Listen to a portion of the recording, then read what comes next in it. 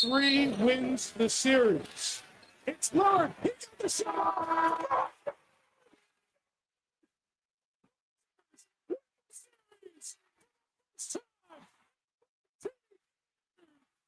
Presented by PlayAlberta.ca, Alberta's only regulated online gambling website. Here's a pitch on the way. A swing and a bat.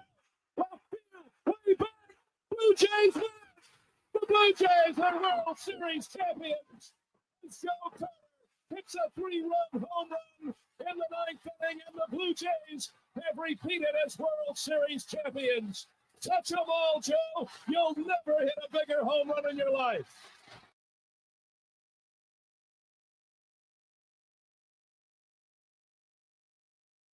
Because it is true that Joe Carter never did hit a home run bigger than that one. It's hard to do.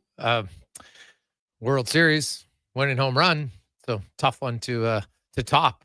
No question about it. Welcome to the Jason Gregor Show, Sports 1440, sports1440.ca.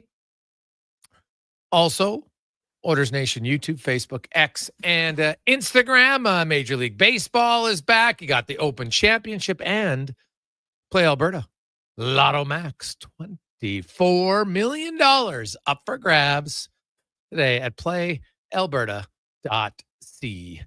We got a great show. Lots to discuss. We mentioned the Open Championship.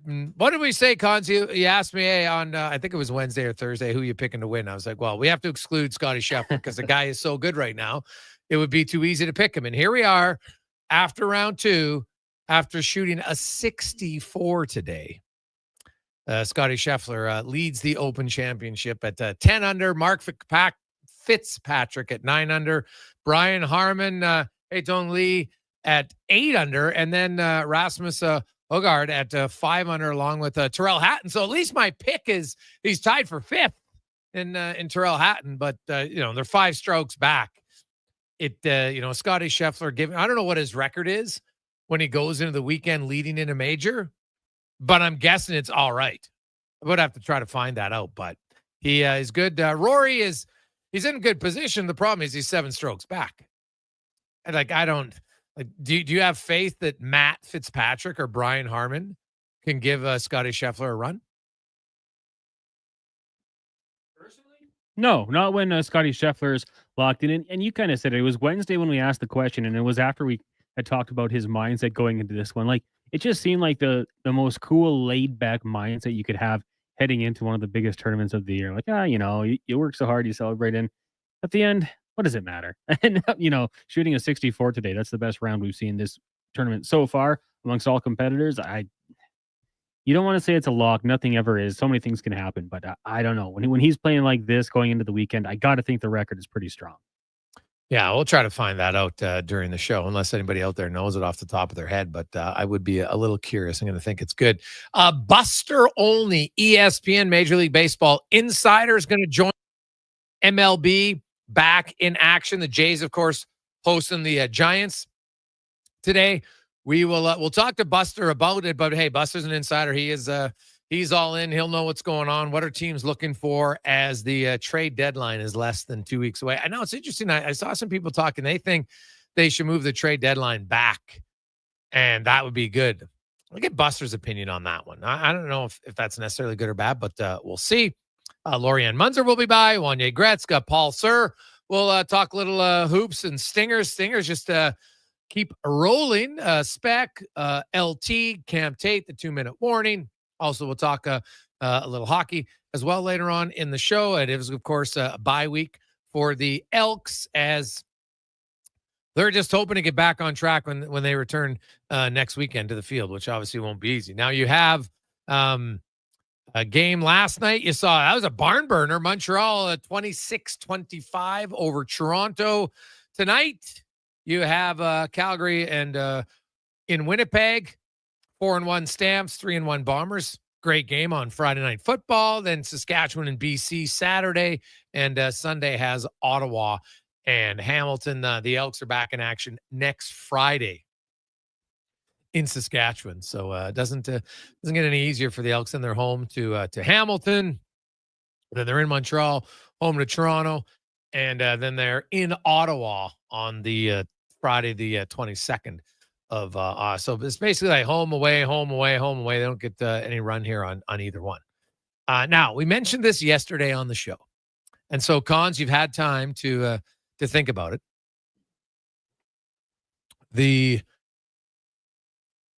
I like this one. Hey, Gregor, it's quite literally impossible to hit a bigger home run than that walk-off in the World Series on your own field. Well, was it a grand slam? Then no. It is technically, there is a chance that you can hit a bigger one. Come on, Montana Rice. If we want to get technical, then let's get technical. There is still a chance that would be a bigger home run. It just would be. So, there. What if you were down a few runs? Right? You have a walk-off grand slam with 2 outs and 2 strikes. There's other ways. Pretty big home run.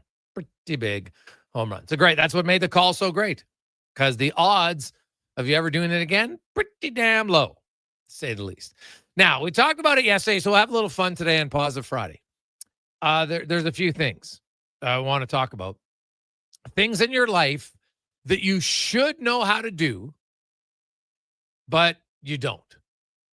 And today's the day, if you want to get it off your chest, feel free. And so here, Cons, I'll get to mine because this will age me very easily, but I should know how to do it. And to be honest, I got shown maybe once, maybe even twice, to be honest. And like, you know how you can take on your phone, you can take a picture of your screen. No big deal, right? You know how to do that, Cons? Yeah, very simple. Okay. What about if you want to video your screen? Like I see people sometimes, you've got their phone and there's a lot of information and it doesn't fit just on one picture. And so they video it and you see them scrolling down and shows everything. Or there's something on your phone that you want to have a video of. I don't know how to do it. Honestly, I do not know how to do it. Do you?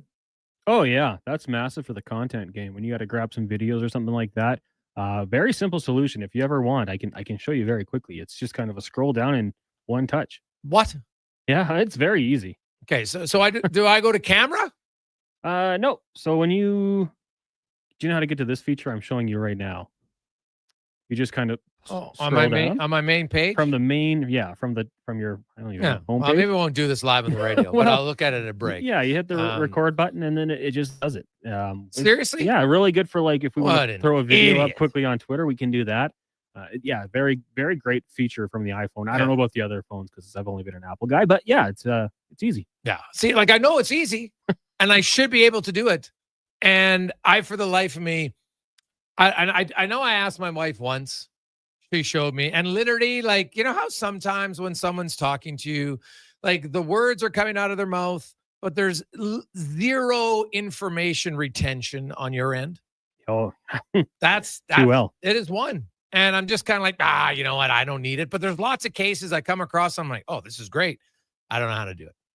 And so I'm going to get you to show. And God, if it's that easy, I will be rather annoyed that this late in the game that I still can't do it. So that's one that I don't know. Do you got anything in your life, Connor, that you should be able to do that you can't? Yeah. I mean, so many. I will say like the guys on YouTube who do those instructional videos are absolutely the best because anything that we have to look at now, we can just find a video. My wife got a power washer for her birthday, and we used a YouTube video to install it rather than read the instructions. Took like 3 minutes. One though that there's lots of memes about converting a PDF to like a Word file. I have no idea how to do that. I'll always defer that to one of the younger guys here at the studio. I should know how, but to this day, I still really have no idea how to do that.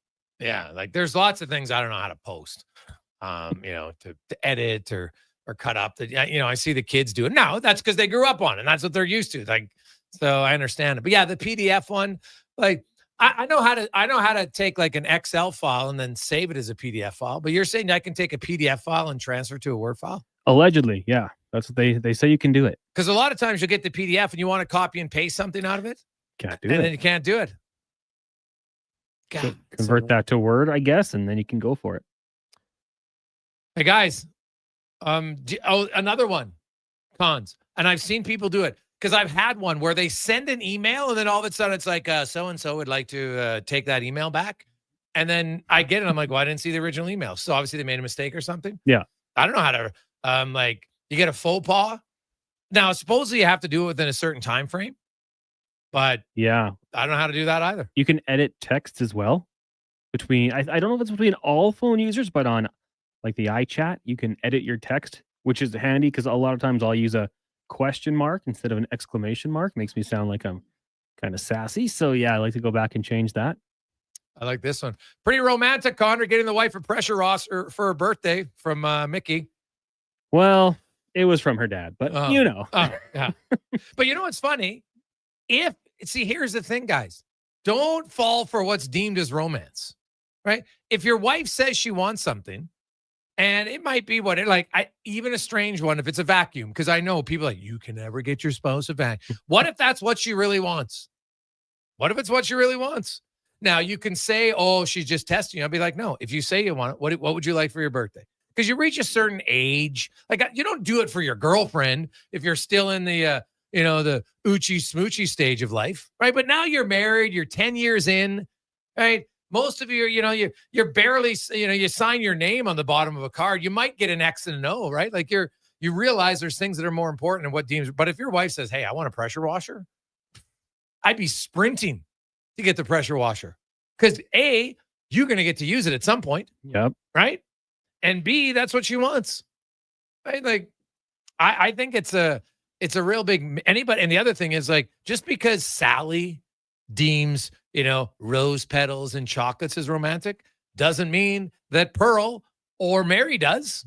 Everybody's different. So I applaud her that she wanted a pressure washer. Like, does she use it lots, or is it a pressure washer for you that she got? No, she wanted this. For her what? Like to wash her car? Wash the car, right. Clean windows that are a little high up to each side of the house. Maybe there's a spider web, you just blast it. Anything really. Like, we just actually installed it 2 nights ago. She's been outside having a blast with it. Like, if you've never used a pressure washer, they're fun to use. So, oh yeah, no, I mean, I think washing the cars is a big one though. It'll be a big one for all of us. Yeah. Gregor, don't feel bad. I don't know how to do it either from Cat Dad.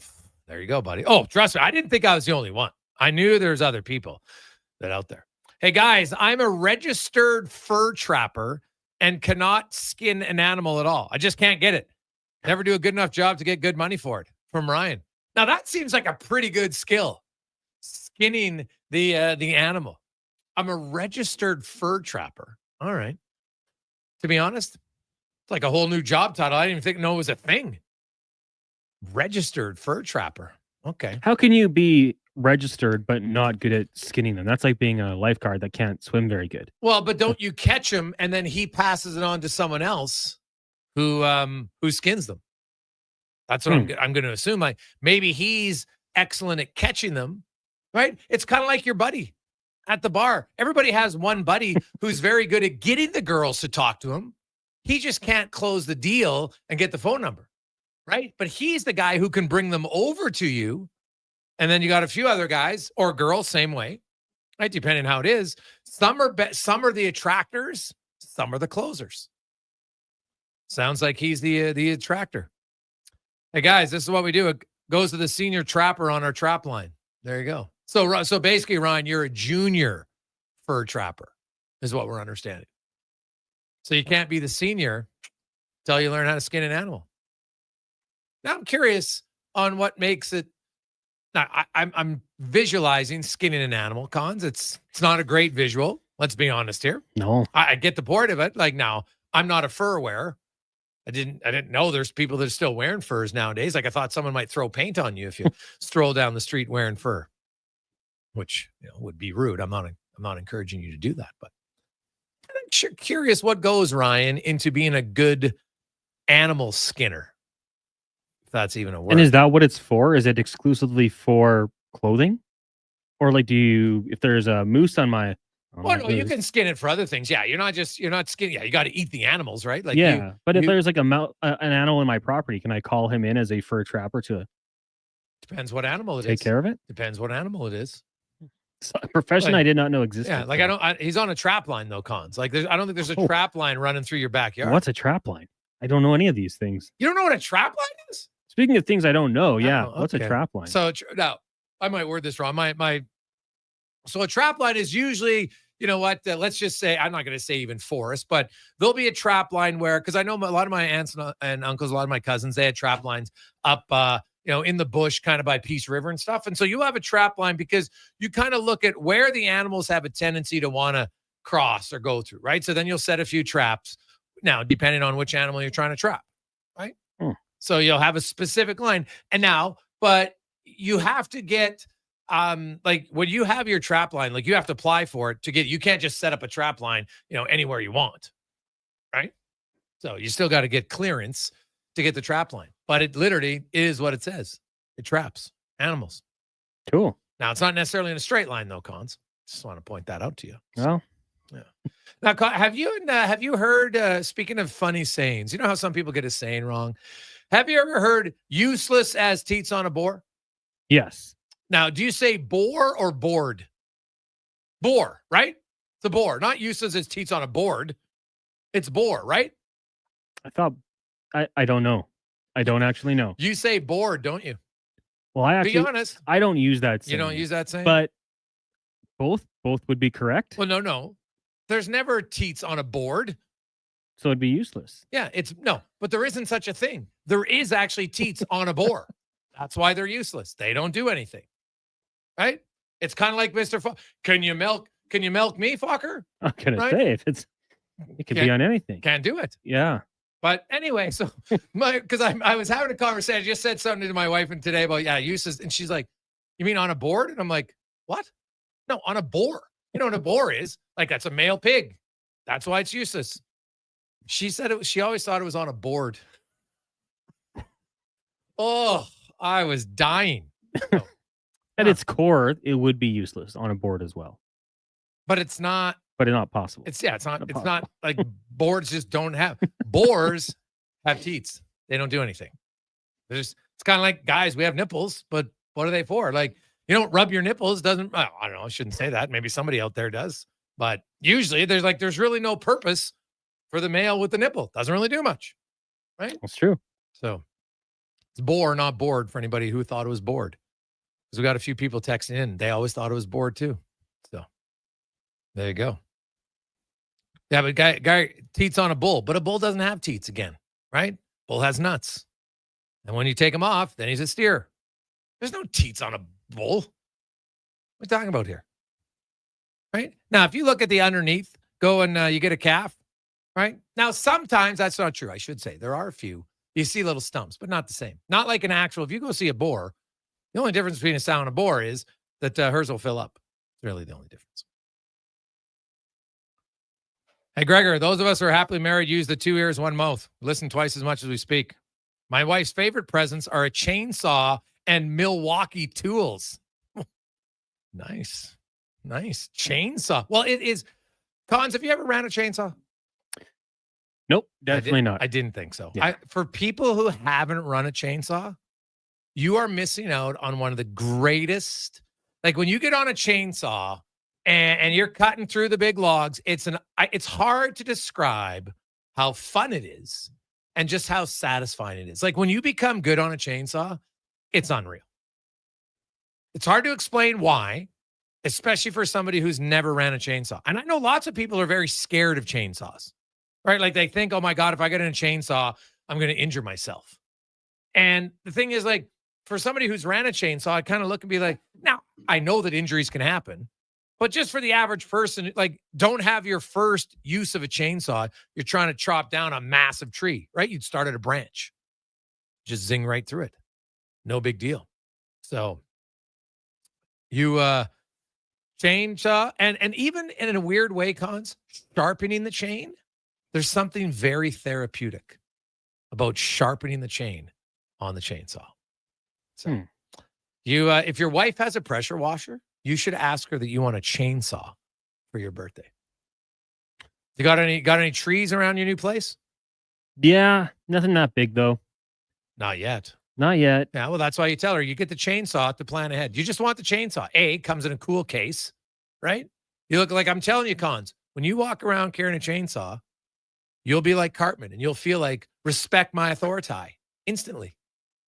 Yeah, I imagine you feel pretty cool with one. It is one of the greatest tools to have. Better than my little branch trip. Yeah, like clippers. yeah.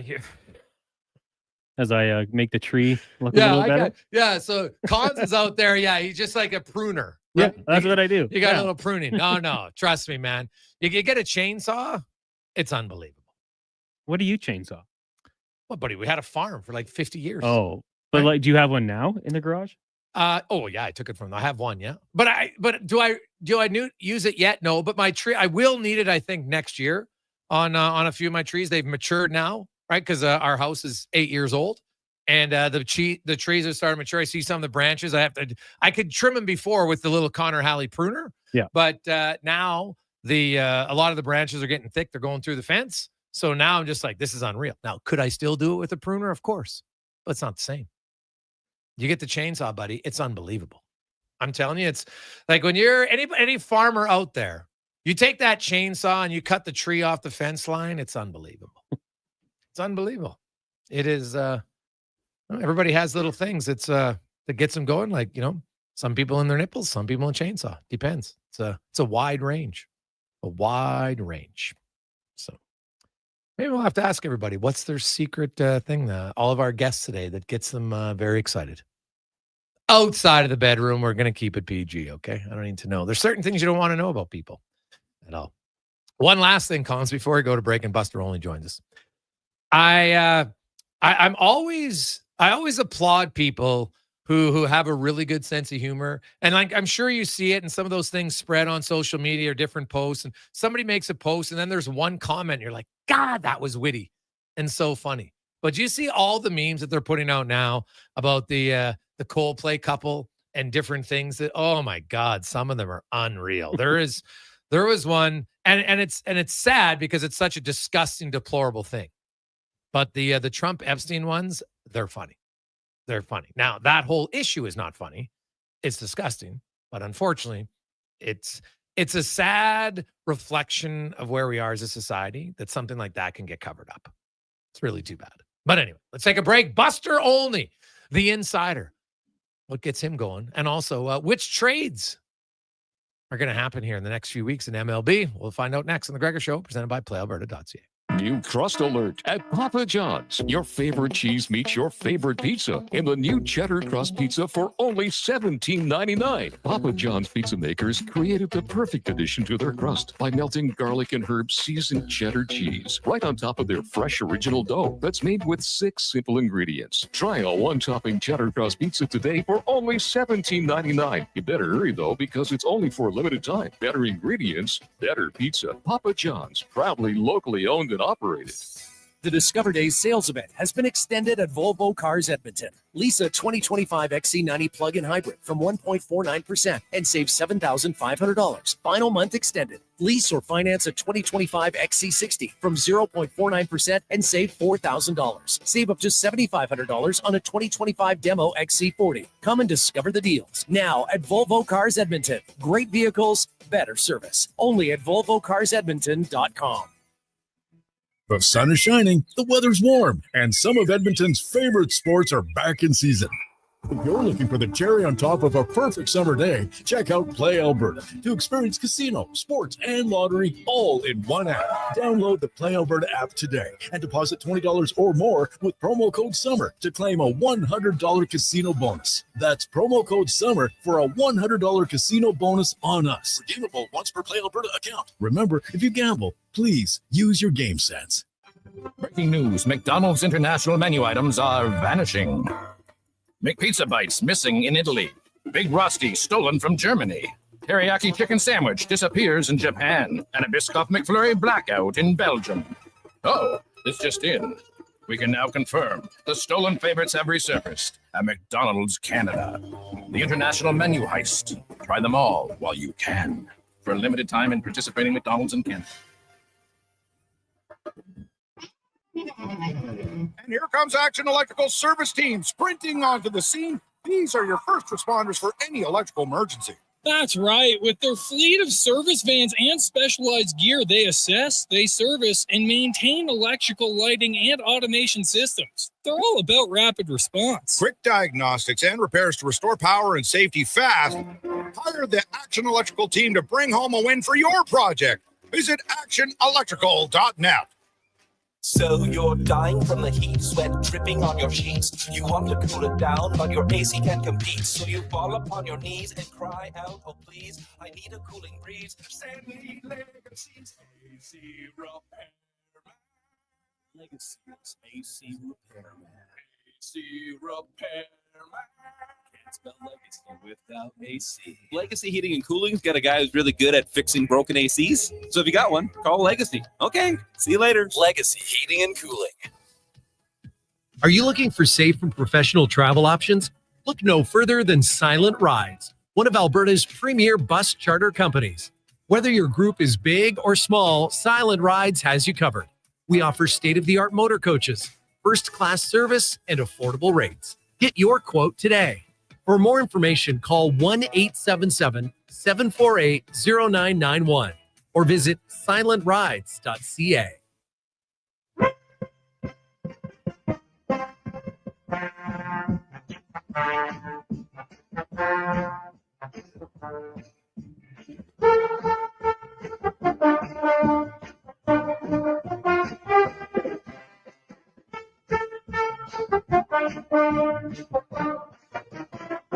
Portions of this hour brought to you by Crystal Glass, your clear choice for residential windows, locally manufactured and installed. Crystal Glass provides a beautiful product and incredible customer services for all of your residential needs. Call 310 Glass or visit crystalglass.ca for a quote.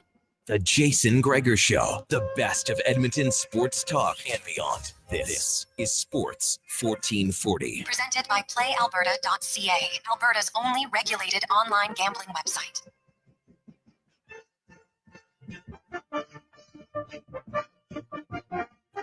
225. Welcome back. Jason Gregor, Connor Halley, Sports 1440, Oilers Nation, YouTube, Facebook, X, and Instagram. Oh, man, we got a lot of other ones. Hey, guys, I'm a good fisherman, and I still cannot tie a lure. Oof. You know what, though? I get it.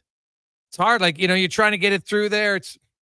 I can understand that. Now, I don't fish enough, but I even remember the one weekend we went fishing for 2 days straight, and by the end of it, I could do it okay. But I could see if you're a regular fisherman, that would be a hard one. That's one where you're like, I probably just have to commit to wanting to do it more. But, and there's lots of other texts we'll get to on things that we don't know how to do that we should. For some of you, it depends on your work. Who knows? Let's get to our big guest of the day, brought to you by Silent Rides Charter Company. You got a wedding, you got a team outing, you got a stagette.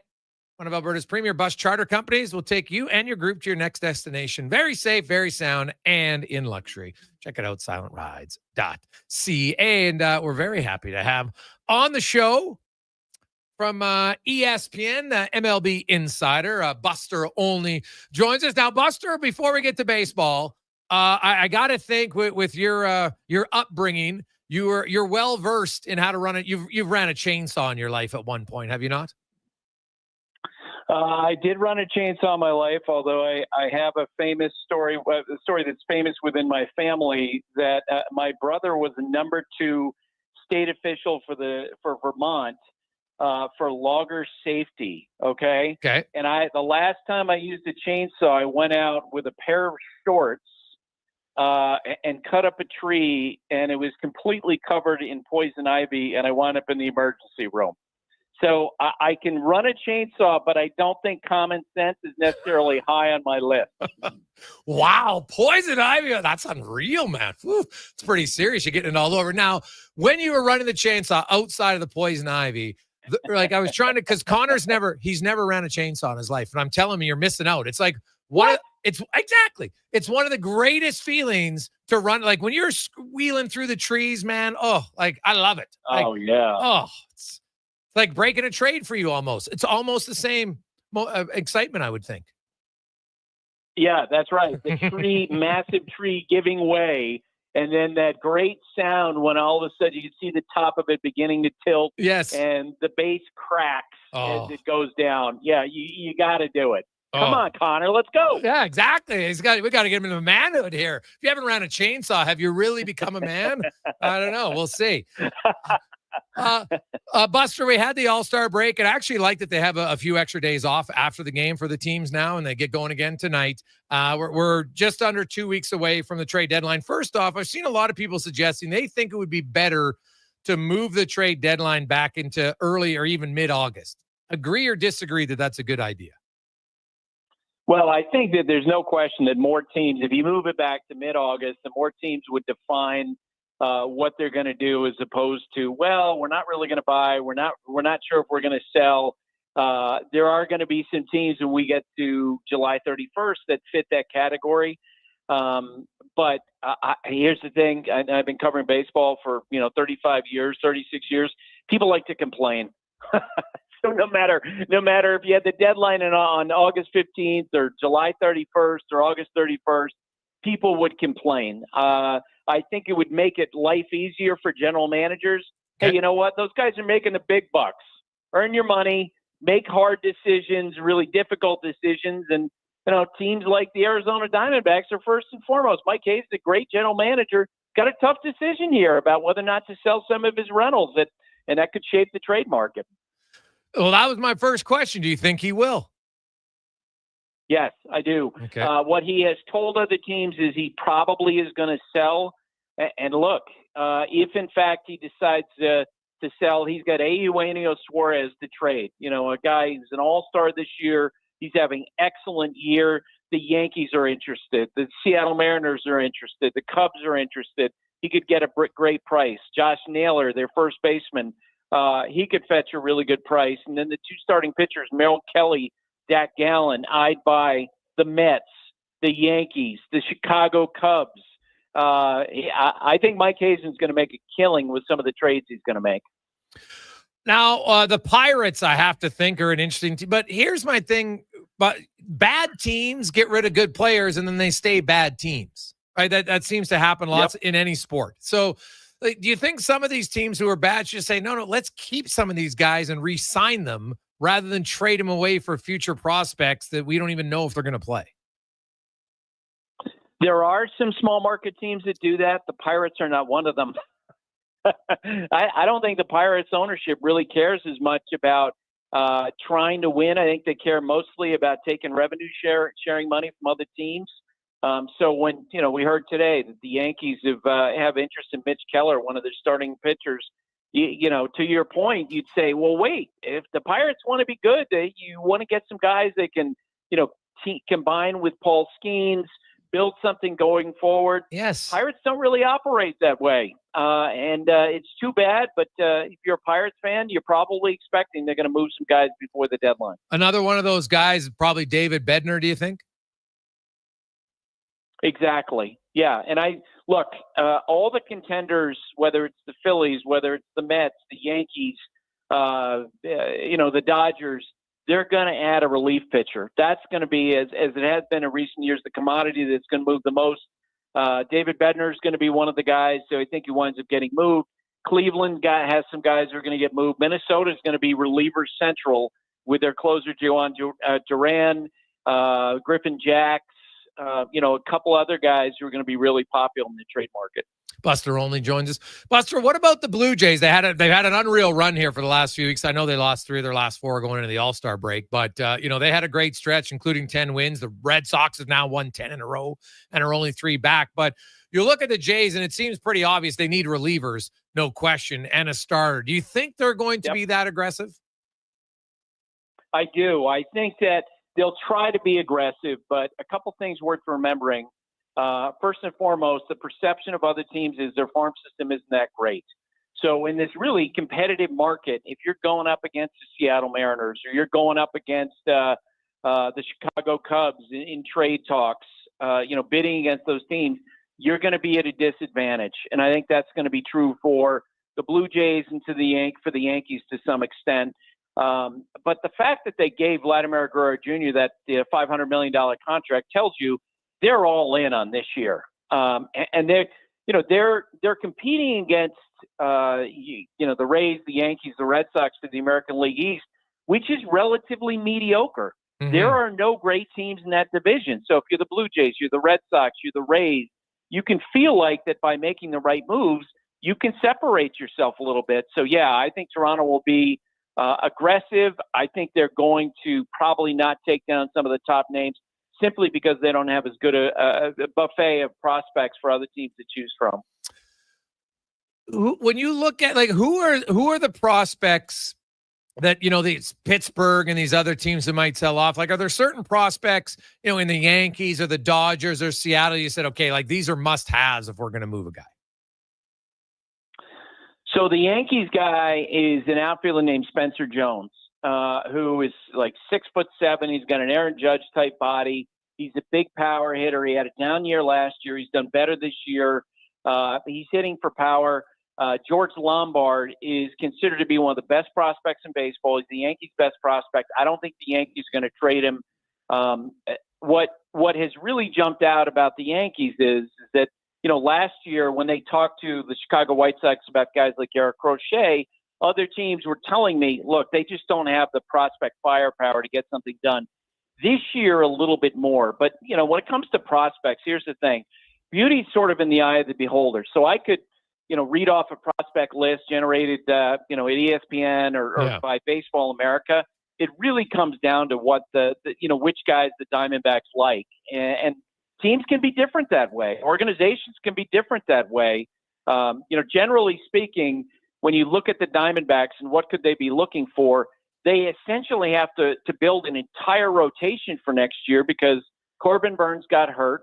Tommy John, he's out for all of next year. Merrill Kelly, Zach Gallen are going to be free agents. So they're obviously going to be looking for starting pitching in return. Buster Olney joins us. Buster, there was some talk that MLB is considering, putting players in for the Olympics. And it makes a lot of sense. Now it'll be right in the middle of their season. How realistic do you think this is? On the face of it, I don't believe it until I actually see it. Because I know this, in order for a Shohei Ohtani to play for Japan in the Olympics, he's probably going to have to take 3 weeks off in the middle of baseball's peak season for selling tickets. I think what happens sometimes is baseball, will float the idea that they're talking about it just to placate some of the players who are really interested in playing the Olympics. Push comes to shove. If you tell me that there are a bunch of billionaires giving up the, prime dates in the middle of the summer, I until they actually do it, I'm not going to believe it. I think it's too complicated for Major League Baseball to do that in the middle of the summer. I hope I'm wrong, but I think in the end, the teams will keep the players to themselves. Yeah, I was wondering, do you think they'd have any appetite to do what the NHL does and shut the season down for a few weeks when the Olympics are on? Woo. Again, it's absolute. You'd have to have owners look at this from a global view from 30,000 feet of, boy, how can we grow our sport? What's the best way to do that? And I just don't think baseball operates that way. And I really hope I'm wrong. I really hope that the 30 owners say, look, this would be great for the sport, for the exposure of Major League Baseball, of our players, our product. And I think that baseball owners are too small-minded to do it. And I really hope I'm wrong. Yeah, well, I agree with you that I think on a bigger platform it makes sense. But when you outline the Pittsburgh, they have no interest in winning. So they're like, hey, dude, they'll probably be like, well, does this impact how much money we get from the other teams? Well, if it does, then we don't want to do it, right? That would probably be their mindset. It's weird. Do you think there's and I'm curious about players too. Yeah, because sorry to interrupt, but I'm also curious about players because these are those ideas where, when you hear it occasionally, players will say, we want a shorter season, cut it from 162 to 150. And the owner's response is, okay, so you're going to take a 10% pay cut? And the players are like, wait, what? And I think that could be a similar thing where the owners say, sure, we'll give up, a month of the season if the players agree to reducing 1/6 of their salary. And then the players will probably go, no. Yeah, that's that would I could see how when we fly. I'd heard that and people thought it was really close. I'm like, I don't know, man. I'd be surprised. I will say though, Buster, and you've covered baseball a long time. Baseball in the last few years for a sport that was always kind of against change. They've made some real significant changes here the last few seasons. Well, the other night, watching that All-Star game, think about what happened that game. We had so many in middle of inning pitching changes. We had the great stand up to cancer pause. We had the tribute to Freddie Freeman when he was taken off the field in Atlanta. We had the tribute to Henry Aaron. We had the 6 batter swing off with interviews of every hitter between pitches, and the game total time for the game was 3 hours and 20 minutes. I mean, think about that, where the sport has gone, where, 3-4 years ago, we were wondering if games would get over in 3.5 hours. You're 100% right. Baseball embraced the pitch clock. It's been fantastic for the sport. Some of the other rule changes have I think, have been better. The banning of the defensive shifts, I think they'd like to see more offense still. But you're right that baseball has been more open to change than, 10 years ago we might have guessed it would have been. Looking at the teams down the stretch, you mentioned the AL East, and, maybe it's not that tough. The Detroit Tigers are pretty good, although they've lost 4 in a row, maybe just a weird stretch. Do you see a real dominant team in your eyes, or do you think that right now it's pretty wide open? So in the American League, there's no question Detroit is the best team. And, promotion, I'm going to do my bit of promoting for my company. We've got the Tigers on Sunday Night Baseball. Tarek Skubal is going to be on the mound for them against the Texas Rangers this weekend. They are a team that has tremendous versatility.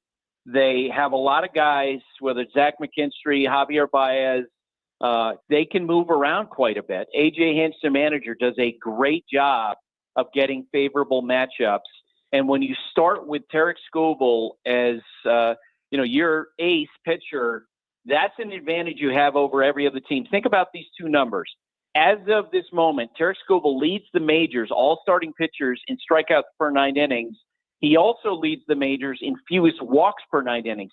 That's never happened for a pitcher to have a combination of those 2 statistics. Okay. That's where Tarek Skubal is right now. Yeah. Besides that, the team that I got my eyes on going to the second half are the Mariners, because I think that they are just getting their starting pitching together.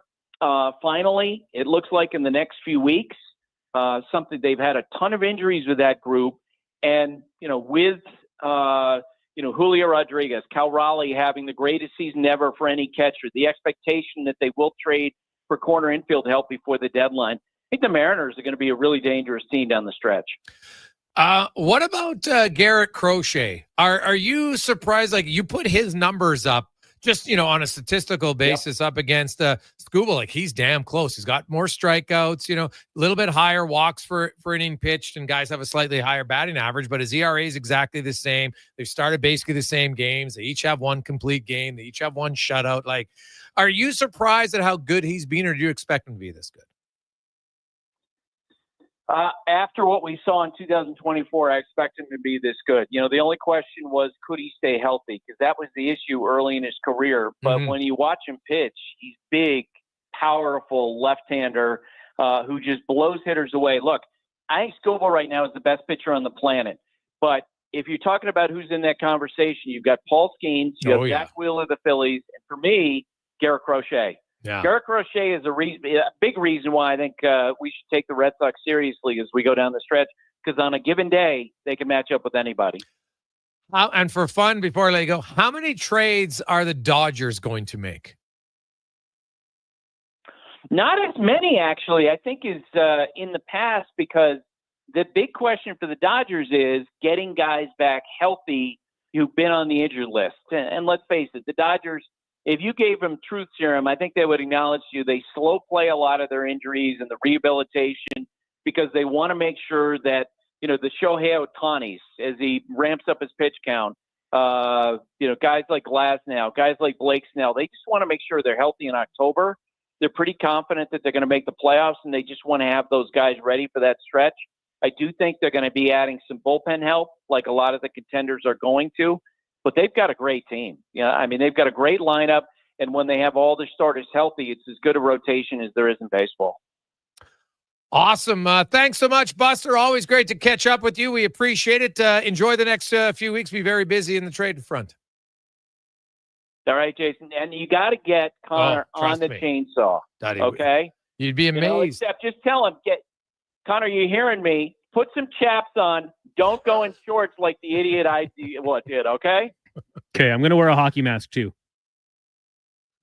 A good move. Awesome, Buster. Thanks, man. See you guys. That's Buster Olney from ESPN. We got lots of texts coming in on chainsaws.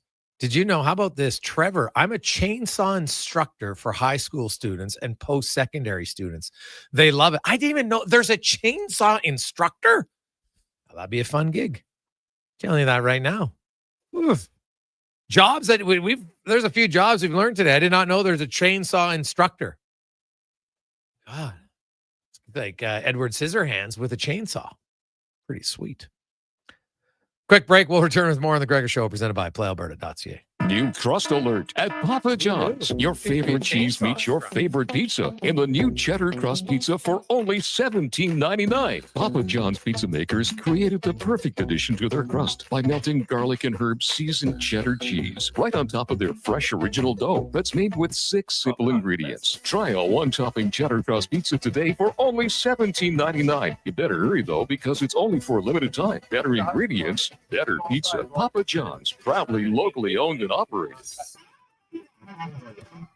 Electrical Solar Team is now making a play for sustainability and savings. They're specialists in powering up for a greener future. That's the strategy. No, you just want designing to and want installing to go, high-efficiency solar panels. Just go out there and just They're helping homes and few businesses combat rising utility costs by harnessing the power of the sun. A smart move for efficiency and the environment. Hire the Action Electrical Team to bring home a win for your project. Visit actionelectrical.net. Legacy Heating and Cooling jingle auditions, take one for Gene Principe. Hey, thanks for being on time. I'm always punctual. Now, how about some cool beats while I drop the heat? Ready when you are. Tall legacy, tall legacy. Nice. Boom! I'm a musical genius. Legacy's going to love this for AC season. What's not to love with no interest and no Principe payments for 1 year? Are you always like this? Yep. Unlike Legacy, I never know when to cool it. Legacy Heating and Cooling. Reports suggest that Canadian taste buds are bored to tears. My mouth can't handle another dull drink. Summertime smoothie experts everywhere are recommending a watermelon wake-up from Booster Juice. It's so smooth, cool, and refreshing. And ridiculously delicious. Enjoy the Watermelon Wave and Watermelon Explosion smoothies, available all summer long at a Booster Juice near you. Stay cool, Canada. Booster Juice, Canadian-born, blending since 1999. Is your company drowning in paperwork and administrative tasks? Do you need more data to make better decisions? Nectar.io is your company's all-in-one solution for fleet and materials management, safety, time cards, and GIS-based project management. Now is the time to capture and transform field, site, and shop data into boardroom-level business intelligence, all with one login. Visit Nectar.io to book a demo today. Nectar.io, your business made better. Since 1963, Bashaw Concrete Products has been helping Albertans complete projects of all sizes. The highest quality ready mix and grout, septic tanks made to last, prompt delivery. Like I said, they're always happy to help. In fact, they'll even find you a nearby concrete finisher for your next project. Maybe it's a foundation for a home or a shop floor, or you're thinking decorative concrete. Nice. They'll recommend someone as dependable as Bashaw Concrete Products. Visit BashawConcrete.com and follow them on Facebook.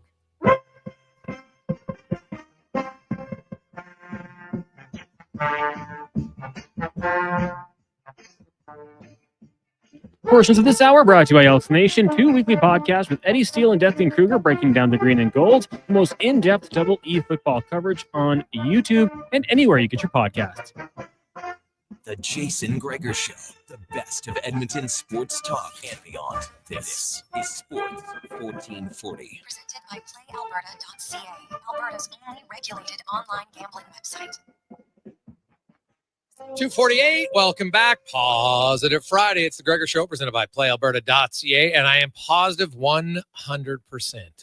If If you win Lotto Max, you'll be in a good mood. $24 million for the draw tonight. Get your tickets at playalberta.ca. Alberta's only regulated online gambling website. As it's time to go in the room, brought to you by Action Electrical, the most diversified electrical contractor in Alberta with 4 divisions in project, service, tag, and energy, both for commercial and residential options. Check it out, actionelectrical.net, as we welcome in our usual Friday guest, Laurianne Muenzer, Olympic gold medalist. Laurianne, you ran a chainsaw in your life? Nope. I was always the support. So what do you mean? Like you were just the one picking up the trees? You never got to run it? Yeah, picking up the trees, everything else, set up, Band-Aids, that sort of thing. So I had an uncle who sliced himself really bad. My dad was like, nope. So he never let you use it because of that? Nope. But you know what I really was allowed to use? Was the sledgehammer and the axe. Chopping wood is like the ultimate. When you get good at it, right? Like you can become efficient and effective at it. And but it's a challenge, right? You want to say, can I split it in fewer hits? Yep. I get it. Got to watch for the knots because they will slow you down. Oh, they will slow you down. Because up at the cottage, we had elm. We had birch, but elm is like so many. It's naughty. It's naughty. Okay. Totally. Yeah. All right. Like Notty, not NAU. Yes, absolutely. So is that your thing where you're like, oh, if I'm on an axe, there's like some super satisfaction feeling, or is that yours as an axe? Oh, I will go for hours and hours and hours. I will chop the whole entire wood pile. Absolutely. Really? Okay. Oh, yeah. All right. So anybody needs some axe work done, Laurianne Muenzer, check it out. Yep. Now it's funny because that does maybe tie into what I want to talk about today, because, you know, when I don't know if you saw Scotty Scheffler and he talked about kind of his quote earlier this week, and he's not the first pro athlete to talk about it, but he just talked about how, you know what, you're training, and he won the big Byron Nelson's a huge golf tournament. It's all excited. You're on the green, you win, yay, everybody. And then it's like, well, now we're going for dinner, right? Like it's such a fleeting moment that it's hard at times. Like you push yourself and you want to be great, but the moments when you win, in a lot of cases, maybe never live up to what all the work you put in. So how do you balance that? Well, number one, it never will. And that's the big myth. It's like, whoa, like there's going to be fireworks and all kinds of stuff. And it's just going to last for hours and days and weeks and months. And it doesn't. And it's just one of those things, you got to experience it. And then when you experience, you go, oh, it's all about the journey. It's all about what are you doing in the moments that are leading up to that moment when it all comes together. And there's so many things, Jason, that you have to put together. Okay. There's like the mental aspect. That's the hardest one. There is the physical aspect that everybody focuses on, but doesn't realize it's only a small portion of it. And then there's the third component, which is the total balancing of the two. Because how do you balance the mind and the body? And it's called harmony. And sometimes it's yoga, sometimes it's gratitude, sometimes it's meditation, and sometimes it's just chilling out, like at the pool, maybe up at the cottage, on the lake, or going for a drive. Sometimes road trips are the best places to go because you can't go anywhere. And a road trip could be in a plane because you can't get out of the can. Like once you're up in the air, you can walk around. But it's interesting when you slow things down, that's when you go to the next level, because most people are busy, go. And they don't slow down to hear the downloads so that you can make those shots, you can make those moves, and you go, oh, no, today's a day that we probably shouldn't be training. You know, at the Velodrome one year in 2000, just before I left for the Sydney Olympics, I heard a crack one night and I was like, what the heck is that? Thought it was just a tree falling in the river valley. Turns out one of the lights at the Velodrome fell over and it landed on the track, but it landed on the railing. It missed, you know, taking out the cement there. Yeah. And it was just, okay, maybe that was a sign we weren't supposed to train for a day or two. So we were off for 2 days. We had to do some other training just to figure out, okay, well, what are we doing? Getting ready for a really big event. But we were slowed down by Mother Nature or a screw that wasn't on, a bolt that wasn't on. And City had to come in, repair it. And we did some other training and it was wonderful. So it is, and I could see that, like diversity, I guess, at times changing up your routine for sure. But like balancing that push to this is what I love to do. And it's like everybody's job. Nobody's job is great. I think sometimes people, oh, pro athlete, man, it's the greatest job ever. Well, it is. There are days for sure, but it depends on who you are. For other people, it isn't the greatest job because the pressure of performing is a big deal, right? And because, you know, to be the professional athlete, it's rewarding because you get there. But I think sometimes we forget, for the superstars, it's great. But for the non-superstars, it can be fleeting, right? Like you're a professional athlete in the NHL, but if you're a 13th forward, you're a lot of stress. You're in and out of the lineup, right? Like everybody wants to be Connor McDavid for sure. Like that guy, he's never worried about his job, right? He'll always be in the NHL. Now he hasn't won a cup, and so that's a big focus on it for sure. But I think it all depends even too. Like I'm sure there's lots of cyclists. Yeah, I'm a cyclist, but I'm never really that competitive. Right. And I wonder how that, like, you obviously won an Olympic gold medal, but you must have ridden. I didn't on the first day. No, you didn't on the first day. But there's some who go 10, 12 years and are competitive, but they never win. But right? I think there's a couple components around that. Is number one, it all depends on what you think about. Okay. Number one, are you wanting to win the cup? Are you wanting to win the championship? Are you wanting to win the gold medal? And that will set you up. A lot of athletes will choke. They'll train really well, but they'll choke on event day. And it's like, and sometimes it's that overthinking of it.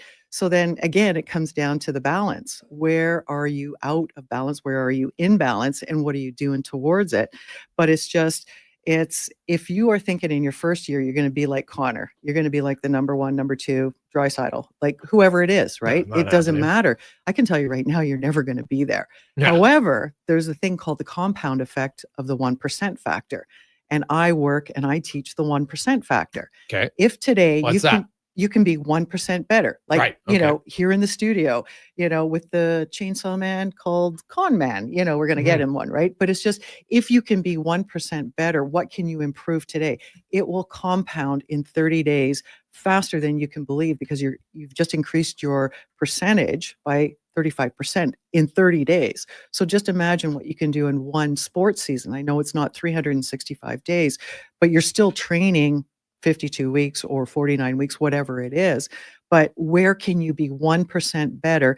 And then can you add it to your repertoire of skills? Can you add it to your repertoire of experience? The more experience you have, the better outcomes you can have, the better thinking and let's call it review, recap, rewrite, rethink. Those are the R's, right? Is just, are you actually thinking about it? Can you break it down? We talked about, you know, we used to bring the video recorder out. It's like, well, what are you doing? Well, I'm doing this. No, you're doing that. And it was like, nope, bring out the video recorder. Now it's called play-by-plays, right?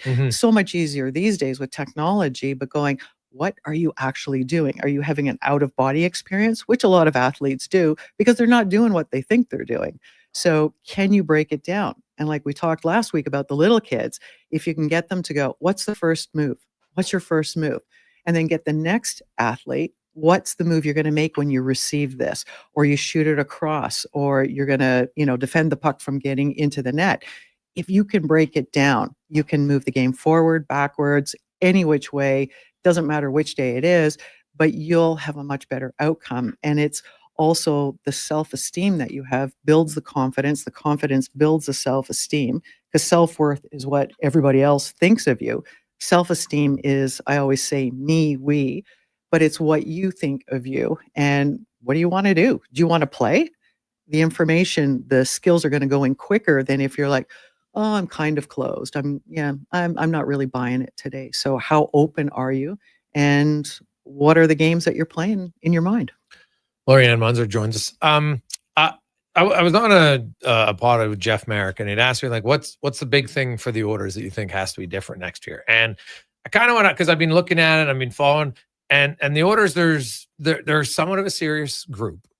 And I think at times when you forget the enjoyment of the process, and not that they're not having fun, don't get me wrong, but they're just, like, I look at Florida and a simple thing, like they're going everywhere they go on the road, they go together as a team and they're having a blizzard. I know that might seem like nothing big deal, but it's the walk to and from, guys joking, whatever, you know, it's a fun thing. Yep. And the Oilers seem to be like the serious team, whereas the other team had already won and they were more relaxed and you know, they seem to be just more of a joke around. Like, it's okay to have fun. It doesn't mean I'm not committed. It doesn't mean I'm not serious.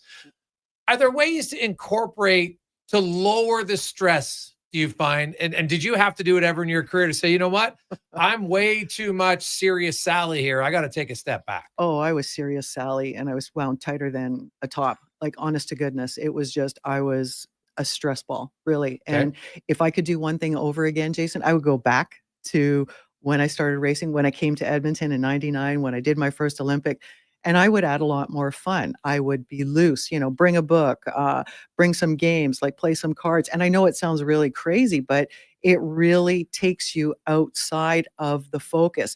And Mhm. as soon as you start like putting your foot on the metal, the gas pedal, and you start going, you're going to get too wound up and you're not going to be ready for the moment. So it's, what can you do to go in loose? You don't want to be too loose that you become sloppy, but you also don't want to be too tight. And that's where the training, in practice time, the guys are hacking around, right? Can you bring that element to everything that you do? And it's the hardest thing to get athletes to do, because they think, I have to act a certain way when I'm in public. I've got to act a certain way in the gym, or when I'm training, or if I'm just at home. And my thing is, why not just be the one person? Because when you try and wear so many hats, you're not being your true self. And it's like, who are you? A lot of the work that we do with athletes is, the self-work, the mastery, self-identity of, well, who are you? Because most people don't know who they are.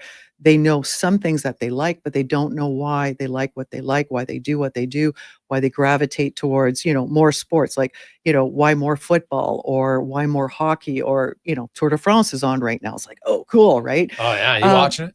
No, I haven't been, but I've been watching some of the highlights, and it's like, yep, the 12% grades when they're going up, I'm just like, but why do you like what you do? And when you start looking inside and you can start waking up and tapping into those things that you love, that's when your game changes, and when everything starts to really pick up quicker. And it will take you 3 days, I believe, to start picking it up, where you'll start to see that momentum, and then you have the option to carry it through. It's great stuff, Laurianne, as always. We appreciate it. Have yourself an awesome weekend, and we will chat with you again next Friday. Absolutely. You too. Thanks, Jason. Laurianne Muenzer, Olympic gold medalist. Let's get to the con man, who will get a chainsaw before we might even have to go out to someone's farm. Just let him try the chainsaw once before the end of 2025. Sports 1440 update is brought to you by Legacy Heating and Cooling, home with no payments, no interest for 1 full year on your AC unit. Stay cool all summer long at heating.ca. This is the Sports 1440 update.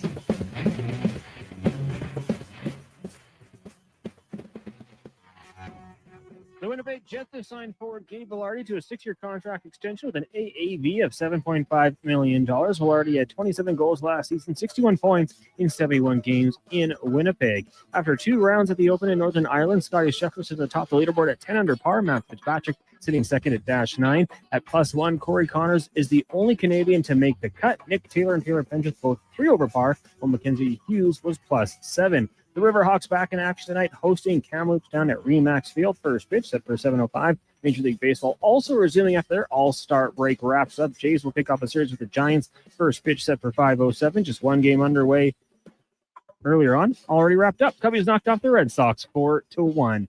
Week 7 in the CFL rolls on tonight in Winnipeg. The 3-1 Bombers hosting the 4-1 Stampeders. Kickoff set for 6:30. Coming up in hour 2 of the Jason Gregor Show, we'll be joined by Wanye Gretz of Oilers Nation, Paul Sir from the Basketball Show, and Cam Tate's 2-minute warning. I'm Connor Halley. This has been a Sports 1440 update. Sports 1440, a Stingray radio station broadcasting on Treaty 6 territory. Download the free iHeartRadio app and listen to CKJR wherever you go. Legacy Heating and Cooling is your #1 air conditioning company. So when you can't take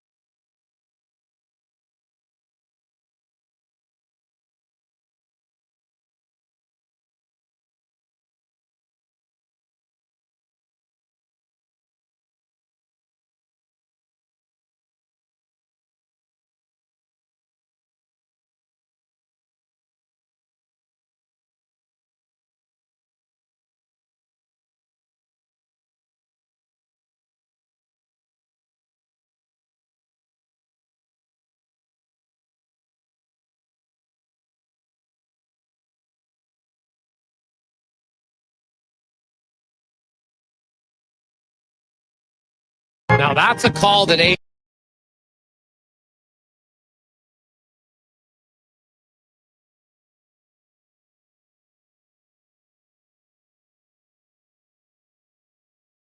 Quick break. We'll return with more.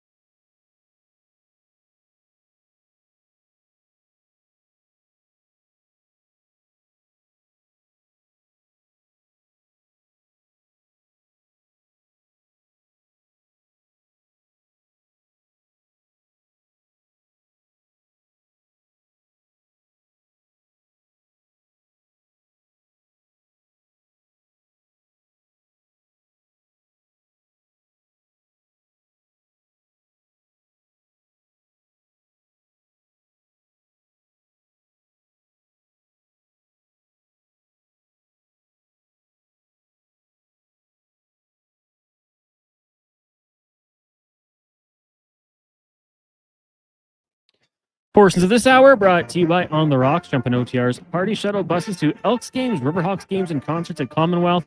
The all upcoming events, visit ontherocksyeg.com.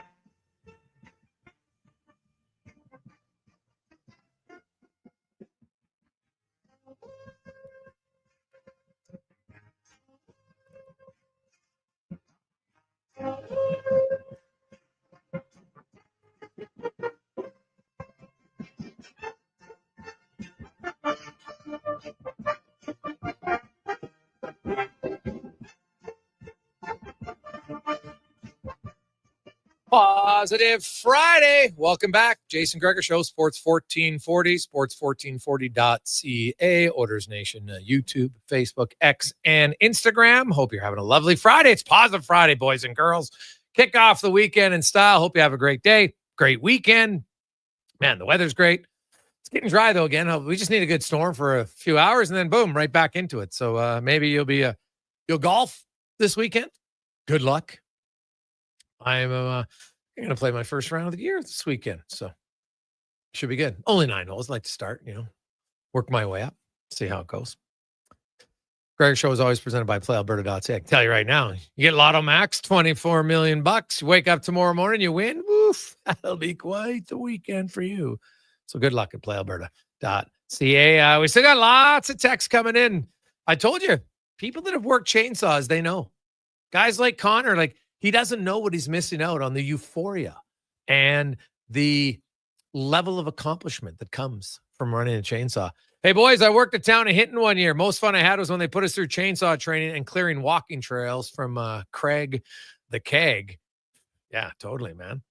Hey, guys, you think chainsaw is fun? I just spent 2 days clearing trees with this bad boy, and he sent us a pit. I don't even know. It's like some sort of machine. You gotta send us the name of that machine. But yeah, there's something that's from Frosty and Leduc. There's just something gratifying about running a machine. It helps you. You feel a little bit powerful, but you also you see the accomplishment, right? Hey guys, chainsaw is good for ice fishing. Cuts through the ice. Unreal. Yeah, I could see that. Why not?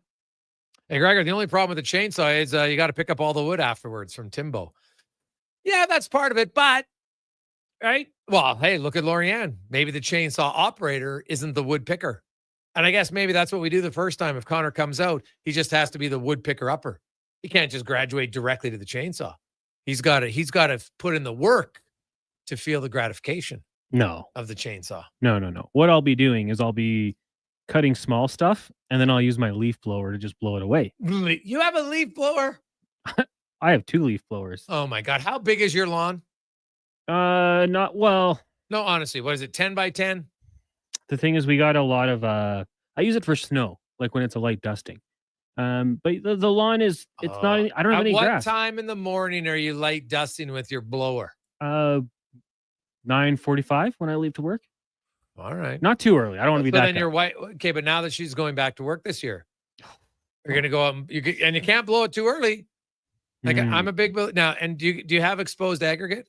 Because that stuff should die. Like I'm like the biggest joke ever in our neighborhood when we built. They're like, oh, you need exposed aggregate. And then like 3 of our neighbors just have concrete. They obviously changed the rules on it because anybody who has to shovel off exposed aggregate knows it's the worst. And when you have those light dustings, to get rid of it all, you literally have to sweep it, which is terrible. And obviously I don't do it all the time, but it just exposed aggregate could give them the exposed bird. I'll tell you that. It's the worst. Hate it. Yeah, you opened up a new thing I'm thinking about now because she leaves for work very early. So Yeah, well, you'll be out there. And you don't want to drive over it because now it gets packed. I really don't. You'll be out there shoveling. Tell you that right now. Be out there with a old broom, maybe. No, well, even the shovel, that's okay. You get most of the stuff. Yeah. So, hey, Gregor, do you remember the old Magala that weighed, I don't know, it was like 40 or 50 pounds? Yeah, well, the chainsaws have evolved over time. I remember the one that my dad had when I was probably like 13-ager when I got to use it for the first time.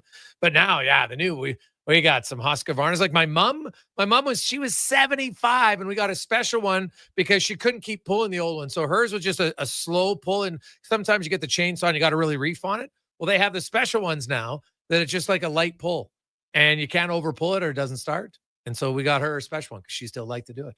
And I know now, Wanye, you came out when we were doing, we were cutting some trees one time. I was hoping we would lead to this story. Yeah. Well, that's when Jay Doughton from Motors Nation almost died. All of us almost died. Yeah. So we're cutting so we had some dead trees around my farm, and now all the safety's on. I'm cutting it at the base of the tree. Now this is probably a good 40-foot tree. Yeah. Maybe more. And the problem was, as I'm sawing it, it broke off halfway because it was that dead. And so the top 20 feet, and so I could hear it, and I'm like, I'm out, and I ran. Wanye ran, and Jay froze, and he just kind of sat there and put his hand. And luckily, the tree, like as it came down, it missed him by about a foot. But we were all in a straight line. Like the tree almost took all 3 of us out in a single snap. Yeah, and luckily we scattered. Yeah, it got me on the back of the leg. I had a little bit of a scrape, nothing because as it was wheeling away. But like that's one you can't really. There's not much you can do. Like I guess I was like, maybe we should have tried to push it over. But I'd never in my lifetime been cut in a tree that it was so dead halfway up that it fell off. Chainsaws is an interesting thing because if anything goes wrong, it's like being on a motorcycle. There's no fender bender. There's no like minor accident with the chainsaw. You're like, I touched it briefly, and that's why they call me peg leg. Like, there's no. My dad, when he was younger, was cutting a beam in a garage. They were demoing. Well, so he's cutting a chainsaw over his head. No, I don't know how, but he's going through this big old log and hit an old nail deep in the thing. And it kicked the chainsaw out at a super weird angle. Hit him in the head? No, hit him in the leg, but just enough that he had like a very small wound. But had it been 1 centimeter further, we would be buying him peg legs on Father's Day. Yeah, you gotta be careful with the chainsaw. Hey, 100%, you got to be careful with it, right? For sure. Like, and when that happened, I was doing everything right. Yeah, it would just happen. It can go left. So like we wouldn't have Connor as an intro. He's never ran a chainsaw. Right? Now you got to run the chainsaw, right? I have a chainsaw at my house. Yeah, so there's something about it. Yeah. At the question we asked earlier at 833-401-1440. Well, there's 2 things. The first one was I was agreeing, and Connor showed me during the commercial break. Like it's embarrassing that I didn't know how to video the screen on my phone. I didn't know how to do it. Like take a video of what's occurring on your screen. Yeah. I didn't know how to do it. It's brutal. Wow. Hey, how can you know how to do everything in this day and age? Yeah. And so that wasn't great. But I should have known because I got shown once. I just could never remember how to do it. It was embarrassing to want to ask. So Connor showed me and it's literally 5 seconds. I'm like, I'm an idiot. But so is there one thing that you can't do that you should be able to do? Gregor, who are you talking to here? Like my real life skills are limited at best. Most people make fun of me because I don't know how to do stuff. There's a lot. Well, give me 1 or 2 examples. Like one or two things that you should be able to do, but you don't. I'm getting better. And I'm not talking about being emotionally present in a relationship. For sure, that's impossible. No, since I've had my son, I've gotten a lot better at adulting. I will say. My sister moved into my old house and she phoned me. She goes, I have 2 questions about this house. And I'd lived in it for about 6 years. So what's the question? She said, the oven is so clean. She said, no part of this house is clean. Because I had guys living there. We were living it up. Did you ever turn the oven on once in the 6 years you lived here? I told her no. Honestly. Like the oven. So the top you did for craft dinner, but you never actually baked anything for any purpose. It's the cleanest part of the house. And then for she goes, 6 years. Yeah. Why are all the toilet seats purple? And it was because we'd bought all this like fake Calvin Klein underwear in Cambodia and wore them around and didn't realize they were dyeing our legs purple, even though the underwear was black. So we ended up dyeing all the toilet seats in Wanye Manor purple because everybody wore fake Calvin Klein underwear for a long time that lived there. And you guys were still able to have kids? Like, that's kind of shocking, man. Everybody's been able, yeah. So there's a lot I don't know how to do, but there's a lot I do know how to do. And I think that in the So you grand don't scheme know of how to things- turn it, but you must know how to turn an oven on now. Well, now I do. Oh. Yeah. But you there's- knew how to turn it on. You just didn't know how to cook. Yeah, I didn't know how to cook. I had no need to cook. Oodle Noodle delivered. And the pint was steps away. 6 years. 6 years. Didn't turn it on once. Oh my God. Now, just to show you how time passes, Wanye Jr. and I exclusively go to the grocery store. We Mhm. pick out all the ingredients. So Yes. we understand things get made into things, Mhm. And I cook for him almost every meal. We never go to restaurants. Mhm. So I'm trying to teach him how to be a Quaker. Yeah, well, it's good to cooking is a skill too, for sure. It is a skill. I wasn't necessarily great. I was a baker in our household. Like, I had a few things I could make, like Hawaiian rice and sweet and sour ribs. Those are like my favorite things, few staples, because I'm a big believer. If you can read, you can cook. But you underestimate the farm kid work ethic. It just doesn't exist in like the suburbs, right? Like the amount of stuff you have to do as a farm kid that I think is probably above the pay grade of a 7-year-old. You age at a faster pace out there because you have real stuff to do. I'm convinced of it. It's probably no. I would think that's true. You have responsibilities at a young age. That you like. I look at my son. I'm just like, God, I want to get him to do more stuff. But and we have some chores for him. But picking up the dog poop isn't like, yeah, okay, it's annoying, but it's not like that hard, right? He does it twice a week, so there's not too. We have a little dog, so it's Some days I'm like, geez, man, I should just get a few big like Dobermans just to bug him for like a week. But and then he does some vacuuming and little things like that. But I'm always good. Like we had to pick rocks for 4 hours, right? Like a few times a year. And then you get up, and before school, I had to feed the animals, right? And it wasn't like a bowl of kibble for the cat, right? Like, you're out in the barn and you're feeding it, and it was fine. Like that's what you were used to. So you didn't think it was hard. So there's a part of me. Yes. So I feel like I don't know what I could get him to do in the city. There's just not as I can have him to mow their lawn, but like there's only so much weeding.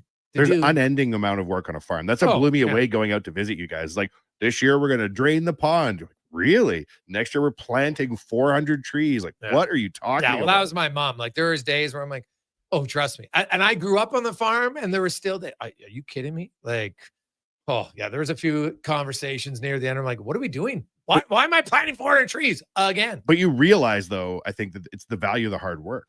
Yeah, it does instill a work ethic. There's no question, right? Like when you, because it was like, well, if you got to get it done, just get it done. Don't complain. Like that's the one thing. Like anybody out there, I can tell you. And then I went to work in the oil field, and to me, it was the same thing. I'm like, hey, we got to do a job. Like, I know we have to do the job. You don't like the job? I don't care. I don't want to hear you complain about the job the whole time. Once you commit, just do the damn job. Right? Just do it. Shut up. Do it. I remember the best programmer guy I've ever worked with in my entire career told me this story. He was a kid, and he told me this story about going out in the wintertime and milking the cows in the barn. And he's like, there was this huge storm, and it was his job as a little kid to go out and milk the cows and come back in. And the milk kept splashing on the insides of his legs because it was windy and it was really heavy for him. And he almost got like frostbite because he was half covered in frozen milk. And I was like, why didn't you just quit and go inside the house and warm up? And he was like, quit. Like my parents would have turned me back out into the storm. No. There's no quit on a farm. You may freeze to death, but there's no quitting a chore halfway through. Yeah. No, that's probably true. You just, it's just grin, get it over with, and away we go. So we'll see. 833-401-1440, 833-401-1440. We got lots of texts flying in today on the text line, talking some, I love it. People admitting it on what they can or cannot do. And some of these are, guys, no joke. I'm an accountant, and I don't know how to properly, and there's a word term here. I think he spelled it wrong, so I'm not even going to guess what the word is, but I'm supposed to know it. All I do is fake my way through it. 9 years. Must be a good faker. Like, what does an accountant have to do? You have obviously you have to know certain like number stuff, I would think. Like, I'm not an accountant, but like the basics. Like, what's the hardest Like I know my nephew right now is going, like he's a chartered accountant, and like that test is no joke. Oh, it's no right? joke. Like you got to study like for a long time. Like actually, his company gave him 2 months off work in the summer to prepare for the test. It's so hard. And I'm like, what kind of test are you doing here? So Many of those professional exams, it's like we want half our candidates to die studying. Yeah. When I first got my first job after university, I thought it was going to be really like finance and accounting. So I brought my textbooks to work and hid them in my desk, Gregor.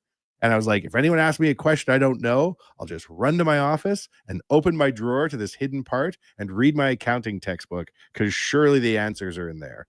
I never looked once. Well, yeah, cheating's never good. No, cheating? What do you mean? You're in a job. There's no... Yeah. You think when you're going through school, it's super important. And then you get into the real world and you're like, you actually don't need any of this. Well, it's some things you do. Well, but medical you're right. doctors, I would hope, Well, take it with them. No, well, I think as a proper accountant, if you bypass some of the things, like, do I want this guy as my accountant? Probably not. No offense, Bob. Well, you didn't say what the word was, so Yeah, well, I can text him back. I want to get a proper what it was that he's not that could doing. change the sentence a lot. Yeah, well, exactly. I don't know how to make abbreviations versus I don't know long division.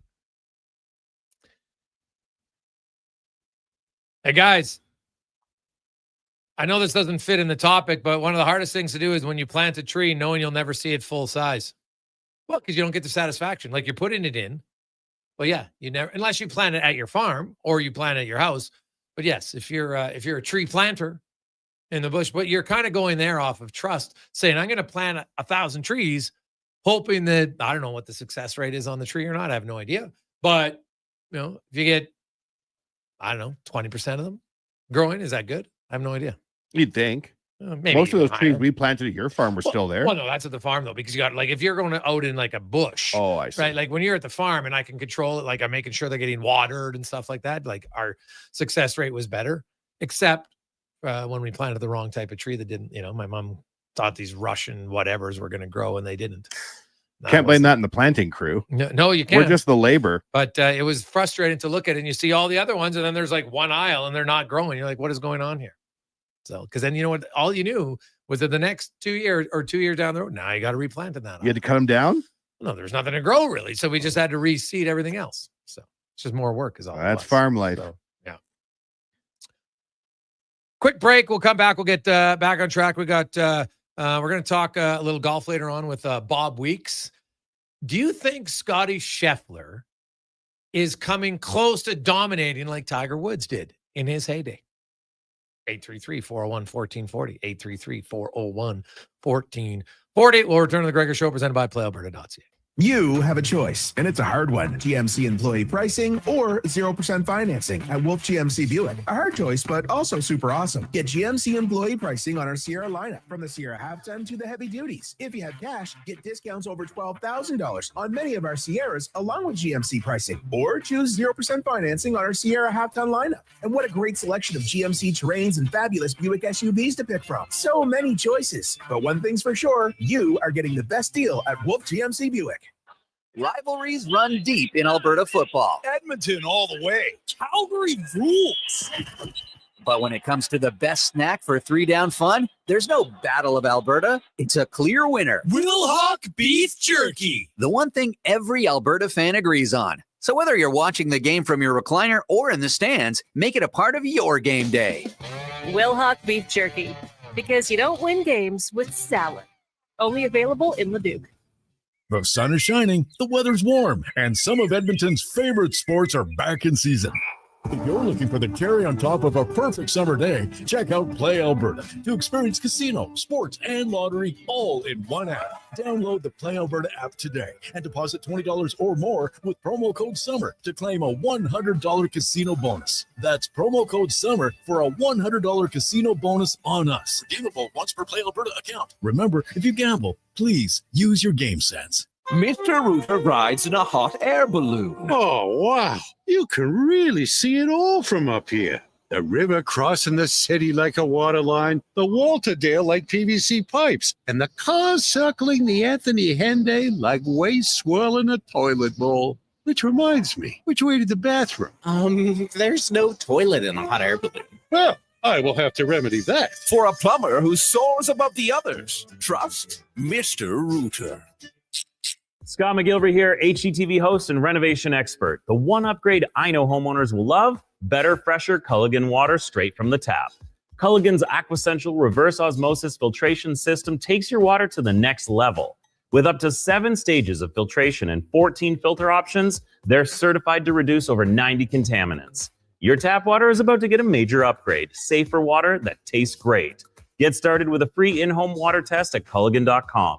Culligan, water you love. Whether you're a craft beer connoisseur or more of a wine aficionado, there's always something new to discover at Sherbrooke Liquor, a unique, family-owned, independent liquor store. The selection, incredible. The non-alcohol section is also very impressive. Sherbrooke Liquor, expert, knowledgeable staff with a passion for unique finds. More than just a liquor store, we're a community. Alberta's best, the one and only Sherbrooke Liquor. Wine, spirits, and oodles of beer. Visit SherbrookeLiquor.com.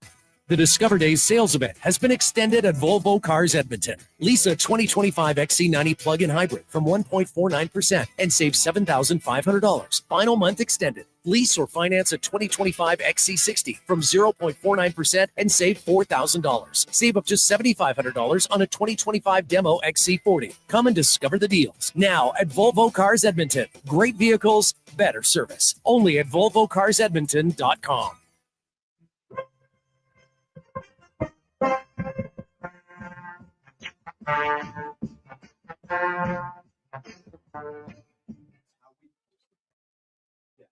Portions of this hour brought to you by Japa Machinery. Japa is digging deep on their 50-year history of supporting Alberta's construction industry with their line of special edition blackout excavators. Visit japamachinery.com for all the details. The Jason Gregor Show, the best of Edmonton sports talk and beyond. This is Sports 1440. Presented by PlayAlberta.ca, Alberta's only regulated online gambling website.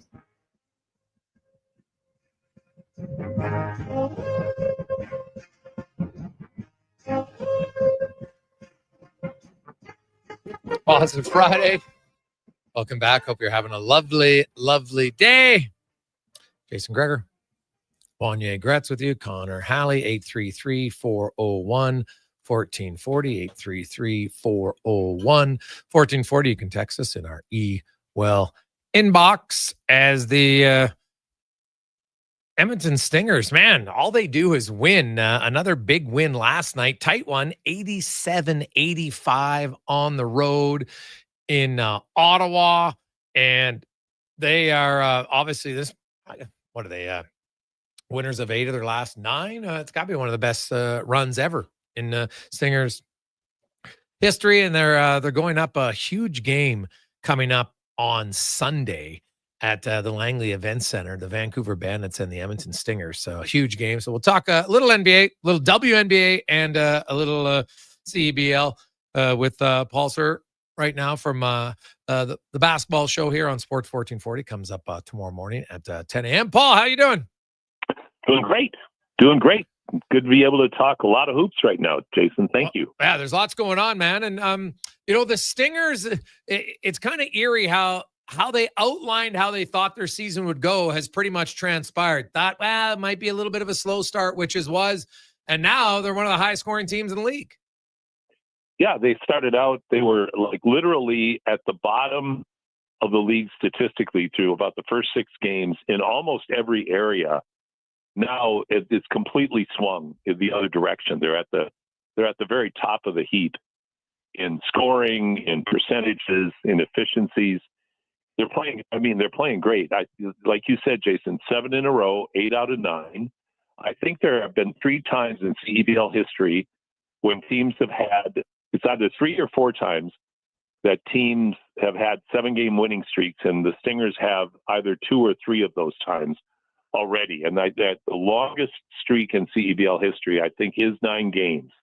So it's something to shoot for, and they have a big obstacle as well, like you mentioned, in a very, very good Vancouver team in Vancouver coming up this weekend. So that will be a great matchup. How do you when you look at the Stingers and you see the matchup them against Vancouver, how could they beat them? What has to happen? Well, I think, number one, the Stingers just have to play like the Stingers are capable of playing. Last time they played Vancouver, they did not have their whole roster. So I think they have come a long way. And the encouraging thing about the last couple of wins is they've both been what I would call ugly wins. The Stingers haven't played particularly good basketball top to bottom, but they've really locked down on defense, and they have found ways to win against teams that were playing pretty well. Like Ottawa probably played as well as it's capable of playing last night. So the Stingers caught them on a good night. And in fairness to Ottawa, they didn't have one of their best players in Ding, and one of their other good players went out in the second half with an injury. But you still got to find a way to win on the road, and they did that. And the performance of Sean East II continues to impress. I think if you voted for an MVP today, he'd be one of the top two candidates. Yep. And then I think the biggest pleasant surprise, and it is truly a surprise, is Keon Ambrose Hilton. Not only we always thought he'd be a bouncy, change shots, good rebounder because he has size and length, but his efficiency and his ability to finish around the basket and score has really been a pleasant surprise. Paul Sir joins us. Paul, we're going to get to the NBA in a second, but the WNBA, it's interesting to me. It seems like everybody says, she gets fouled way too much, and I know she's been injured this year, but does Caitlin Clark get fouled way more than she should be? Is it get blowing up? Where do you come out on this? She gets fouled way more than she should be fouled. She gets fouled in a much rougher manner than she should be fouled. The officials in the WNBA, for lack of a more eloquent term, absolutely suck. It is some of the worst professional officiating I've ever seen. And it's not just at Caitlin Clark.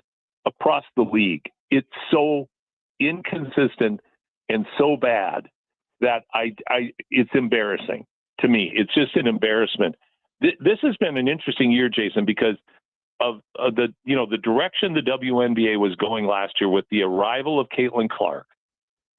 Obviously, they were not ready for that moment because it was so uneven. The league teams, players, I mean, it's well documented. All of the pettiness, all of the controversy that surrounded it. Now you have a year where a player is getting absolutely targeted, hit, picked on, and not having fouls called on a consistent basis. And as we all know, as Charles Barkley and many of the other pundits in the basketball world say, that is your meal ticket. The only reason you're even in the limelight is because of this one individual.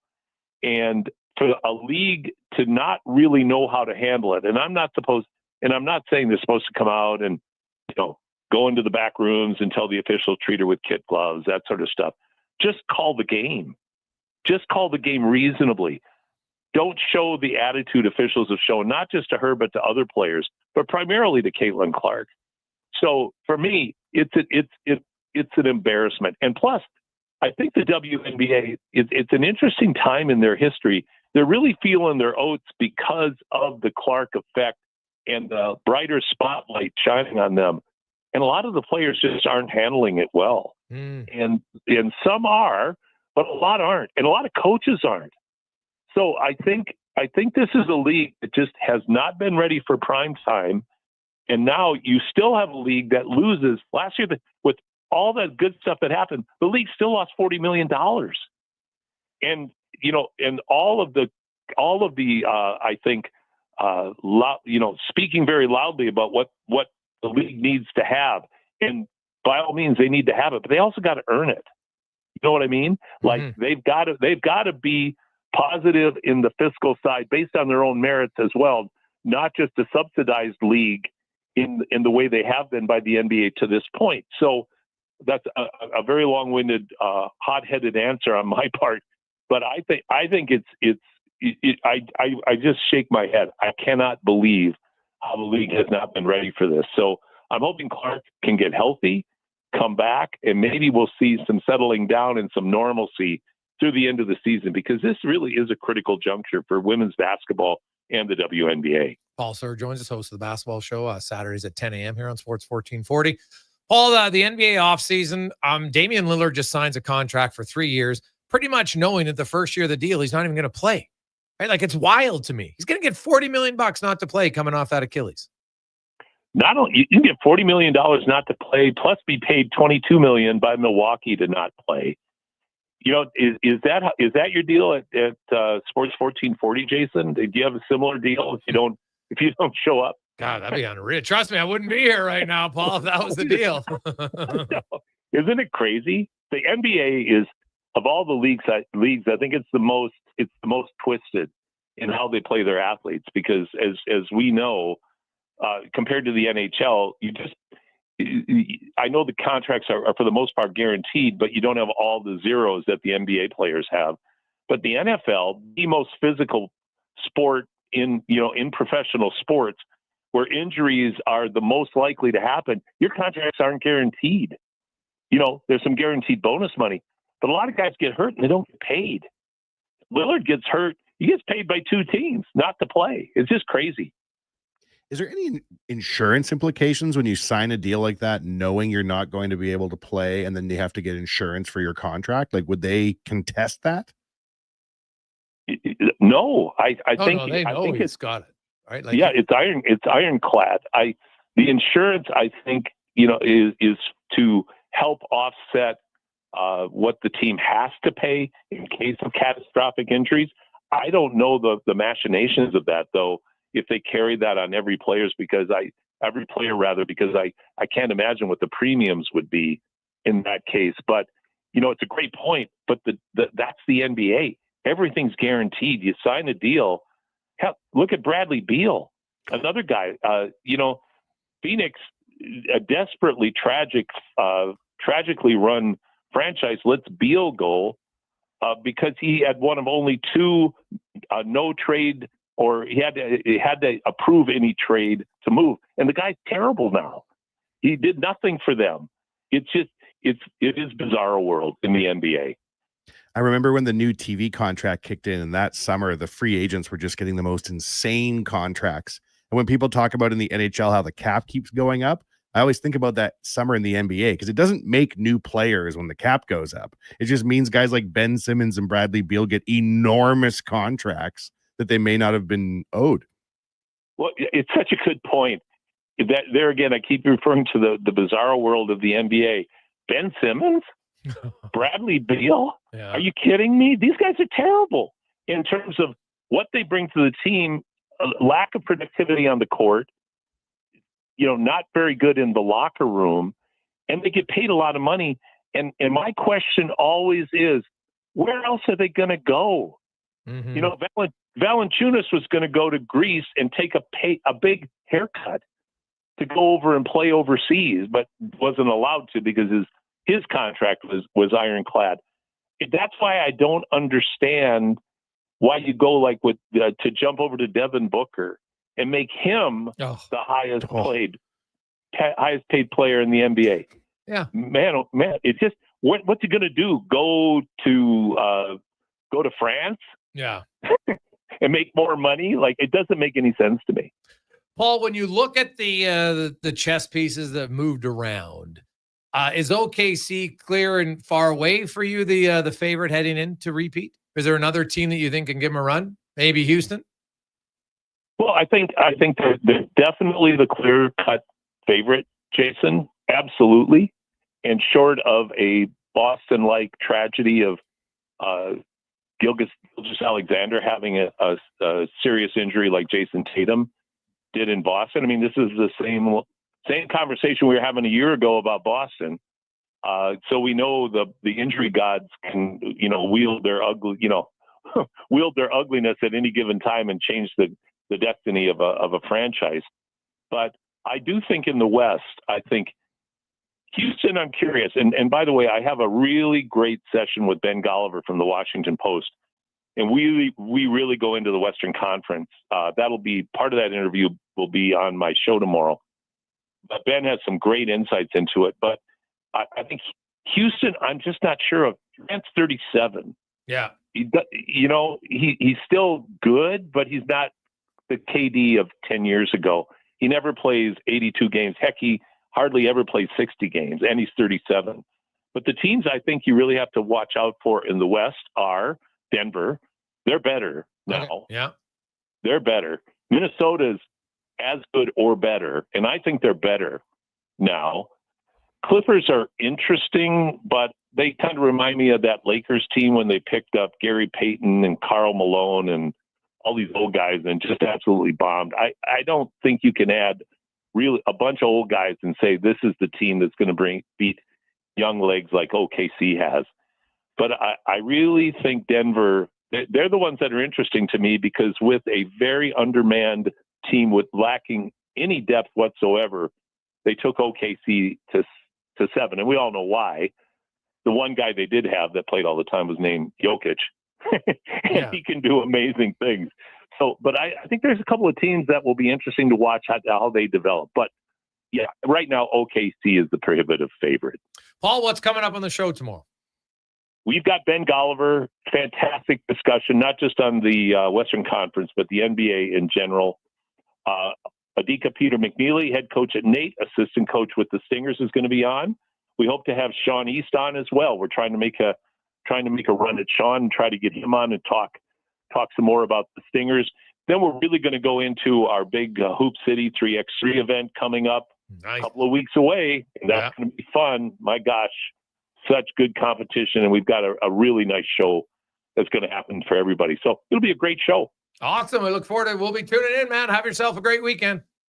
Thanks so much, Jason. Take care. There you go. That's Paul Sir from the Basketball Show here on Sports 1440 every Saturday. If you're a Hoops fan, that is must listen to radio. They can talk any level. Stingers, obviously, they go in depth. NCAA, NBA, WNBA, even Europe. Like if you're a Hoops fan, that is must listen radio. 3:43. We'll return. We got Cam Tate coming up. Also, we will get to Bob Weeks later on in the 4 o'clock hour. Mark Spector, Lowetide. We'll talk trade in the NHL and much, much more. It's a Gregor Show presented by PlayAlberta.ca. Well, get ready for a silly hockey fans. Your partner in power just skated onto the ice. EWEL.ca, the new e-commerce website for electrical wholesalers Edmonton, is ready for the power play 24/7, 365. UL skates to where the puck will be in 5 years. Now that's forward thinking. Killer selection, slamming products from the best brands, and legendary service. Don't sit on the bench. Get your account today at EWEL.ca and win that project. Plug into your partner in power. Get an EWEL.ca account today. Hey, sports fans, we've got a clear choice for you. At Crystal Glass, we provide customers with the perfect glass for any job. From home to auto and even commercial, installation or repairs, we're your team. Call 310 Glass or visit crystalglass.ca. Crystal Glass. It's the Bricks Block Party, and you're officially invited. For 5 days only, score hot summer savings, like barbecue starting at just $1.99 and mattresses starting at just $1.49. Save big on genuine leather sofas and sectionals. And save the tax when you buy 2 or more major kitchen appliances. Plus, enjoy free refreshments and fun activities for the whole family. This weekend only. Some exclusions apply. See in store for details. The Brick, saving you more. The dog days of summer means baseball. Every weekend, Sports 1440 carries Toronto Blue Jays ball games. Ben Shulman will have the call. Grab a cold one and tune in this weekend to Blue Jays baseball on Sports 1440. At Leading Edge Physiotherapy, we believe that life shouldn't hurt. Now, that doesn't mean that we don't know that sometimes it really hurts. I mean, we've seen people at their worst moments in life, when they feel they have nowhere to turn, or at a time when they felt like their problem just wouldn't ever go away. We've also seen people who thought to themselves, it'll just go away on its own, or this is no big deal. I don't want to bother anyone about this. Don't know where to turn to, or think it's no big deal? Either way, we have the technology, techniques, and skills to help you get back to it, whatever your it may be. Life shouldn't hurt. LeadingEdgePhysio.com. I'm Colin Livingston, president of Cantork. Since 2016, we've been at the forefront of hydraulic torque wrenches in Canada. I'm delighted to share our latest venture, in-house production for quicker turnaround, superior quality, and heightened versatility. Experience excellence at Cantork.com. Silent Ice Sports and Entertainment is an innovative market leader across Western Canada, with sports and entertainment properties including the Spruce Grove Saints, the Junior Prospects Hockey League, Silent Rides Charter Company, the Hockey Super League, and the newly launched Female Super League.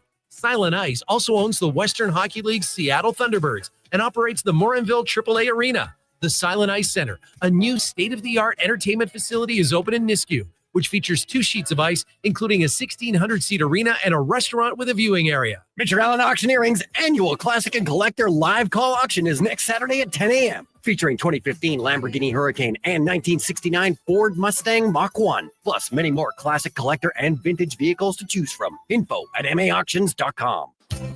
Keeping your lawn looking sharp is a breeze with the Lawnmower Hospital. Shop zero-turn tractors from the top brands like Toro, Country Clipper, Hustler Turf, and the battery-powered Eagle. Plus, Eagle walk-behind mowers, trimmers, air blowers, and more. Fuel the future up with proven Aspen fuel. And don't forget the Echo Pro Attachment Series with 16 attachments for almost any job. See lawnmowerhosp.com. The Lawnmower Hospital. Missioner Allen Auctioneering's annual Classic and Collector live call auction is next Saturday at 10 a.m. Featuring 1967 Chev Camaro convertible SS, 1972 Corvette Stingray, plus many more classic collector and vintage vehicles to choose from. Info at maauctions.com.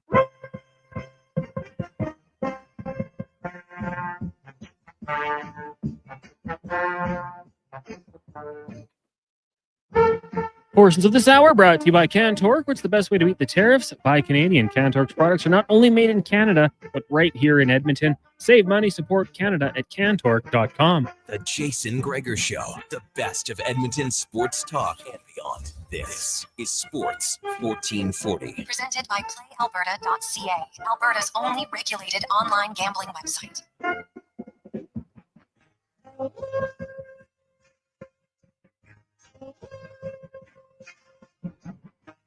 3:47. Welcome back. It smells like popcorn in here, doesn't it? All of a sudden. I think Declan, what are you eating? What's he eating over there? Like a big. Got some rice, salmon, and broccoli. Jeez, Dec's actually a really healthy eater for any of our listeners, right? He's always like, stuff comes in studio. No, thanks. Declan and I have had meetings in restaurants 3 times, and all 3 times, Gregor, he refused to eat.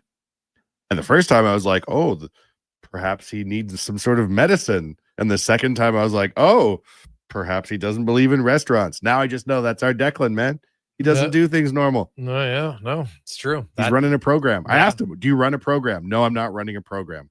It's 3:48 on a Friday afternoon, and you're eating very clean for a guy not running a program. Yeah.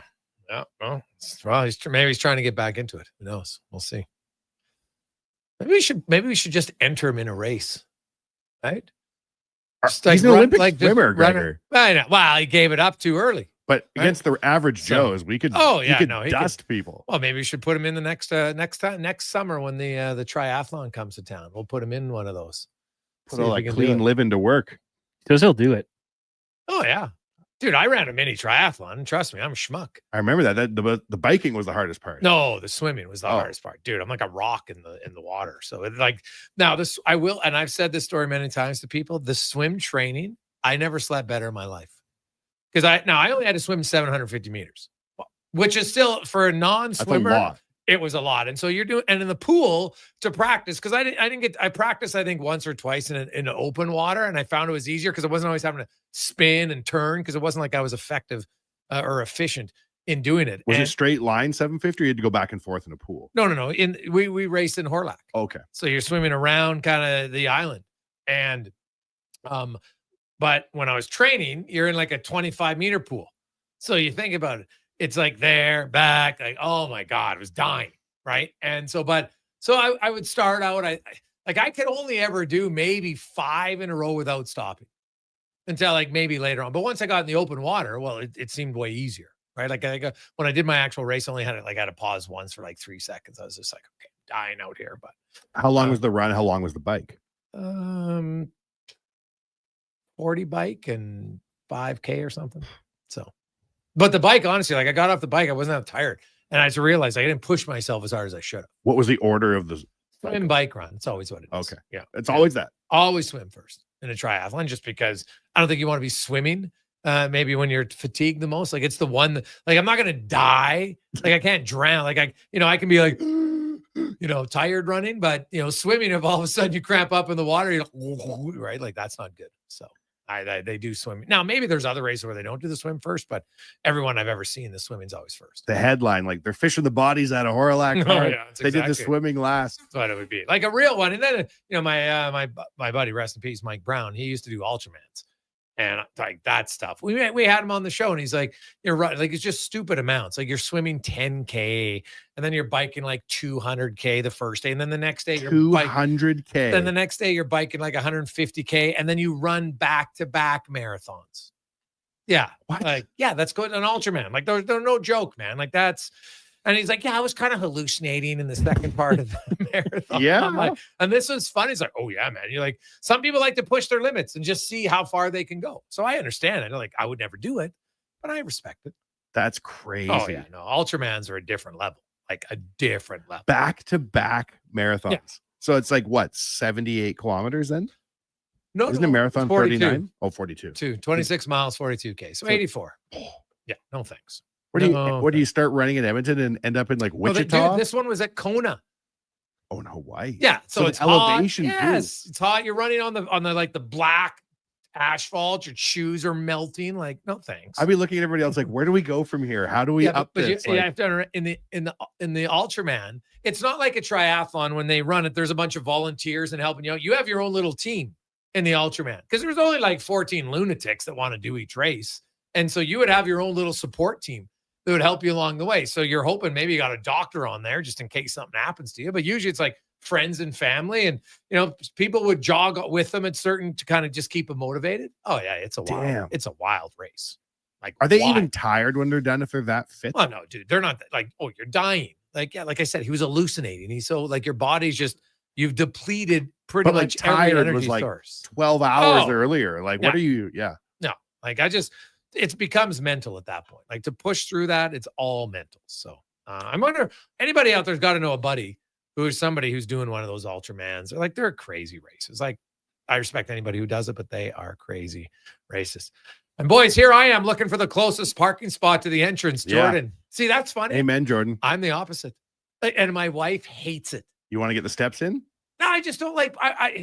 Now this might be dumb rational, but I'm always like, there's probably somebody who's got a bad hip or like they need the closer parking spot. I'm able-bodied. I could, plus farther away, no one's ever dinging my door, right? No one's ever dinging the door. So I kind of like, and even my son's like, Dad, what are you doing? Well, we're in the parking lot. Like we go to Safeway, even though there's like no one there, it's 9 a.m. I still park at the end. I just like the walk.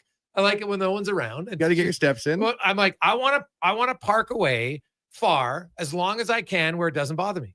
And then later in life, when I'm 75 and all of a sudden I got a limp, I'm like, hopefully then people would like it should seriously, there should be like a health set. We have the handicap ones, but there's able-bodied people that really struggle. There should be like, here you go. Now I know there's lazy people, so you can't really do it that, but consciously, I just find I'm all about trying to get in the steps and doing all those things. So yeah, like I got the watch. It's one thing, like I'm monitoring, like, 90 minutes of, want to do an exercise a day, whether that's walking or running or working out, whatever. Right. I find for me, if I have that, I feel better. Like my wife and I now, anybody who's in St. Albert, there's 7 hills, sick tobogganing track, by the way, like unreal. But so we go on Fridays when we run the hills up and down 10 times. Dang, 10 times. Yeah. So it's a good workout, man. Like I want to do the Wolf Willow stairs, but I can't just start it because I know if I just go there, I'll be dead. And then, your legs are sore. So I'm working up. So I'm going to be doing Wolf Willow once a week, I think, starting in August. This to me is like approachable athletic achievement. The Ultraman where you run for 190. Who the hell? Yeah, exactly. Like what is something that I can maintain? Yeah. I can always park, hopefully, in the far end of the parking lot. I should never not be able to walk to there, hopefully. Like knock on wood, I don't have any debilitating physical issue. Do you take the stairs always? Well, I haven't been in a building where I've had to go past the 3rd floor. So yeah, like there's like, I guess if I went to Buddy's house and he's living in the, in the penthouse, I'm probably not wheeling up 20 flights of stairs. No, but even if I'm in a hotel and I'm in like floor 4, I'll still walk. Because half the time the elevator, I'm standing there. I might as well just walk. But I get down to the bottom before the elevator comes anyway. So these are the little decisions that add up. No. So Hey guys, Ultraman seems the opposite accomplishment of the hot dog eating competition. Now, which is harder? I still say the Ultraman's harder, man. 100%.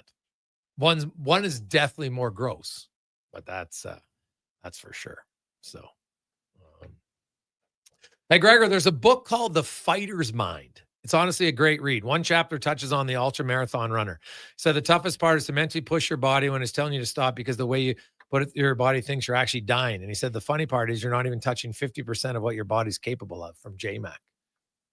Well, hey, you read some books about like people like walking across the desert to survive, different things like that. And they've done it because, they had no choice, right? It was either perish, and lots of people did, and you got through it.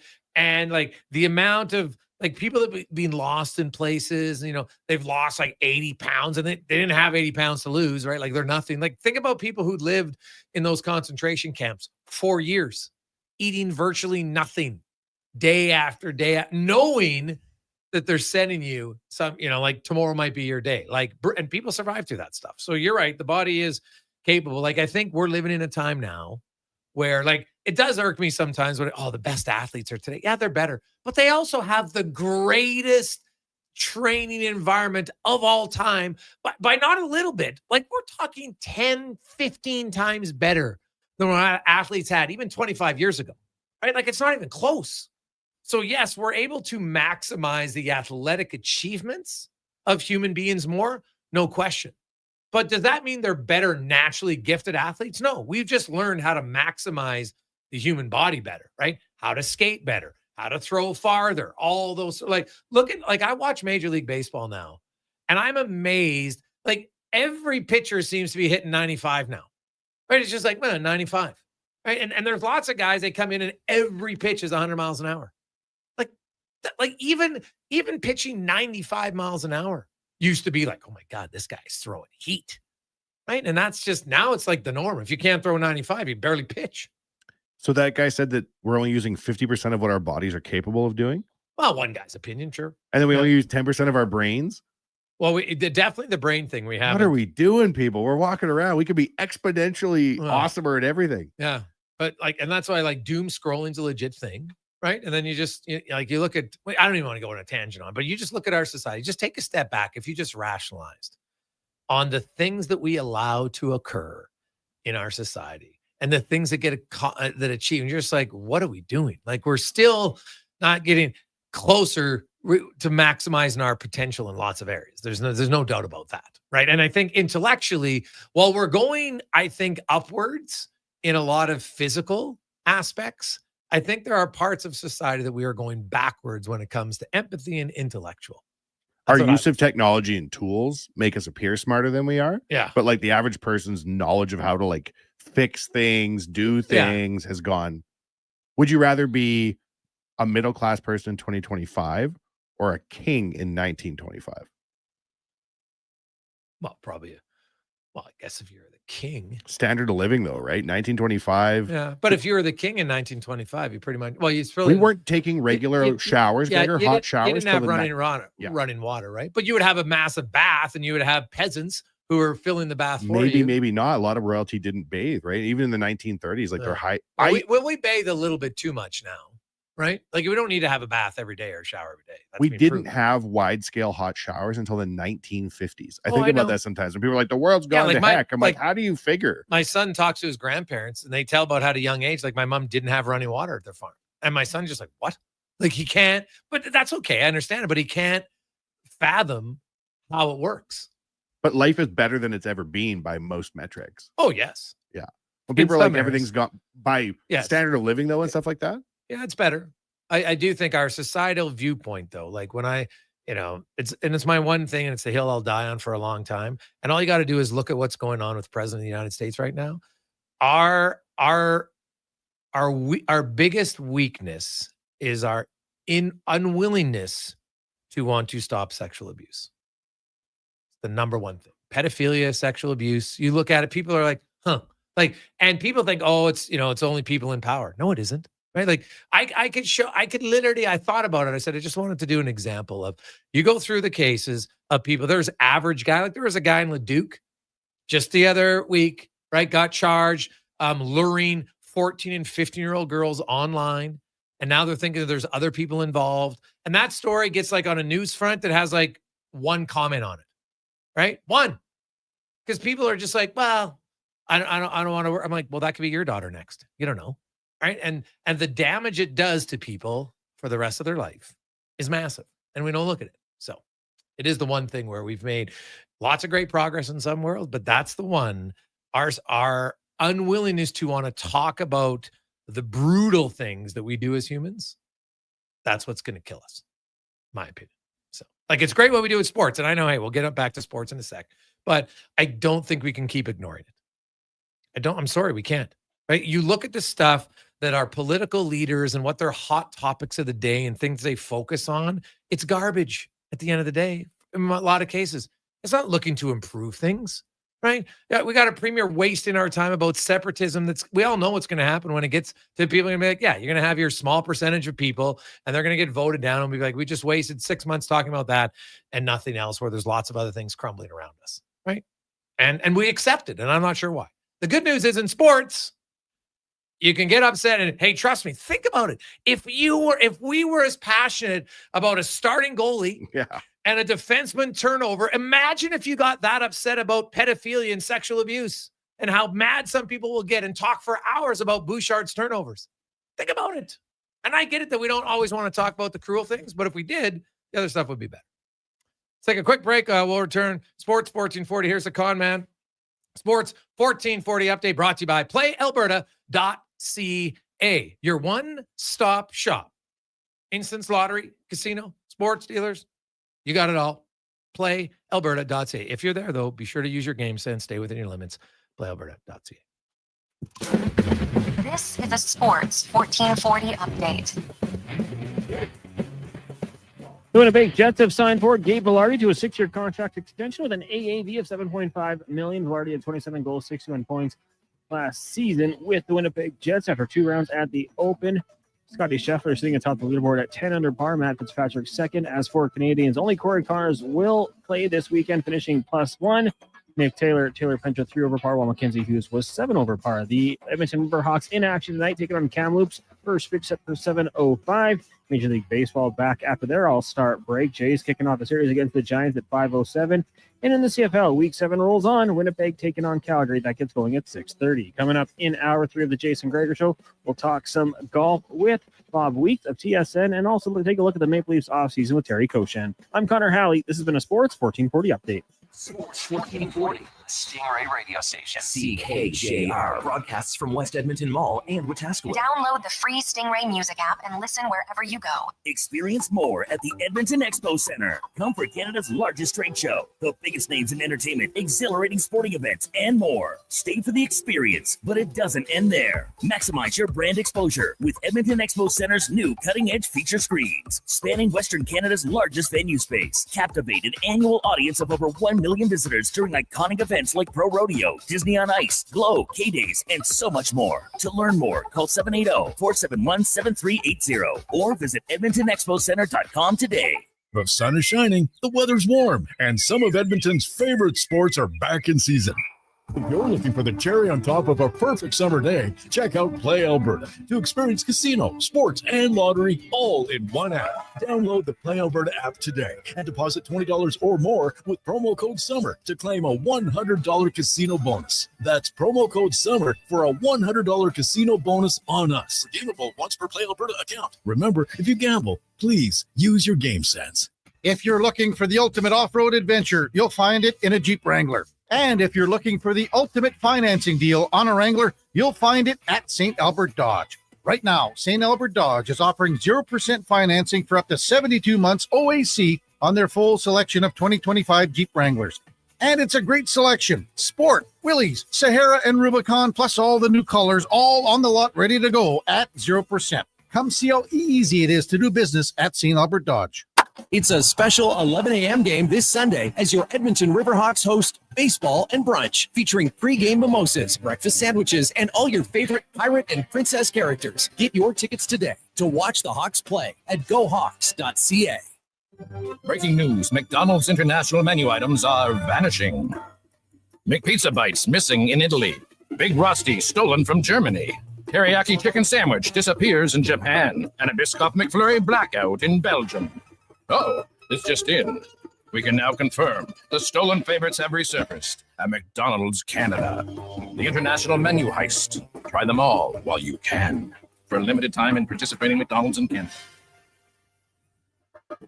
The Hoop City 3x3 Festival takes over the Ice Palace at West Edmonton Mall from July 31st to August 3rd. See professionals and Olympians battle for ranking points and cash prizes in 3 different FIBA 3x3 events. Free admission. Details at sports1440.ca. When you look at a pipe, you just see a pipe.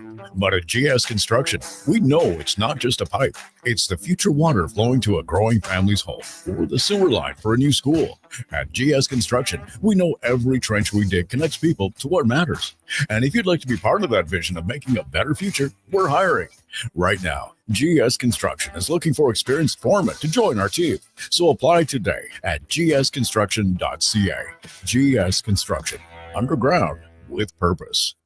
Whoop, there it is. 4 days of basketball at its best. Hoop City 2025, North America's largest FIBA 3x3 showcase. The top 4 Olympic teams on both men's and women's categories, featuring Canada's women's Olympic team, with Edmonton's own Michelle and Catherine Plouffe. More than just hoops. There's entertainment, long-distance shootout, Grand Slam showcase, plus interactive games and prizes for everyone. Hoop City 3x3 Basketball Festival, July 31st to August 3rd. Ice Palace in West Edmonton Mall. Admission is free, so bring the whole family. Hey everybody, it's Team Principe, the Prince of Puns, and I've got something that definitely will float your boat. How would you like to join me and the superstars of hockey on an exotic holiday? Join us on a 7-night cruise through the Mexican Riviera, leaving from LA and including Cabo, Mazatlan, Puerto Vallarta, and more. While we relax and cruise the tropical waters and have some drinks with umbrellas in them, you could attend an intimate meet and greet with legends like Bill Ranford, Jason Strudwick, Kelly Buchberger, Ron Lowe, and more. Don't miss out on every hockey fan's dream cruise, the Edmonton Hockey Legends Cruise. It's going to be one haul of a trip. Prices start at just $23.99, and part of the proceeds support the Ben Stelter Foundation and Kids with Cancer. Visit cast.tours/Edmonton or call 1-833-347-7678. Call and save $200 when you mention promo code Stingray Radio. Cast Tours, 1-833-347-7678. Out on the rocks, the party never stops. Check it out. Mondays, bingo tunes. Tuesdays, tacos and tequila. Wednesdays, it's wings and karaoke. Shake what your mama gave ya with salsa lessons on Thursdays and the best Latin DJs. Plus, live music every Friday, Saturday, and Sunday, along with DJ Kenny K. Hold on, let's not forget $5 happy hour, 7 days a week. Your bar, your party. You're on the rocks. On the rocks. Jeff Brab and 118th.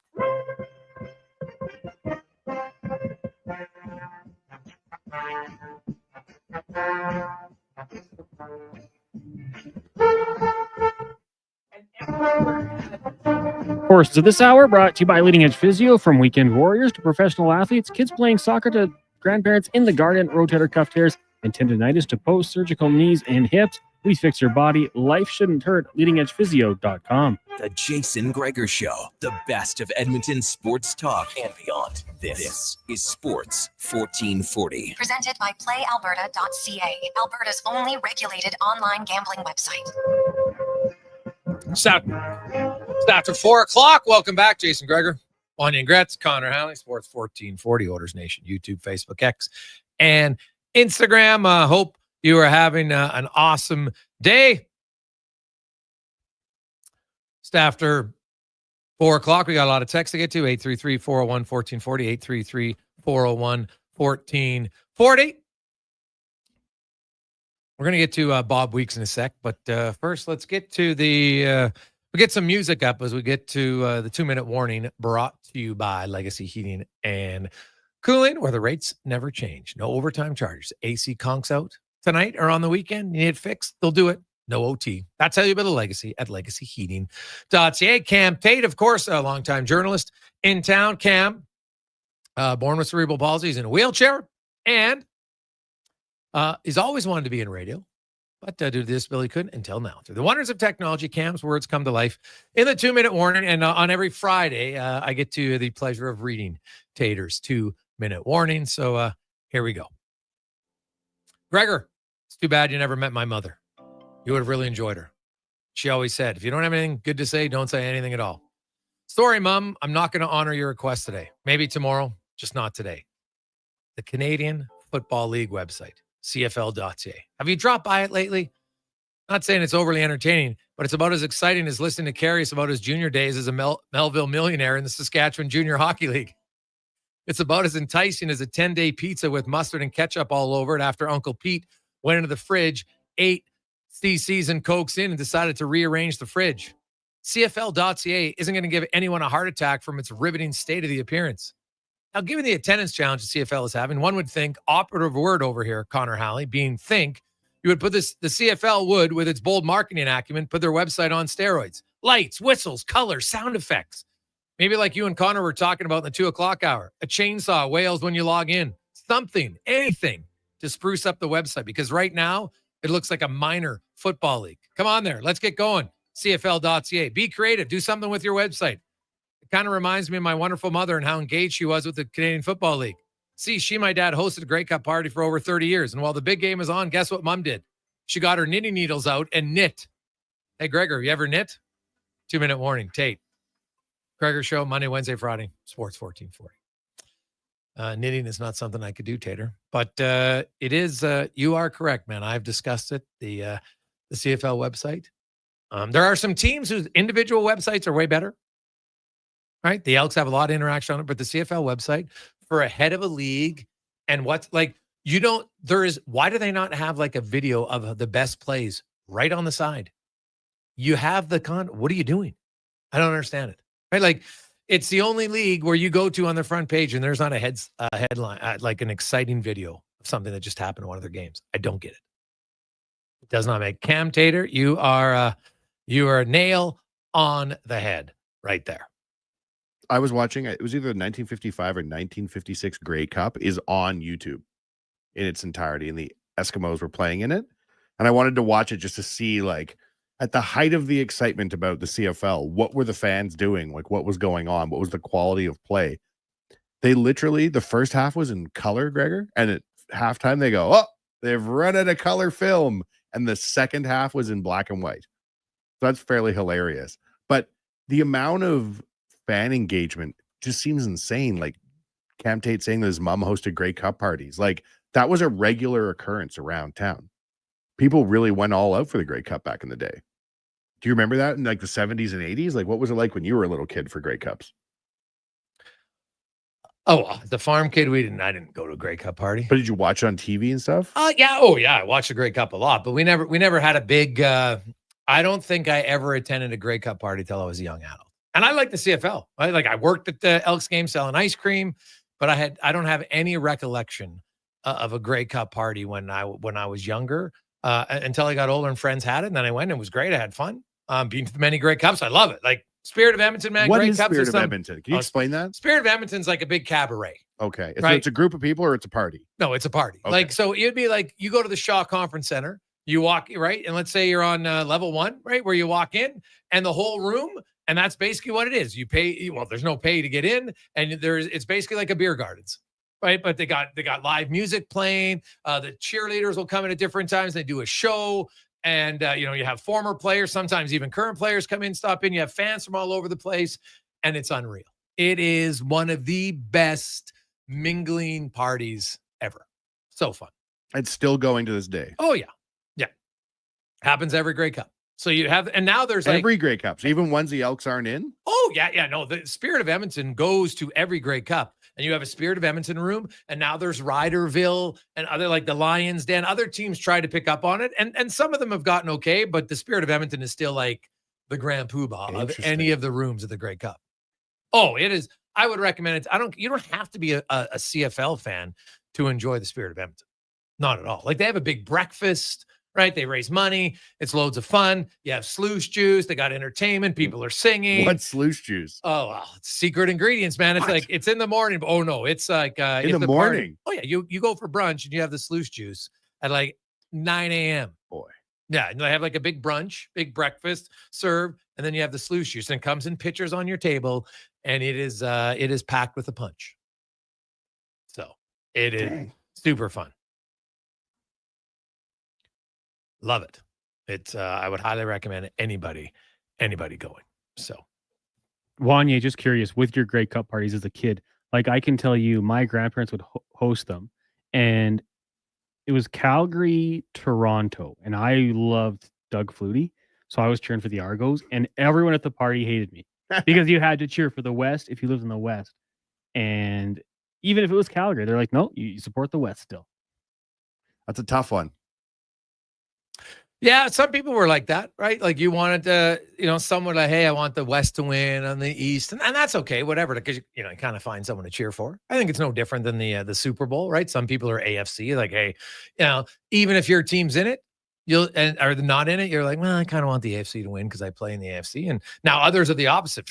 If the team in the AFC, because, hey, the NFC never is going to beat my team in the playoffs unless we're in the Super Bowl. As the casual sports fan, it's crazy to me to think that they would be watching the championship game even if their team isn't in it. Like, do you obviously are Jason Gregor, but like the average person isn't watching the Cup finals if their team isn't in it, I don't think. The fact that you would travel for a Grey Cup regardless of who's in it, that's impressive commitment. Oh, it's great to watch. And you know what? Like lots of people have parties. I think it's great. It's a good social event. That's kind of what's different now. But what is kind of cool, if you look in playoffs, many years ago, there wasn't like viewing parties at people's houses. And now you get to the Oilers playoff run. How many of our listeners, whether it was just in their family, every game became a little bit more of an event, right? Maybe it was in your neighborhood. Some of you went to the watch party. Some of you went to the moss pit. Obviously, some lucky people went to the games themselves. But it became, you go to On the Rocks, wherever else, like became a bigger event than it ever. I don't recall, like you used to watch the games, but people didn't get together, 25. When the Oilers were in their 80s, there was no such thing as a watch party. Right? Like you might have a neighborhood and people get together in the neighborhood, sure, a few of them, but there was no big gatherings in places like you have now. Like you look at downtown, there is in those two pits on games, there's like 10,000 people out there. Like it's massive. So it makes it fun. Like sports should be fun. That's what you'd want. So, but yeah, if you've never been, dude, you got to get to a Grey Cup. Wow. You got to go to Spirit Edmonton party at minimum. Oh, 100%. Like I know people who sometimes would go to the Grey Cup. They would arrive on Wednesday, right? The Spirit of Edmonton opens up Thursday. So it's Thursday, Friday, Saturday. And I knew guys who would fly home Sunday morning so they could watch the game in comfort of their own home. And they just went for the enjoyment. Like there's the Grey Cup parade and there's lots of other things going on, man. Like I've been to lots of Grey Cups and I had loads of fun on the Friday, and then on the Saturday you wheel around town. And like, I remember in Ottawa, we ended up somehow in this like underground, like in this dungy basement of like iguanas, and they had a bunch of reptiles. I'm like, what the hell am I doing? And it was so fun. It was hilarious. So yeah, man, I miss the last time I was in Edmonton, I took a lot of I got a table at the Spirit of Edmonton room, and there's 5 couples. And basically, I don't know if any of them, my wife had none of them ever been to a Spirit of Edmonton, right? So I got a ride, one big limo picked us up in the morning because we all live in the same neighborhood. You get down there and we walk in and they're just like, what is going on? And they couldn't, and they're like the wives, even some of the husbands, they'd never been, they couldn't believe, like it was an all day thing. I heard it gets going like the crack of dawn, and it's so fun. And it's like everybody's here is just having a good time. Like, and it doesn't matter if you're a Lions fan, an Elks fan, a Riders fan, it doesn't matter. Everybody's just having a good time. People who never sing are suddenly singing. Oh man, it's one of the best. Like if you're just looking for pure fun, and the great part is it's not priced to the point that the average, because the Spirit of Edmonton, it's just all everyday people. That's what makes it so great. There's not like, well, you know what, you got to make $500,000 because the ticket's got to be, $1,500. Like, no, it's for anybody. Right? You got millionaires in there, and then you got just average people having just as much fun. Right? Like you're in the beer line, they don't care what you do. Right? You're having fun, you're a good person. So it's awesome. So it is fantastic. So when we come back, trade talk next on the Gregor Show, presented by PlayAlberta.ca.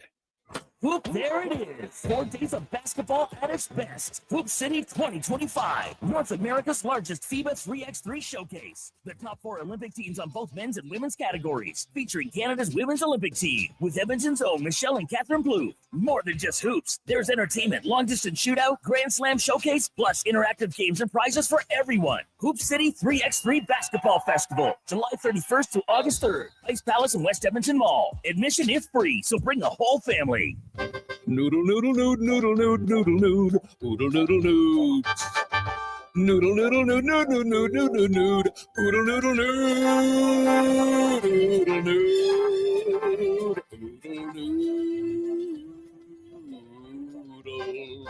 noodle noodle noodle noodle noodle noodle noodle noodle. Noodle noodle noodle noodle noodle noodle noodle noodle noodle. Throw the load down to Oodle Noodle tonight because dine-in is open. Some jobs are easy, and some jobs are not. When the going gets tough and the job is tough, GS Construction hires good people to get the job done right. So, if you know it takes teamwork, grit, and the utmost care to work underground, you just might be who we're looking for. Right now, GS Construction is hiring experienced foremen to join our crew. Apply today at gsconstruction.ca. And remember, from the first manhole to the final tie-in, we've got your back. GS Construction. Tough jobs, good people. Imagine a family get-together where the smiles are as genuine as the conversations. That's the feeling you get at Nisku Ford, a family-owned dealership where finding a new Ford feels just like catching up with old friends. Make sure to swing by Nisku Ford in July to take advantage of rates as low as 0%, or choose rebates as high as $6,000 on 2025 models. The coffee's on, so drive into Nisku Ford or visit niskuford.ca today. Above expectations. It's happened again, and construction season is in full swing. Job delayed, money lost, and clients disappointed because your rigging failed and it wasn't inspected. Don't let this happen to you. Have your lifting slings, fittings, hoisting tools, and safety harnesses checked with Titan Supply. Titan Supply offers certified on-site and in-house rigging inspections and service, so they can repair it, replace it, and recertify it. Titan Supply in Edmonton, Grand Prairie, Red Deer, and Calgary, and at titansupply.ca. Lift, dig, haul. Diablo Boots sells only Canadian-made work and biker boots made by Canada West. No American or boots made in China, so no tariffs. All of Diablo's boots have replaceable soles and heels for longer life. Sizes 6 to 14 EEE. Buy quality, buy Canadian. And support Canada West and Diablo, the two best names in the boot business. So save on boots by Save On Foods. That's Diablo Boots, 3340 Gateway Boulevard on the east side of Save On Foods. Buy Canadian. They're terrific.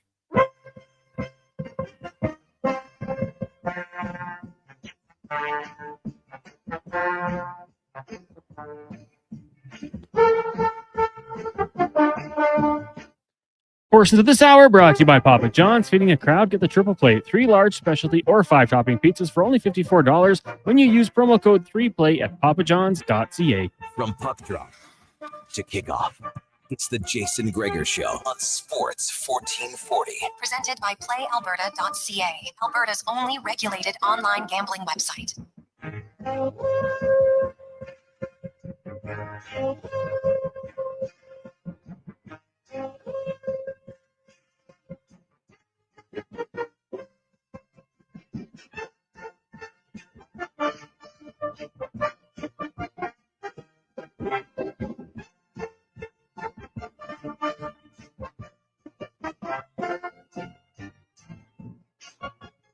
.420, 424. Welcome back, Jason Gregor.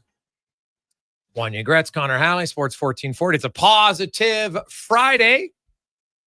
Might get a little rain this weekend. We need it. That's okay. Although I'm not a big fan of hey, in an ideal world, we get the rain on the weekdays. So then we have the weekends because that's when we all have time off. But hey, I can't pick and choose. We need a little bit of rain right now. So it would be ideal, though. Why can't it just come tonight at like 10 o'clock, rain hard, and then Saturday, you know what? Everything's green and fresh, and away we go. But probably asking for too much there. Let's go around the NHL, brought to you by McDonald's. You know what is good regardless of the time of day? $2 sundaes and snack size shakes. Or download the McDonald's app, get it on your phone, and you can get $1 cones exclusively through the app. Only at McDonald's. I went and stopped in. I had the strawberry sundae the other day. They have these new little boxes that it comes in. Unreal. Check it out at McDee's. Got another trade in the National Hockey League. And to discuss that, we go out to Toronto. Lance Hornsby joins us, longtime beat reporter for the Maple Leafs. Lance, welcome back to the show, man. How you doing? How you doing there? I'm good. The Toronto Maple Leafs, obviously, they made a significant move with John Tavares. He resigned, but Mitch Marner is gone. That frees up a lot of cap space. They got Michelli, and they've kind of moved in 3 or 4 different guys to take over the $11 million that Marner vacates from the salary cap. Dakota Joshua, $3.25 million. They got him for a 4th. I know he's coming off. He had testicular cancer, kept him out of 25 games last year. Didn't look as good. What's the talk in Toronto from the Maple Leafs as to, I like this trade. I like this gamble for the Maple Leafs. I think it could really win for them. How do you see it? And in a way too early projection, where do you see him in the lineup? Well, a couple of things. General Manager Brad Treliving talked about changing the DNA of the Maple Leafs coming off the loss to Florida. And I'm sure, losing to Florida has, affected a lot of teams, made them look in the mirror about what they have to do. The Leafs are in a unique position, of course, having a lot of great skill players, even though that's with Marner moving on. But, and they're much of the same situation Edmonton is, I guess, and having, it's no longer about the individuals and the awards and everything. It's about going all the way and winning the cup. And to that end, they brought in some feisty players. You mentioned Nicholas Roy. You have Matthias Michelli coming in. Joshua is a very, very interesting pickup. He was a Maple Leafs draft choice 10 years ago. He did come to camp. I remember him quite well, making a great impression here. And just no room for him at that time. Moved on to St. Louis. Then, of course, everybody out west knows his impact with the Vancouver Canucks. And now it's hoped that he can add something to Toronto. And everyone in Toronto certainly remembers a big fight he had with Mark Giordano a couple of years ago, and that kind of reminded at least what they could have had. And then obviously Brad Treliving thinks he's got something to add here. Where he fits in, certainly he has a shot at 4th line. They're already well stocked there with guys like Scott Lawton and Steven Lorentz. So that's probably a good place for him to start. And, overall, I think he could add a lot. You mentioned he didn't have a great year last year, and this could be the start that this guy needs to come back again. Yeah, see, I look at the Maple Leafs, and when I see his size, and I know I talked to some people in Vancouver, and they felt like, he wasn't as consistent as you'd want as a physical player. And it's hard to do, and I understand it. And, I just wonder the Craig Berube factor here, who's an aggressive coach. And I think it's fair to say the Leafs, if they're going to want to beat Florida, they're going to need a few more gamers in the trenches come playoff time. Oh, yeah. And I mean, that's you look back at Craig Berube winning the Cup in St. Louis in 2019. That's exactly the kind of guys he had. And you saw a little bit of that in Toronto last year with guys playing, out of position in terms of, recognized scores dropping down to the 3rd line now and then. And goodness, if Joshua can get his goals up like he had a couple of years ago, that would be a great addition. You saw Steven Lorentz have a pretty good offensive year as well. And, although a lot of people didn't project Scott Lawton to be as low in the lineup as he is now, this guy knows how to score too. So, a crash line that can also put in goals for you is going to be invaluable come playoff time. Looking at their overall team, and, it's hard because you haven't played any games yet, but, the Mitch Marner void, how is it going to be bigger than something? I know they haven't had the success they want in the playoffs, and I understand that. And he's part of the problem for sure. But, I would argue switching up their top 4 needed to happen years ago. I just don't think the players are good. They're just not all good as the main 4, right? It's too much of the same thing. None of them are like they don't have a real emotional leader out of them. And I look at their team now, and while Marner's gone, I still don't see that, Lance. Is that still something that you feel that's lacking, like that they don't necessarily have, like a, McKinnon, McDavid, like they're not physical, but those guys were absolute dogs in big games. Do you think Toronto has a guy who can do that? They have had guys who come in and out, and a couple of years ago, William Nylander, despite not this year but last when they played Boston, Nylander was hurt and yet gave them a pretty good playoff series. He failed to deliver on that front in a few ways this season. You had Austin Matthews, when healthy, had a good, he and John Tavares had a decent series when they eliminated Tampa Bay, and not so good, of course, when they went on to play Florida in the next round. But you've had it in bits and pieces. I think the difference now is you have Matthew Nyes on that first line. He is a guy who's going to took a huge step last year, is going to take another one. And here's the thing when you're eliminating Mitch Marner is that very few teams have the option of just swapping out Mitch Marner for a 40-goal right winger like the Leafs can do with William Nylander, if indeed he moves up, and maybe they move Matthias Michelli into his spot on the second line with John Tavares. So we'll have to see what transpires there. Certainly, you have to find a way to replace 100 points in Marner, but I think the Leafs can do that. Maybe they're not going to win the division again, but they will certainly be a better team come playoff time. If injuries, all that sort of thing, what they add at the trade deadline, etc. So that's going to be an interesting, component of it that you brought up, how they're going to replace Marner. But I think if they get to the playoffs, we already know, I think they'll be certainly a more grittier team, if not a team that is going to score its way out of trouble. Lance Hornsby joins. Lance, what about their blue line? They improve it enough? Well, you know what? They're probably not going to touch. The big deal last deadline was bringing in Brandon Carlo, and that I think really helped. Of course, the people will argue that Morgan Riley took a step back as he gets a little older. It'd be interesting to see what he and Carlo do as a partnership through the entire regular season. But at either end, they have up at the top you have McCabe and Tanev. That's a shutdown pair. You've got two warriors there, and an outstanding shot blocker in Tanev, and you have Benoit and Ekman Larson, who are a pretty good tandem.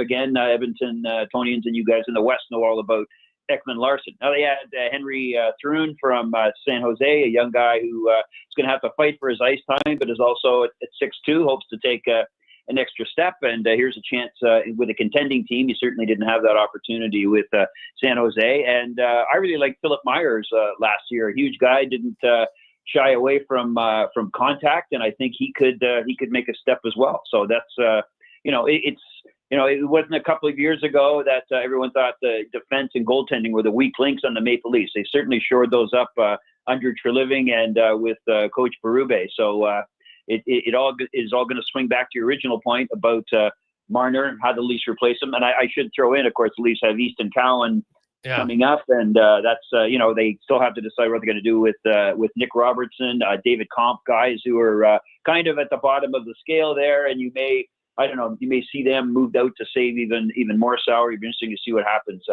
come training camp.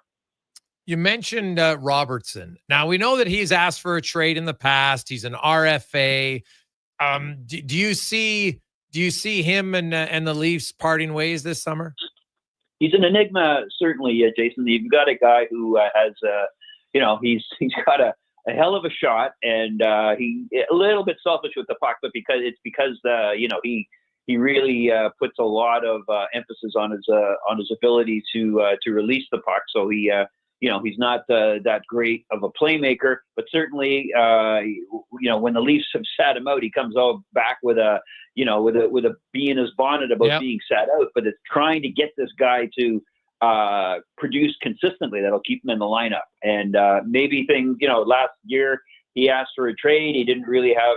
He did, ironically enough, wind up with the last goal of the season for the Maple Leafs. But I wouldn't be surprised too if they find not because they don't like him, but because it might be more beneficial to their long-term salary cap picture, not to move him at some point. He does have at this point, still has an arbitration hearing to be decided upon, but he is a guy I think they could move in a minor way to help them long-term down the road. There's just a lot of people parked at both wings for the Maple Leafs right now, and he doesn't fit the role as a fourth liner. So it's going to be tough for him to stay full time, I think. Is there any concern about the the injury history of the two goalies? That, neither one of them's been a guy who's been able to stay healthy for an extended period of time? Nah, I'm not sure about that. I mean, I guess if you could keep Sam Bennett away from the crease, that would probably go a long way to help both of them. In avoiding that. But I think Joseph Walls. Walls is through the worst of it. I think, and Anthony Stolars, of course, was doing well until the aforementioned Bennett incident. And I think, as a veteran, and I think the playing with Florida has given, has really helped Stolars long-term focus on what he needs to do, and I really think he's capable of holding the number one job all the way through next year. Should anything befall Joseph Wall, but right now it's a pretty good 1-2 combination, which a lot of teams out there certainly lack. They're everyone's looking for goaltending help. Toronto's pretty blessed having a 1 and a 1A, I think, at this stage. Lance, really appreciate the rundown, man. Thanks so much for this. Have yourself a great offseason. Obviously, I guess we'll be waiting to see what happens. Robertson's probably the next big news coming out of Toronto, I would think. Yeah, I think so. That's and remember, you can with all the arbitration cases, they can't be settled right up until the last second. So, and I don't believe they start for another week or so. So we'll have to see. We'll have to see if that's done. But with the Joshua trade, I think the Leafs are pretty much going to shut it down for now until, as you mentioned, Robertson, or if they get a trade that, some way to knock their socks off with, moving a package of Robertson, Camp, et cetera, et cetera. So we'll have to see. It's going to be a pretty interesting camp for them when it gets going in September. Awesome. Thanks, man. We appreciate it. Okay, thanks a lot. There you go. That's Lance Hornsby, a longtime beat reporter for the Maple Leafs, and they're a very interesting team for me. You lose Mitch Marner. That's a big loss. They've traded some other pieces, changed it around, of course. Michelli comes in now, Dakota Joshua. They still have Matthews and Nylander and Tavares, and Matthew Nyes. Like, they still got skill. There's no question. But, I'll see kind of how this evolution is. If I honestly believe, like, losing Mitch Marner, yes, it cleared up cap space. But even if you said, okay, I'm going to trade Mitch Marner and I'm going to trade him for Michelli and Waugh and Dakota Joshua, people be like, well, that's a terrible trade. That's what you would say. You'd say it's a terrible trade. So that's what they did. And everyone's like, oh, well, who would you rather have? Well, it's a no-brainer who you'd rather have, right? Yeah, you get cap space, but it's hard. I would have much rather traded Mitch Marner and then got a legitimate close to top guy back in return, right? And that's why 2 years ago, when they had a no movement clause and his agent basically told them what their plan was, that's when they should have traded. And I think their stubbornness hurt them here a bit. Would you have kept Nylander and gotten rid of Marner if you were in charge? Yes. I like William Nylander more. I would have traded Mitch Marner 2 years ago. Small wingers. Small wingers who don't score a lot of goals, historically, not the guys that are going to. Now, you can have them on your team, but as one of the main cogs of your team, like Patrick Kane was a small skilled forward. He scored a ton of goals, scored massive goals. Mitch Marner has 13 goals in 70 playoff games. He's not a big time goal scorer. So can anybody name, like, Phil Kessel, goal scorer? Right? Like, if I'm trying to think of winning teams who had a small winger who scored goals, there's not many. Right? Like Colorado, no. Right? Florida, no. Well, Marchand's not very big, but Marchand and Marner are completely different players, right? Like, Brad Marchand is small in height. He's not small in will. So I'm trying to think of a team who had a small, skilled winger who didn't score a lot of goals as a big part of their team. This one. I'm sure there's one, but it's just not the norm. So and this is not hindsight. I said it years ago. I would have traded Mitch Marner. He would have had value, and on another team he would have fit in. But on that team, when you have Marner, Nylander, Tavares, and Matthews, and none of them are like the A-dog alpha type, like a Matthews, like a McKinnon, like a McDavid, like an Ovechkin, like a Crosby, like those guys in the big games, not just produce points, but they were engaged in the battle all the time. And they elevated their game. Like they scored more all the time, right? Draisaitl, put him in that category too. And so that's what they didn't have. And so separating them out, could Mitch Marner have success in Vegas? Yes. But who's going to be this finisher, right? Like he doesn't have an Austin Matthews. So who's going to finish all his plays? That's going to be the question. Is Mitch Marner suddenly going to become a goal scorer? Maybe. But that to me will be the interesting part. Get to 5 questions when we return. It's the Gregor Show presented by PlayAlberta.ca. The sun is shining, the weather's warm, and some of Edmonton's favorite sports are back in season. If you're looking for the cherry on top of a perfect summer day, check out Play Alberta to experience casino, sports, and lottery all in one app. Download the Play Alberta app today and deposit $20 or more with promo code SUMMER to claim a $100 casino bonus. That's promo code SUMMER for a $100 casino bonus on us. Redeemable once per Play Alberta account. Remember, if you gamble, please use your game sense. It's the Bricks Block Party, and you're officially invited. For 5 days only, score hot summer savings, like barbecue starting at just $1.99 and mattresses starting at just $1.49. Save big on genuine leather sofas and sectionals, and save the tax when you buy 2 or more major kitchen appliances. Plus, enjoy free refreshments and fun activities for the whole family this weekend only. Some exclusions apply. See in-store for detail. The Brick, saving you more. The job isn't done until the last load is hauled, and having a semi-trailer out of commission is not an option. Whether replacing or adding to your convoy, Edmonton Trailer has a huge inventory of new and used semi-trailers, trusted by the gravel, logging, oil field, fluids, and freight industries. Find a trailer right for you online or at one of their 3 locations. For sales, service, parts, rental, and finance, when you're in it for the long haul, Edmonton Trailer. This summer, get it done with Bashaw Concrete Products. The highest quality ready mix and gravel with quick, dependable delivery across central Alberta. Call now for your free quote from their friendly, helpful team. Bashaw Concrete Products also offers precast water pads for your cattle, garage sumps, and water cisterns. And if your farm, acreage, or cabin needs a new septic tank, remember, their CSA-approved tanks include a 20-year limited replacement warranty. Can't beat that. Visit BashawConcrete.com and follow them on Facebook.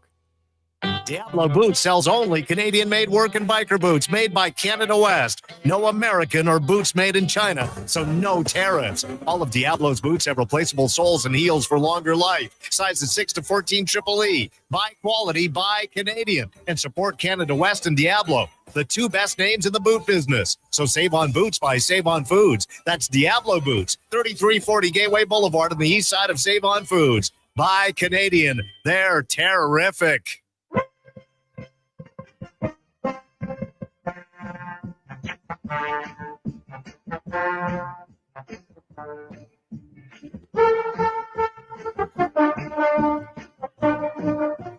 Yep.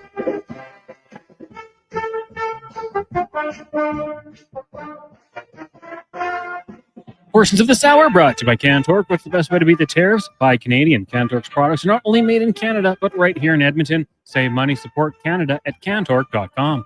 Hat tricks, touchdowns, and home runs. Get it all with the Jason Gregor Show on Sports 1440. Presented by PlayAlberta.ca, Alberta's only regulated online gambling website.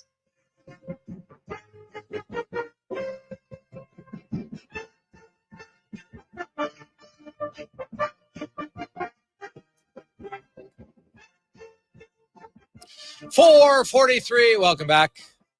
Jason Gregor, Wanye Gretz, Connor Halley with you. Sports 1440, sports1440.ca.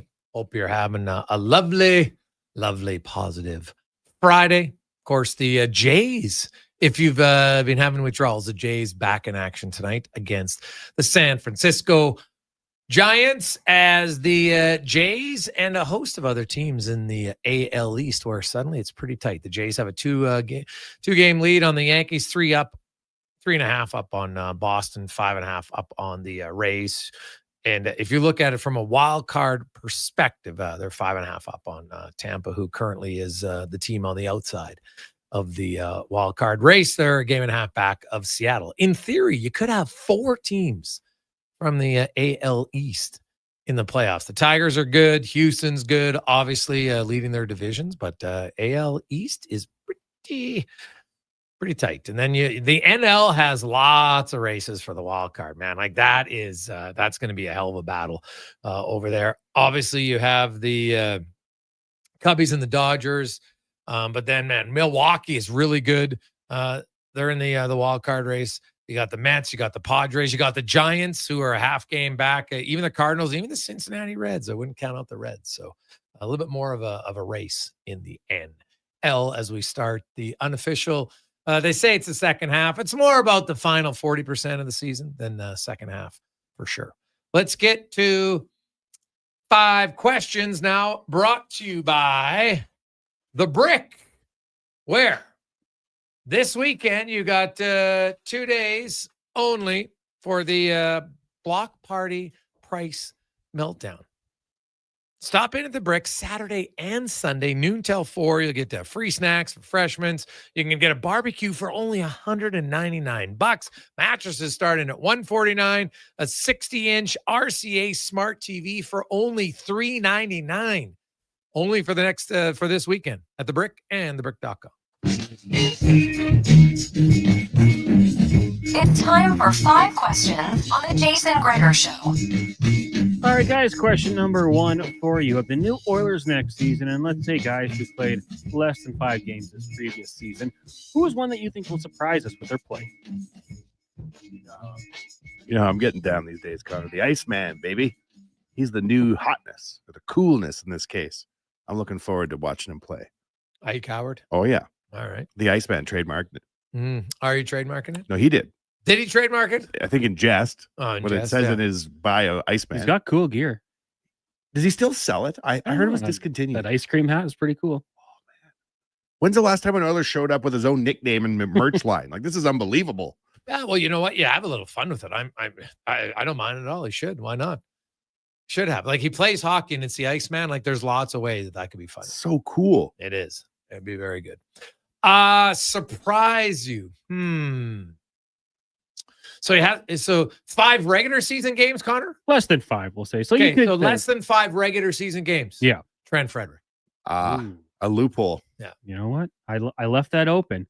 Yeah. And do you think he's going to surprise? Well, because there's a lot of people who think he's junk. I think Trent people are going to be like, oh, geez, this guy's actually way better than I thought. 8 years. I would hope he's not junk. No. Question number 2 for you guys. Would you be for or against a league-wide summer tournament in one city for NHL rookies? And we'll say second or third year players. You guys know what I mean. The younger guys, similar to what the NBA does in Las Vegas. Now, do the star rookies play in that, Cons? Yes. And it could be like Cooper Flagg where they play 2 games and get pulled. Right. No, but those are upcoming rookies. I'm talking rookies from last year. Like the star rookies from last year play? Ooh. Like Bronny went back and played. Star rookies. $44 million in apparel sales. That's okay. So he's great in apparel sales, not in on the court. You love to see it. I look at the NHL, Cons. It would kind of be like, here's the thing. The NBA, like Cooper comes in, he's playing right away in the NHL. You look at this draft year from the NHL, there's a very good chance none of them are going to play. And that's not a bad thing. It's just, they're different in their stages of their development. You could have it. And I think hockey fans, you know what? We probably underestimate how they would watch it. So yeah, you could probably do it. Like they have those tournaments that they do, if they do it in the summer, instead of a development camp, right? If you had a development camp for 3 days and then, you'd probably have to have an East and a West. I don't know if you'd want them all in one place, but I don't think it'd be bad. People would definitely watch it and it would be different.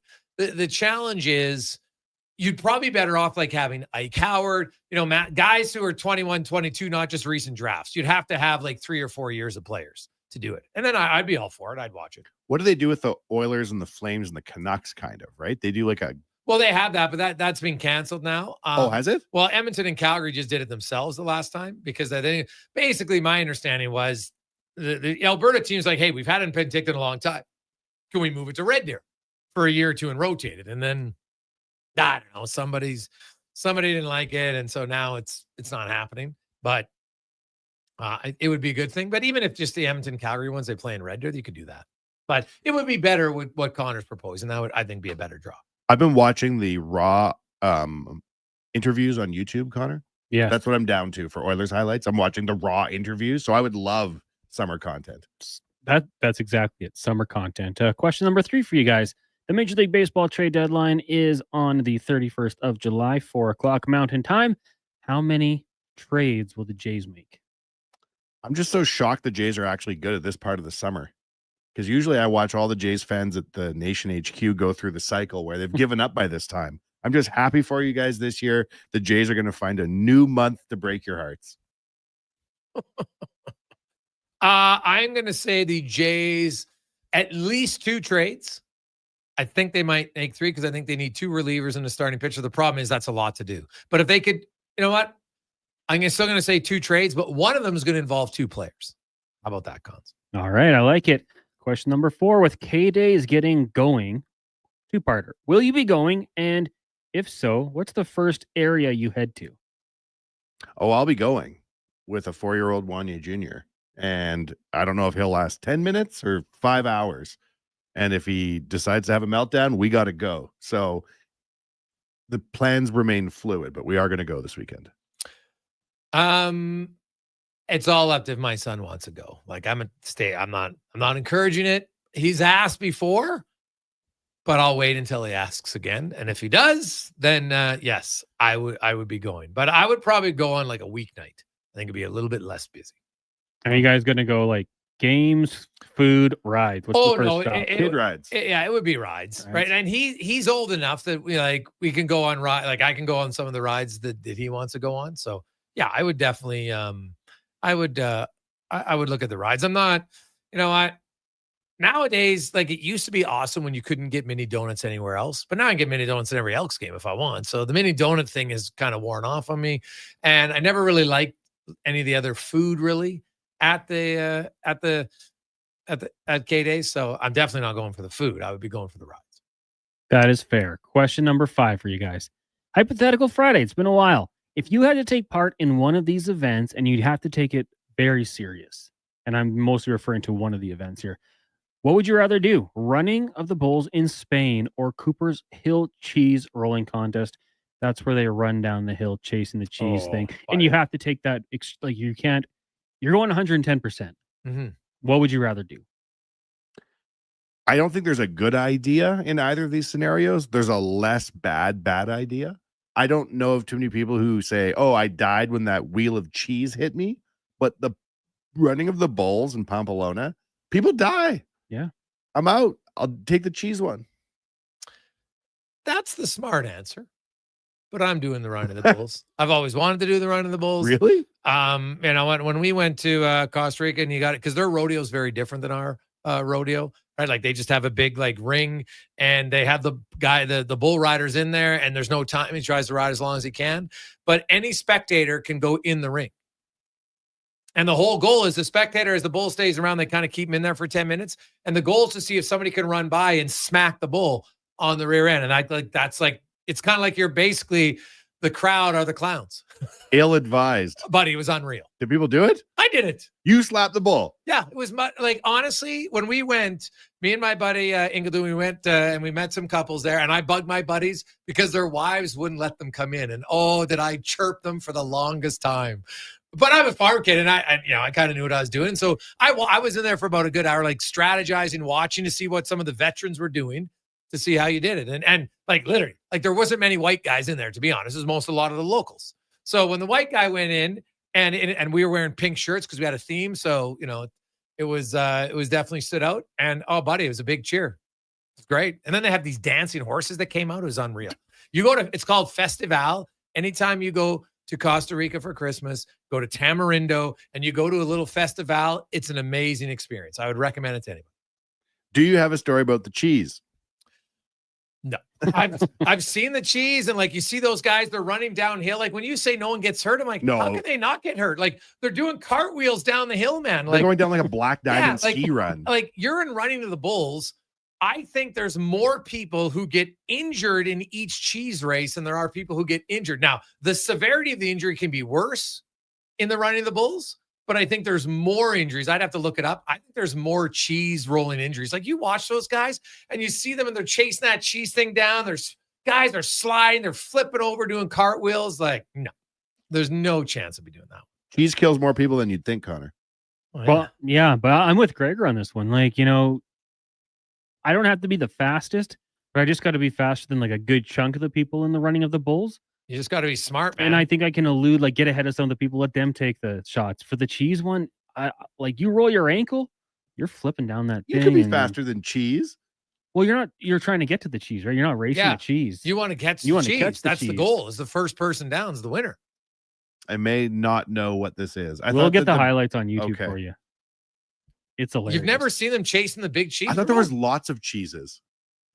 Not that I I'm don't. imagining a world of plenty. Oh, I There's don't- only one cheese at the bottom. They all no. gotta go? It starts at the top, and it's a big it's a, Okay, it's this a is what I'm wheel thinking of of. cheese, Yeah, yeah, yeah. But there's and it only goes one. down the hill, and you want to be the first person to try to get the cheese. I gotcha. But sometimes I've seen the cheese like run over people. It's a lot of momentum. It's big. It's a big circle of cheese. I'd love to know the history of the cheese roll. Cons, do you know? They got to the end. They're like, let's do that again next year. That was a great time. I could probably find the history here. It originally took place each Whit Monday, which was later moved to the spring bank holiday. Like, buddy, that hill. First of all, the hill's pretty steep. So steep. 600 years old, apparently. This Yeah. tradition. The cheese? Yeah, Chasing of the cheese. They yeah. chase a rolling wheel of double Gloucester cheese down a steep hill. Dates back to centuries as a pagan festival. Often, see this, participants race down the hill, often resulting in injuries, with the first person to cross the finish line winning the cheese. And a wheel of cheese, it actually weighs 7 to 9 pounds. That's surprising. Thought it would be bigger. There's multiple races down the 200-yard hill. So there's sprains, bruises, broken bones is the risk. So So no one's dying in the cheese race. well, would they list it if there was a death? But yeah, I'm guessing maybe not a death, but Are you reading the cheese wheel racing website? Because that might be a little bit compromised. no, I'm just I'm reading it on Wikipedia. I see. And Delaney Irving won the race, but she was unconscious at the end of it. What? She's Canadian too. See what? We got to get her on. What do you mean she's unconscious? Yeah. Like she felt like she crossed the finish line and smacked her face in the ground. Crossed the line unconscious. Yeah. Dang. If we can watch if you can look at the YouTube, there's a video of it right now. Cons, if we were able to track down Kendra, we can track down Delaney. That's going to be our goal for the summer. It's good to have a summer plan. I'm going to find out, no surprise. I found her on Instagram right now. Well, there you go. Why don't you say we need to get you on the show to talk about the cheese? I want to hear the whole story. It's fantastic. Because you know what's going to happen? One of our listeners, they'll be like, I'm going. 100%. Unconscious at the Buddy, anybody go, we'll gear them up in Sports 1440 gear. We'll sponsor them. Oh, pay for some of their pints of beer. Should while make they're over Declan there. do it. Yeah, Deck, what are you training for? Maybe we'll get you in that. You can get in the cheese roll. Why not? All that salmon put to use. Yeah, exactly. I think we could have like a whole summer. What can we enter Declan in? Contests. And we could let the listeners vote on it. What could we put Declan in just to see? I think that would be fun. He likes to challenge himself. He's fighting fit. Yeah. No, he is. Yeah. Oh, if there was a celebrity boxing match in town, I'd put him in. Oh, no, Deck knows how to box for sure. Yeah, that wouldn't be fair to the opponent. Doesn't matter. Didn't know he knows how to fight. I got to scale back my work chirping. Yeah. Didn't realize that John Jones over here was going to take me out. Hey, guys, the show on Netflix is called We Are Champions, and there's an episode about the cheese race. Unreal from Brendan. Of course there is on Netflix. Oh, she's automatically a Canadian legend. You got to get her on, fellas. Oh, yeah. For sure. I'm watching the videos. So it's like she eats it and then rolls like 20 feet down the hill. Oh, so she fell in. So she's And rolling knocked herself out unconscious. and rolls across the finish. That is unreal. How many other people? What do you remember? Nothing. Right? Because you always interview people. How was the championship? What are you feeling now? I don't remember a thing. So she was literally like Frank the Tank. I don't know what happened. I blacked out. It's right there. That is amazing. Thank you for Sarah for pointing that out on the text line. Oh, yeah. Cons is on it already. Oh, I we'll requested to follow her on Instagram. yeah. We're going to get on the show. So that'll be great. Oh, you got her. Oh, she's got a private. Oh, geez. Now we'll see, Cons. If she'll probably be like, why is this guy on the phone? Can you do a request with like a line saying why I'm asking to follow you? AKA not a creeper. Yeah. Want to do an interview. That's what you got to do. That's what you have to do. Find out, did she comment on a post and then just respond to her comment? Maybe you could do that. What a legend. Oh, that is awesome. Wins a race by being concussed. Fantastic. You ever want to race down a hill? No, I don't even race horizontally. Oh, see, we had a race with my buddy Tom Trottier. at his wedding in the tuxedos. We were in suits, yeah. Well, obviously a few beers involved. You know how guys are. You get a guy talking about whatever, a challenge. So we had to, right. What's that little hall right at the, I'm the worst at calling the name of the hill. It's right. It's the hill very close to, oh God, what's the outdoor concert that everybody goes to in Edmonton? Folk Fest. Connors Hill. Yeah, Connors Hill. Yeah. So, there's the at the base of Connors Hill, there's the Community League. Yeah, the Community League. So that's where his wedding was. So we're having, the wedding, everything's great. Tom and Ryan, super fun time. And somehow the conversation comes because we're talking, we're going to have a race up the hill. At the top of the hill, you have to chug a beer and then run down the hill. So myself, Horbatty, Ian, and I can't remember who the fourth guy was because it's irrelevant because he wasn't close to the race. So we decide we're going to run. So I'm dating my now wife 3 weeks. I brought her to the wedding in 3 weeks. Is a little bit of a rip. Maybe it'd been a month, actually. Either way. So she's probably like, who is this idiot? Right. So after you drink, so they're like, so our buddies, of course, who are degenerates, now they've got a whole side pot going on who they think's going to win. Right. And so Horbs is easily in a straight line. He's the fastest runner, but he's got no cardio. So we start out and Horbs sprints and he's up the hill fast, but he's dying. Like he gets to the top of the hill. He can't drink his beer. Like he's trying, and he's trying to, so I come up second. Ian's third. Ian can chug a beer and open his throat. So by the time I'm halfway through mine, he's done. He's going down the hill. So now I'm, oh my God. And Horbs can't even drink it. Like he's eliminated himself. So now I'm running down the hill and I'm just like, well, I got to go fast. And so I almost bit it. And Ian was cautious because he didn't want to fall. And then I won the hill down the race. So buddy, it was like, but I would, we've been drinking, whatever. Like after the race, I sat down for about 45 minutes in the hall. Like I was spent, right? Oh, fuck. Oh, it's a classic story. We talk about it all the time. So any young guy, anybody who's getting married, you should have the race up to the top of the hill. Our buddy Mike was the monitor because Horace was trying to spill his beer. He's like, no, you got to drink it. There was a cell phone ad with Connor McDavid on that hill.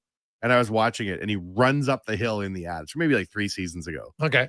And I was sitting there with the guys at work, and I was like, that's amazing. He can run up the hill. They're like, it's Connor McDavid, man. What are you talking about? Of course he can run up the hill. I found it impressive. Now I didn't realize that people are wedding racing up that thing. Oh, buddy, it's a big hill. It is pretty big, yeah. Yeah. It's a little kind of long one, but it's a classic. Anybody who has a wedding there this summer, that should be part of your wedding. I'm telling you right now. It's great. But hydrate before, boys and girls, if you do it. Let's get to Connor Halley and a sports 1440 update brought to you by 01 Hockeyology. Build your game all summer long. Custom training, cutting edge technology. It comes shooting drills, skating, power skating drills, also hockey IQ to learn the game better. Membership only $300. Get you 18 sessions in a month. Sign up 01.ca, 01.ca 10 or 10, I should say. This is a Sports 1440 update. The Winnipeg Jets have signed forward Gabe Vilardi to a 6-year contract extension with an AAV of $7.5 million. Vilardi had 27 goals, 61 points last season in 71 games played. After 2 rounds at the Open in Northern Ireland, Scotty Scheffler sits at the top of the leaderboard at 10 under par. Matt Fitzpatrick in second at -9 at +1. Corey Connors, the only Canadian to make the cut. Nick Taylor and Taylor Pendrith finishing 3 over par, while Mackenzie Hughes was +7. Riverhawks back in action tonight, hosting Kamloops down at Remax Field at Star Wars night. First pitch set for 7:05. And Major League Baseball also resuming play. Jays kicking off a series against the Giants tonight just after 5 o'clock. Elsewhere, White Sox up on the Pirates 3-0 heading into the second. In the second, Angels and Phillies tied at 1 apiece, and the Padres Nationals scoreless also in the second. Week 7 in the CFL rolls on in Winnipeg. 3-1 Bombers hosting the 4-1 Stampeders. Kickoff 6:30. Coming up in hour 4 of the Jason Gregor Show, we'll be joined by Mark Spector of Rogers Sportsnet and Alan Mitchell, the host of the Lowdown with Lowetide. I'm Connor Halley. This has been a Sports 1440 update. Sports 1440 in West Edmonton Mall and Wetaskiwin. CKJR is a Stingray radio station. Download the free radio player app and listen wherever you go. Is your company drowning in paperwork and administrative tasks? Do you need more data to make better decisions? Nectar.io is your company's all-in-one solution for fleet and materials management, safety, time cards, and GIS-based project management. Now is the time to capture and transform field, site, and shop data into boardroom-level business intelligence, all with one login. Visit nectar.io to book a demo today. Nectar.io, your business made better. You've got a go-to coffee spot, a trusted barber, even a lucky game day jersey. But when it's about looking your absolute best, there's only one name you need. Mr. Dirk. Family run since 1939. We're experts in crafting impeccable tailor-made suits and offering a wide variety of everyday styles. Pair that with It's 4 o'clock. Welcome back, Jason Gregor. Convenience of on-site tailoring. Mr. Dirk elevates your style game. Visit our Edmonton store or explore MrDirk.com. Score big on style with Mr. Dirk. Noodle, noodle, noodle, noodle, noodle, noodle, noodle, noodle, noodle, noodle. Noodle, noodle, noodle, noodle, noodle, noodle, noodle, noodle, noodle, noodle, noodle,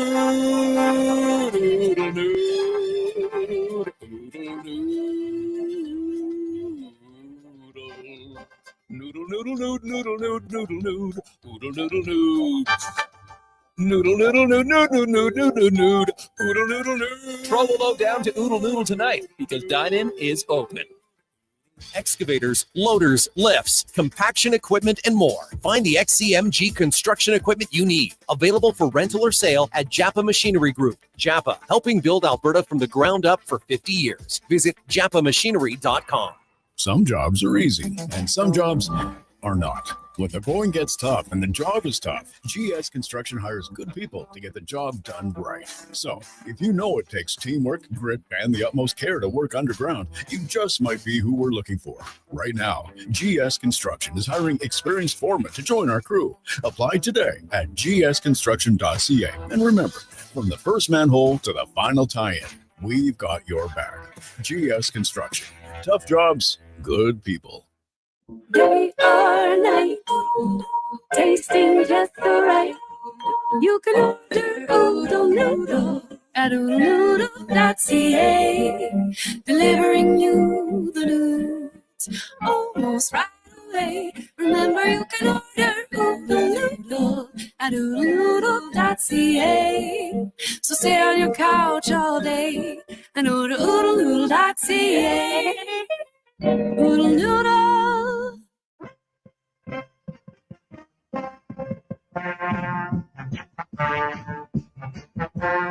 Portions of this hour brought to you by Culligan for all your residential water needs. Your local water treatment company, more than just big bottles. Culligan.com. Hat tricks, touchdowns, and home runs. Get it all with the Jason Gregor Show on Sports 1440. Presented by PlayAlberta.ca, Alberta's only regulated online gambling website.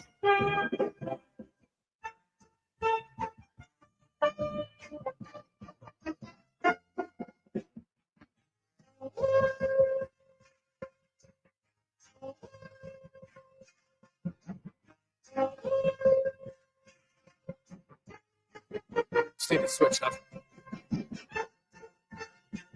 Pause Friday. How are you? Hope you are having a lovely Friday. You know what? Tomorrow could be a day of golf watching for you. Maybe a matinee movie. Looks like we're going to have a little precipitation in the on Saturday. So maybe some indoor planning, or for those of you that just, hey, little mountain biking in the mud, maybe try something different. Maybe you're going to fly over. I don't think Cooper Hills. When is that? We got to find out when the Cooper Hills cheese rolling event actually goes on. And I think it's I don't know what month it is, but something to check out. Last month. It was in June? Yeah. Looks like it. All right. Well, we're going to get Delaney, the Canadian who won, concussed herself 20 feet from the finish line, but rolled to victory. That might be one of the best stories of our time. Oh my God. Are you kidding me? It's amazing. I love it. Welcome back to the Gregor Show, presented by PlayAlberta.ca. Speaking of amazing, how about $24 million up for grabs tonight? Lotto Max. Get your tickets. PlayAlberta.ca. Alberta's only regulated online gambling website. And with MLB back on, you got all the games. The Jays in action tonight as they take on the Giants. So you can get in on that. Also, Poirier Holloway, if you're looking for some UFC action, CFL, check it out. Now, let's get to the Spec Report brought to you by GS Construction, your underground infrastructure specialists. And man, they are huge in the Edmonton community and surrounding areas. They do a ton of work underground, but a lot of work that goes unnoticed, and they donate to charity. So a huge shout out to GS and all their charitable endeavors. That's gsconstruction.ca. As Mark Spector from Rogers Sportsnet joins us. And Spec, I don't know if you've the Cooper's Hill cheese rolling event. Have you seen it when they chase the wheel of cheese? How would you compare that to Latvian fire jumping? Like, is there an actual Latvian fire jumping contest? I don't think it's contested the way the cheese roll is. No, I mean, I'm not sure you'd want like 20 people jumping over the same fire. First of all, you'd have to build a mighty big fire, probably one you wouldn't want to jump over. Well, I wonder if they have like different levels where, you know what, hey, we start here and it's this is like a 2-foot fire and then 3 feet, and people got it, the higher the fire, the better you are. Yeah, maybe they could have different levels. Like you could start with like the little fire, and then you could move up to the ball burner. You go from there, right? I love the cheese event. Isn't that in England? Isn't that like in some English hillside? Yeah. Oh, yeah. It's actually in Double Gloucester. No, that's the type of cheese, and it's at Cooper's Hill, which is near Brockworth, England.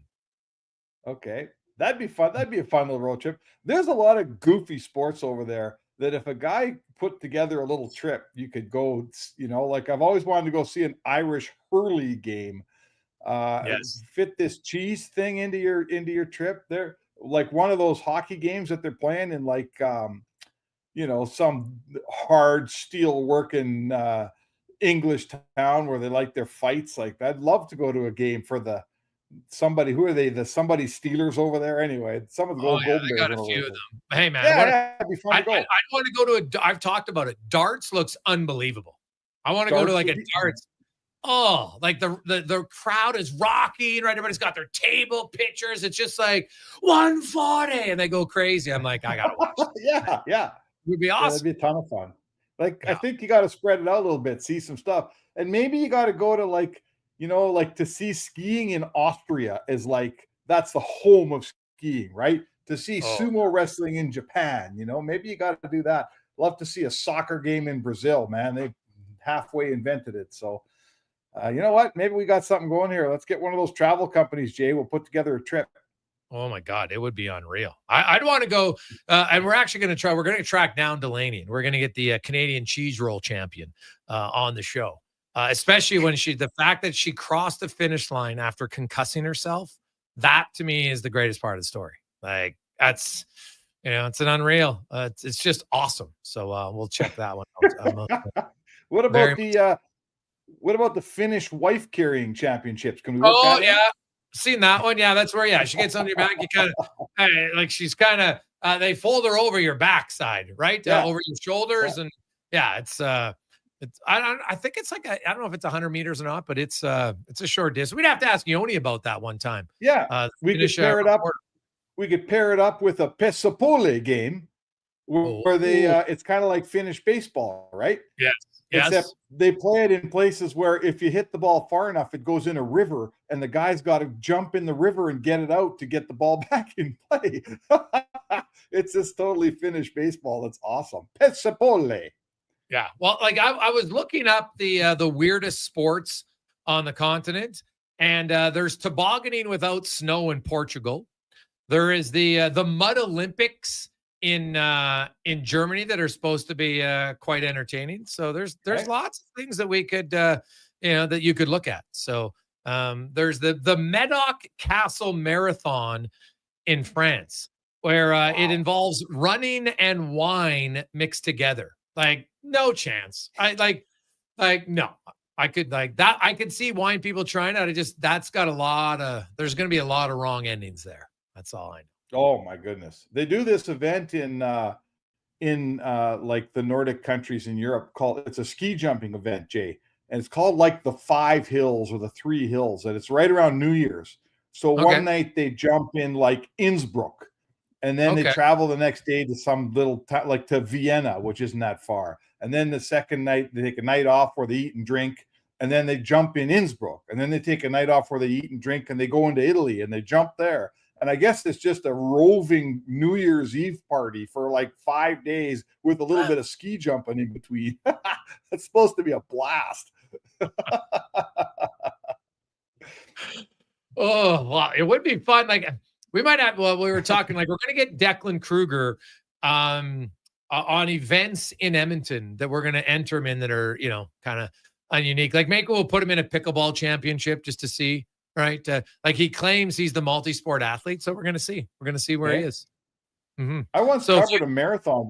I covered the Edmonton Marathon, and I sat in the lead vehicle and watched it from the front. And I was so enthralled that the next year, the woman who runs it phoned me and said, "You thought it was so awesome. You look like you thought it was pretty easy. Now you run this thing." So yeah. I trained her up and ran a marathon the next year. It was fun.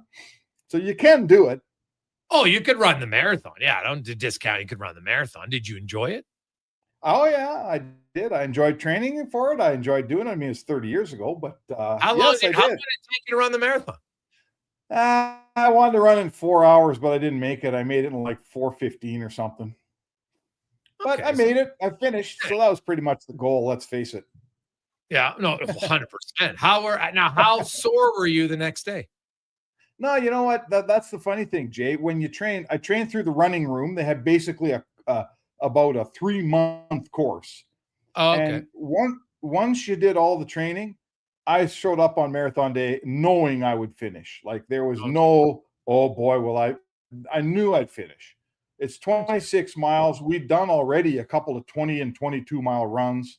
So the only question is, yeah, the time's going to be, but I knew I'd finish and I did.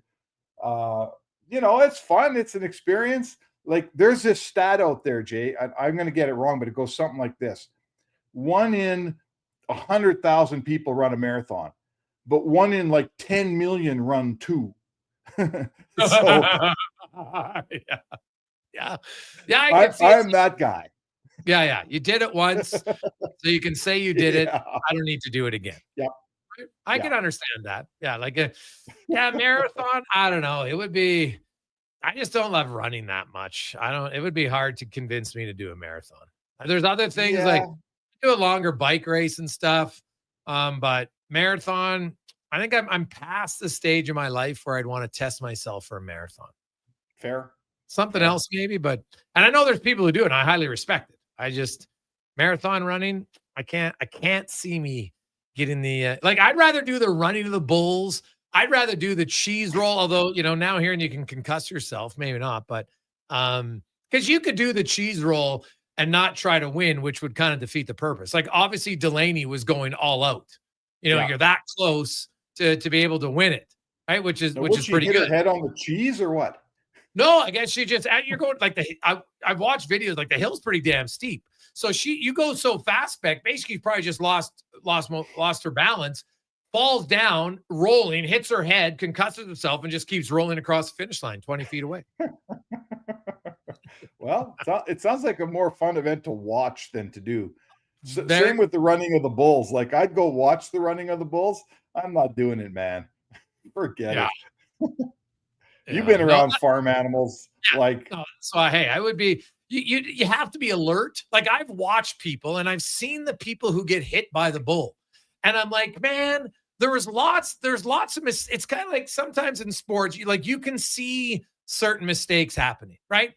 When the bull's coming, it's not like instant. It's because someone's not paying attention and they got cocky, thinking like, I'm going to outrun the bull. No. You got to be ahead of the game. You got to have your head on a swivel, knowing when the bulls are coming on where to go, because man, they come up on you way quicker. Like when you see some of the people, they're like trotting along at a slow pace, thinking that somehow they're going to outrun the bull, right? Hey, I know what we should do with Declan.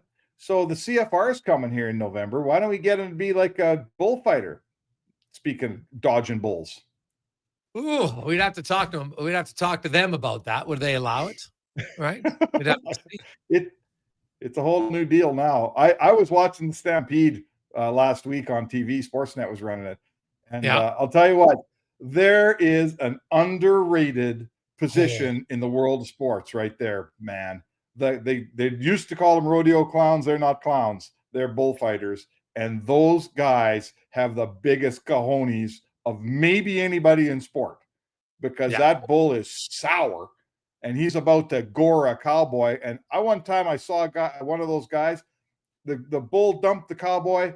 He looked down at him. The cowboy's lying in a heap, and the bull was about to take a run at him. And that rodeo guy, the bullfighter, he just smacked that bull across the nose with his hand as hard as he could.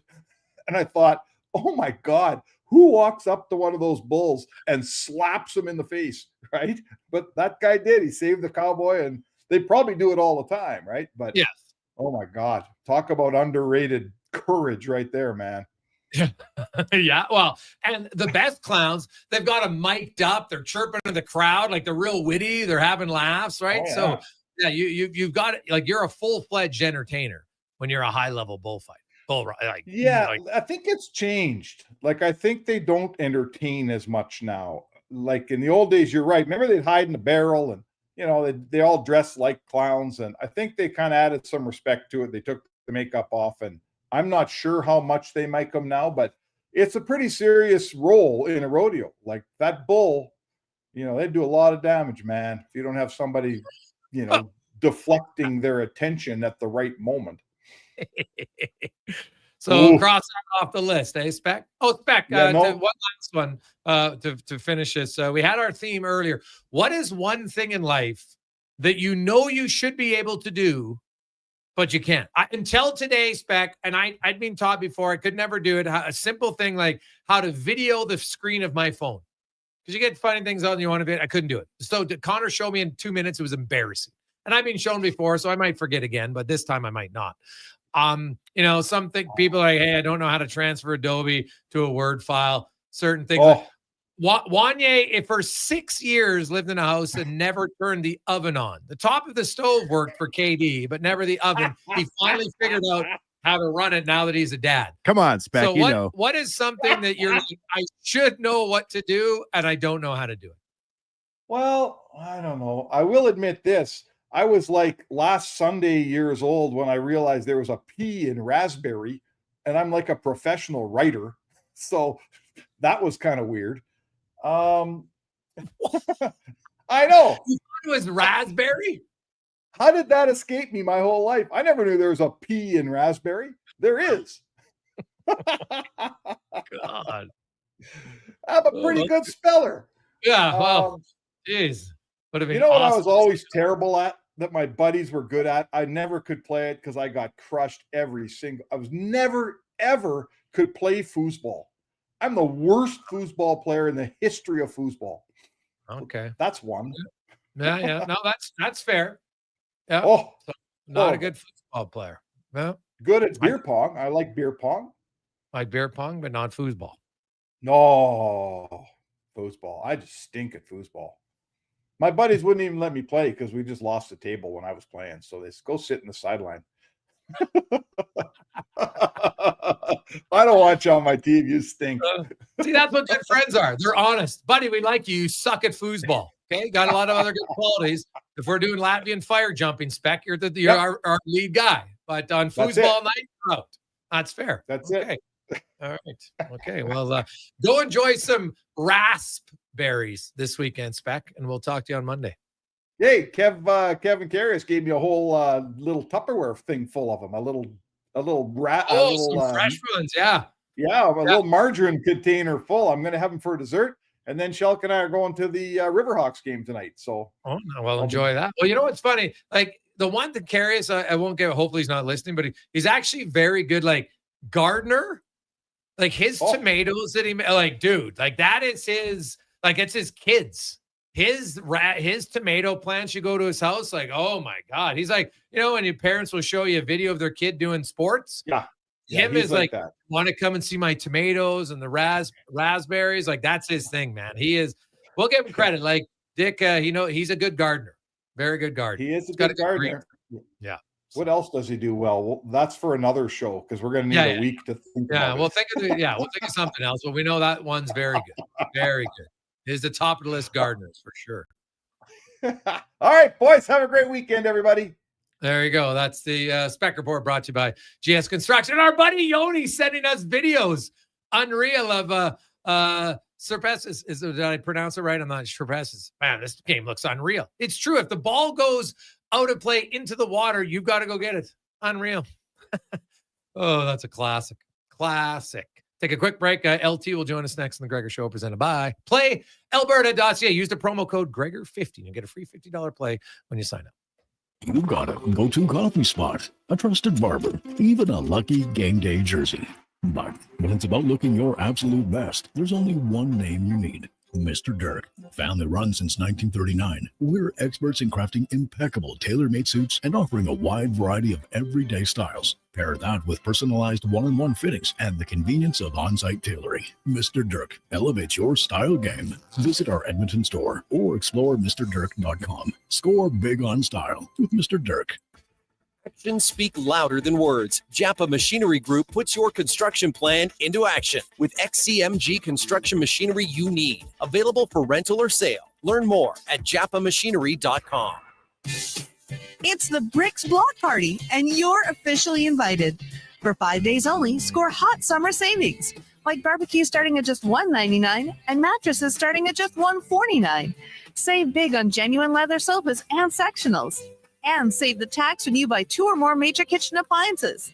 Plus, enjoy free refreshments and fun activities for the whole family. This weekend only. Some exclusions apply. See in store for details. The Brick, saving you more. On the Rocks, the party never stops. Check it out. Mondays, bingo tunes. Tuesdays, tacos and tequila. Wednesdays, it's wings and karaoke. Shake what your mama gave you with salsa lessons on Thursdays and the best Latin DJs. Plus, live music every Friday, Saturday, and Sunday, along with DJ Kenny K. Hold on, let's not forget $5 happy hour, 7 days a week. Your bar, your party. You're on the Rocks. On the Rocks. Just Brab and 118th. The job isn't done until the last load is hauled, and having a semi-trailer out of commission is not an option. Whether replacing or adding to your convoy, Edmonton Trailer has a huge inventory of new and used semi-trailers, trusted by the gravel, logging, oil field, fluids, and freight industries. Find a trailer right for you online or at one of their 3 locations. For sales, service, parts, rental, and finance, when you're in it for the long haul, Edmonton Trailer.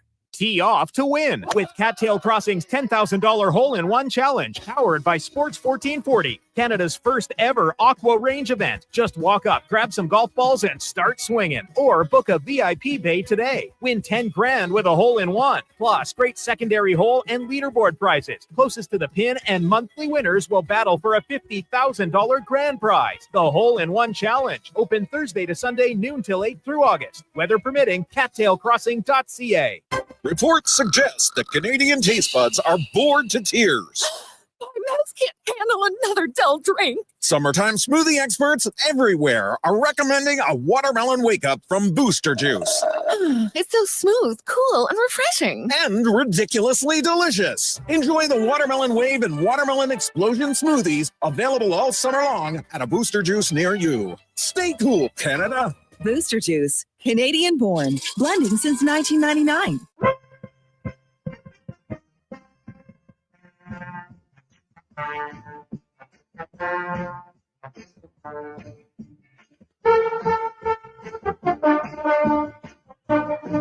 Portions of this hour brought to you by Papa John's. Use promo code Gregor and get 20% off your order all day, every day. That's promo code Gregor before entering your order at papajohns.ca. The Jason Gregor Show, the best of Edmonton sports talk and beyond. This is Sports 1440. Presented by PlayAlberta.ca, Alberta's only regulated online gambling website.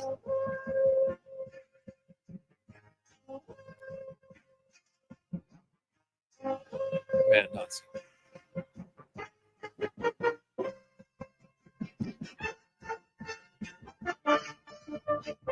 $29. Jason Gregor, Connor Halley, Sports 1440, Wanye Gretz with you. The Gregor Show presented by PlayAlberta.ca. Every month there's a new code, Gregor50, so you can use it every month or for the first time, whatever you like. PlayAlberta.ca. Joe Mama said in this text, hey guys, Japanese log rolling, Italian MMA soccer, crazy sports. We're all looking them up right now. Ooh, I like it. There's lots of different sports out there that many people, some of you have tried. Most of us probably haven't, but Italian MMA soccer, that is like in high school, we called it Beaumont rule soccer, and it was like contact soccer. And it was glorious. We had so much fun playing that. And like you're like a body check and, hit guys and stuff. And I was like, be unreal. So Italian MMA soccer. I'm curious what that is. It's like the movie Shaolin Soccer. Yeah. Yeah. There's that bare knuckle there in Storico Florentino. There's the bare knuckle football match. And guys, like, they play football, but they like have bare knuckle fights. Like that's no joke, man. Like, no thanks. Right? There are 54 players on a sand pitch. There's no substitutions. Like, God, it's some like a regular gladiator is kind of what not that you're fighting to the death, but this is no joke, man. Like, but where you grow up, that you're an environment of where you grow up. And you're a kid and you see that at a young age, you're like, that's what I aspire to be. Kids here, like, I want to be a hockey player, soccer player, basketball player, whatever, right? Some people want to be a rodeo, right? You want to ride bulls, depending on where you're growing up. You grew up there, you want to get into that match. It's just kind of how it is because you don't know any different. You just think, hey, that would be awesome. We would think that would be crazy. Just like, I know a lot of people like, how do you play hockey? Like, it's crazy, right? Like, I know lots of like tough guys who are scared of the puck. And I get it, but when you grow up as a kid, you get hit by a puck a few times. You're like, well, yeah, it hurts, but it's like, it's fleeting. Doesn't last very long. That's what I tell my son. I'm like, that hurt, you're not hurt. It's two different things. Good advice. Mm-hmm. Right? Like, you're there playing blitzball the other day in the yard and running back. And you know what those green electrical boxes they have? Well, it's on the other side of our yard, and he was running for the ball and smacked his knee into it. So he was down. I'm like, well, it hurt, but you're not hurt now. So there's a difference. There you go. Let's get to the oil report brought to you by Volvo Cars Edmonton. You can stop in. Discovery Day deals going on right now. XC90 plug-in hybrids. You can finance it for 1.49% and get an additional $7,500 off. Right now, VolvoCarsEdmonton.com. Alan Mitchell joins us, LT, host of the Lowdown, noon to 2, weekdays here on Sports 1440. How you doing? I'm doing very well. I think that Declan should probably try for the sourdough raft race. It should be coming up in a month or so. Oh, sourdough raft race. All right. Yeah. Well, you got to be part of a team, I think, on that one, right?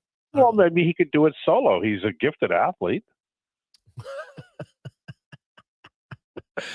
Oh, I love this. Nails. Hey, guys, if you're serious about Declan at CBR, let me know. I got some connections. Well, we'll talk to him. Oh, that would be unreal. Hey, Deck, his thumbs up. Oh, he says yes. Oh, very casual. Get him in there until all of a sudden he's like, these aren't steers. These are bulls. 2,000 pounders. Pretty quick. LT, is there in your young days in Flagstone, Saskatchewan? What was the common or the common uncommon sporting activity that you played as a youth? Well, when I was I lived in BC when I was little, and we used to play soccer a lot. That was my sport. But when we moved to Maidstone, I was like 10 or 11. We lived 17 miles north, and they used to play a game called broom ball. Have you ever played broom ball? Oh, buddy, I love broom ball. Yeah, but you know, those farm kids are stronger than the city slicker like me.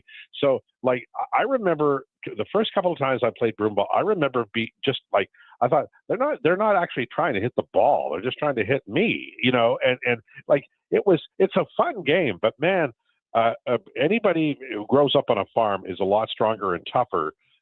Simply because of the chores that you do or whatever. But I like broom ball. I just didn't enjoy, getting beat up every game because it was tough. There's tough kids out there, man. Yeah, well, you would have liked the broom ball shoes, I think. Eh, Al? That was like your favorite part of broom ball, wasn't it?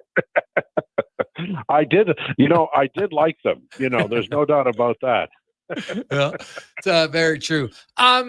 I know a lot of people, so we'll get to this quickly on the orders, and we'll get to the Elks, some other things. But, Dostal got his contract 5 years at $6.5 million, and people are like, oh, how's that connected to Stuart Skinner? And, people have got Skinner's like the worst goalie in the NHL and yada, yada, yada. I'm not in that camp. They're currently heading into this season. Skinner's going to be the 38th highest paid goalie in the league.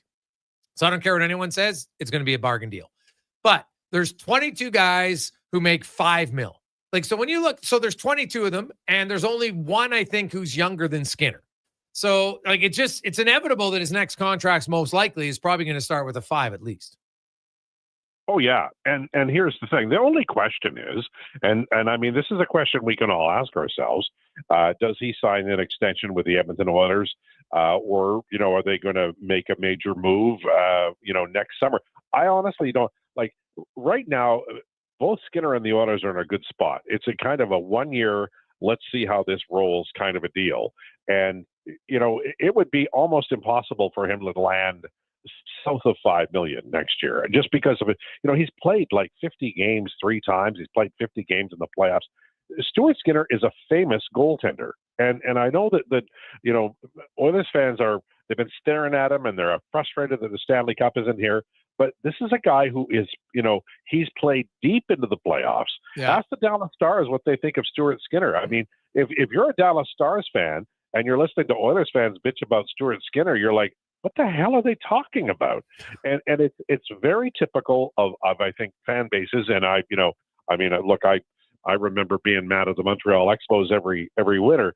But when you stare at something and you go, well, this isn't working, then you're close to it and you're upset and you're emotional. But if you look at it just from the point of view, how many games has he played? How many series has he won? How old is he? He's still a young goaltender. This is a very valuable asset.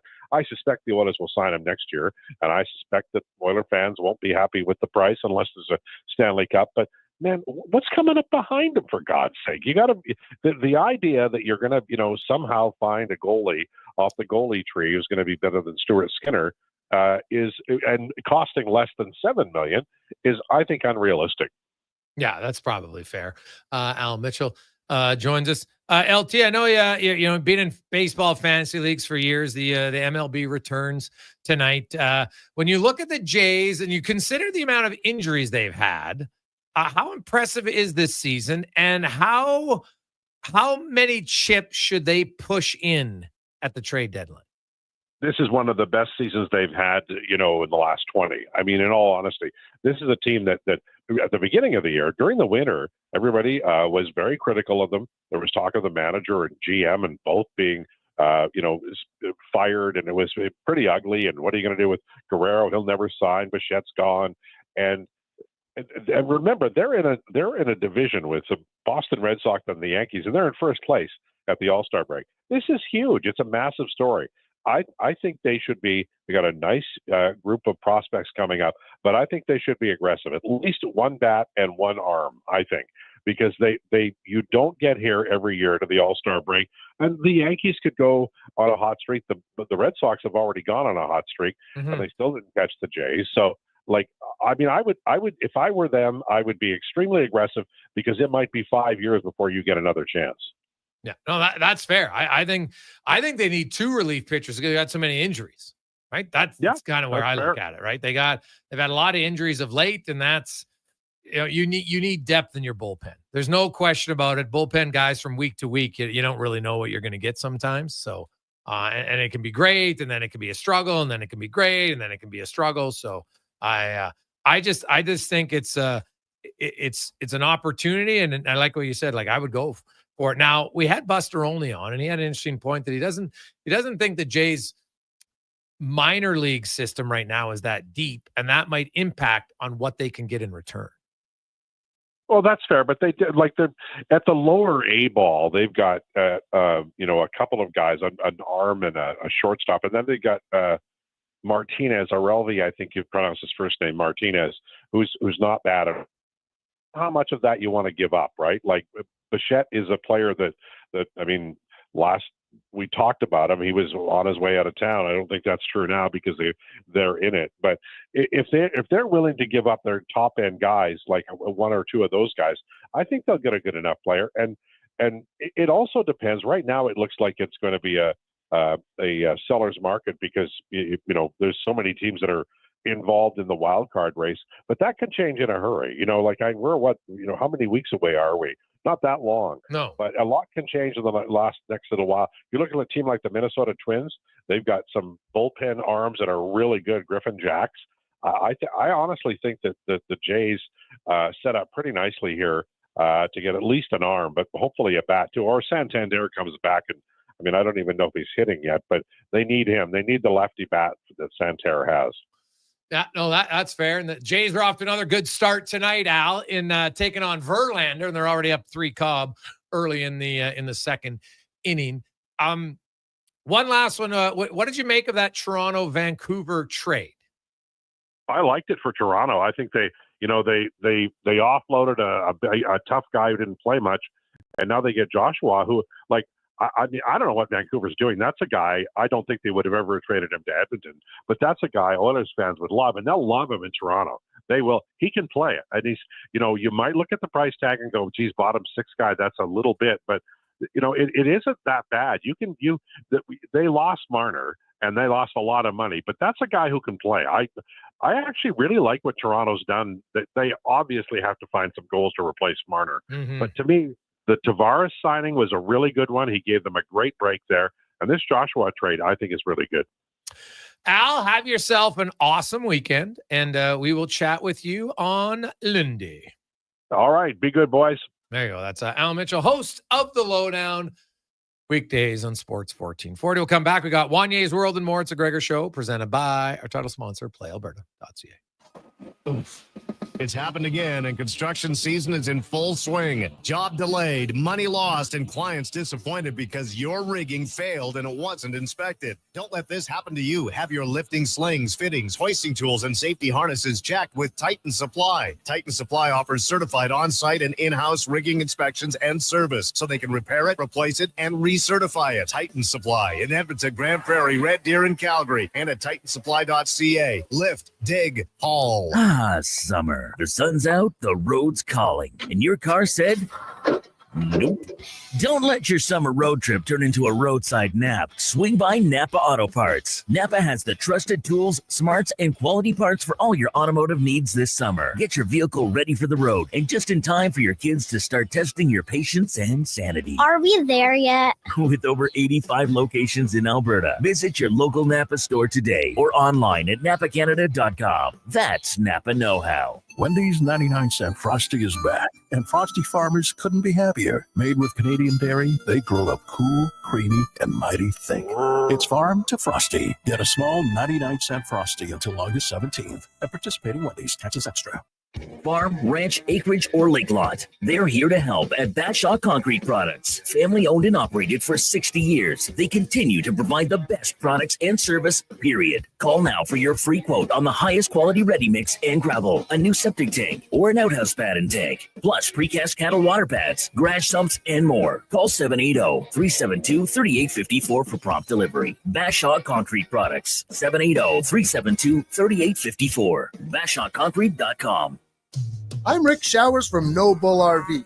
Our average used RV sells for around 30 grand. Some are more, some are less. And literally no one has 30 G's just sitting in their checking account. Monthly payments are the best way to get the used RV that's right for your family. That's right, Bob. Financing should be a stress-free process. But let me tell you a little secret. My granddaughters think I'm a model citizen. And I was young once. And if you look back into my credit history, you can see that it wasn't always excellent. Perfect credit is nice, but not easily achievable. You said it, Bob. But less than perfect credit is not a good reason to keep you from the great outdoors this season. I built our financing plans for the real world. And in the real world, nobody has a perfect credit score. So let's talk about how easy it is to make your favorite used RV affordable. As long as you promise not to tell Saxon and Goldie that I'm not perfect. NoBullRV.ca.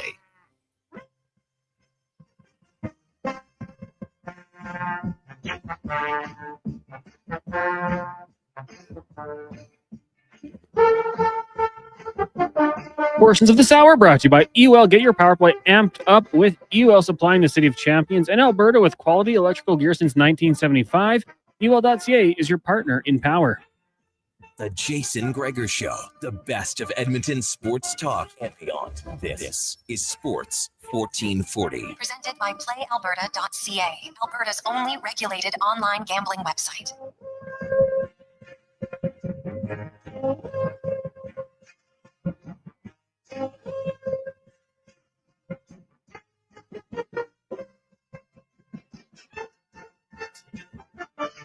Positive Friday. And oh, baby, it's a positive Friday small ball. If you're a fan of the small ball, the Jays are small balling the Giants all over the field right now. Singles to the left, to the right. They did get one double in there, but it is just getting contact. And man, look at the crowds in Toronto right now. Like every game is pretty full.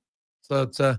Now it's a Friday night, and they've had some time off, and you know what? Good for the Jays. Kind of fun to watch right now. If you're a baseball fan, the Jays are definitely in the race in the AL East and for the wild card and even for the division, which is fun. Let's get to Wanye's World, brought to you by Action Electrical. Take action on your savings. Whether you want it for your home, for your business, they can help you out with solar. actionelectrical.net. We were talking about weird sports with the cheese rolling and all that. Yes. And I wonder if you know about ESPN 8, the Ocho, the promotion they're doing. No. You remember the movie Dodgeball? Oh, yeah, of Yeah. course. They made fun of how there's ESPN Ocho, which only does random sports. So Okay. ESPN's actually doing this. So do you want to hear the It's like sports? ESPN, like their main The channel? real ESPN 2, I believe. Oh, okay. Is going to be ESPN the Ocho from August 3rd to 5th. And here are the seldom seen sports they're celebrating. Mullet championships. What? Apparently people So are coming. people show up like your Billy Ray Cyrus? Yeah. Not really a sport, but sure. Yeah. Okay. Tech ball, which they have listed as a fusion of soccer and table tennis. Okay. One wheel, which is a BMX racing, except they're all on unicycles. The Excel World Championship. You got any nerds in the house? They're going to love watching that one. Slippery stairs competition. So the stairs are just lubricated. People fall down the stairs. Like when you do see, think about if you're somewhere and somebody slips going up the stairs, it's almost funnier than if they slip going down the stairs. It's so strange. I mean, the other sports here we'll get to in a second, but how embarrassing it is to trip. Yeah. It's weird. Everybody trips. I know, but you hate it when you It's do. so embarrassing, especially when people can see. It's weird. Omega ball, sport derived in some degree from soccer. Okay. Chase tag. Yeah, well, there was a whole movie made about some guys playing like tag for years amongst their friends. It was like a true story. It lasted like 30 years. Didn't you see that movie? No. Yes, it's a true story. I got Oilers raw footage to watch. Hmm. Stein holding, where you're given a full 1 liter beer stein. You have to hold it out with a straight arm. The Oh my longest one to God. drop it. That would be hard. But this is what you can enjoy on ESPN August 3rd to 5th. I don't mind that at all, actually. What would be the sport you'd want to watch? Well, certainly not Excel championships. Like, so is that somebody who can do all of the to add everything quickly and stuff like that? Theoretically, yeah. Oh my God. See, that's, I could put that at the top of the list of other things that I should know how to do better, but I don't. Like I know how to add the stuff at the bottom, all auto sum. I can't do it. Like if I want to go to the side, right, of the rows, can't do it. I don't know how, what's the code for that? It's annoying. Like you got to add it all up. It's got to click and drag your icon. What? Is it easy? Yeah, I'm not saying it's hard. I'm just saying I don't know how to do it. Would you rather watch that or hair growing in the mullet competitions? Wow, that one doesn't make sense to me. Like how your hair can't go that fast. Like, well, I don't think they get the actual haircut. I think they show up like a dog and pony show and show off their mullets. Yeah, well, that's what I would think. So yeah, the mullet one I'd have zero interest in. Then they vote on the worst mullet, and then that person's not allowed to have kids. I think is how it works. Yeah. Oh. Imagine if that was real. That'd be amazing. You're playing for something. Mm-hmm. Yeah. Well, there you go. It's the dog days of summer, and the Ocho is an option. And when does that start? August 3rd to 5th on ESPN 2. 3rd to 5th. Well, We'll check in. The fact that they're not like they should have planned this a little bit more ahead. They should have gotten footage of the cheese roll. Right? Like the funny thing is they're like, oh, we don't watch that. Like, but they have hot dog eating contests like it's a massive thing. It's crazy how every year the hot dog contest gets the amount of press that it does. It really is a masterclass of public relations. It's true, but I have no interest in it. Ooh. Right? I have no interest in doing it. So forgot to have your mute button on your laptop. It's a pop-up ad, Gregor. Yeah, no, but if you have if you have your audio on mute, then you never have to worry about it. I was looking up cheese rolling, and I just got hit with a pop-up ad. Mm-hmm. I brought it on myself. Hey guys, if there was an MS Paint sport, Wanye would win. Who said that? From Ryan. Thank you, Ryan. Mm-hmm. Oh, that's actually he does love that. Actually, that was from AK, not Ryan. Sorry. I used to do MSN Paints on Oilers Nation because my day job warned me not to go online anymore. At the time, I still had a day job, and I really wanted to make Oilers Nation content, so I would open up MS Paint rather, and work on drawings for hours instead of doing my real job. People still remember. Hey guys, you forgetting about belt whipping? JC, that's a sport? Good God. What is this? Things that could happen? It's not a sport. Like belt whipping? No. Like you got to, like, what about that? You watch that Chinese, is it China or Japanese, where they're in the room and people are blindfolded, and if you make a noise, they whip you. Is that what the belt whipping is? I think that might be what it is. What the? Oh, buddy, it's crazy. So there's like 5 of us, and so the blindfolded person is coming around, they're trying to sense where you are. And so if somebody makes a noise, and there's like obstacles in the room, so you can crawl up off of over a table and different things like that. But if somebody makes it, and then you hear them, This is a televised event? Oh, yeah.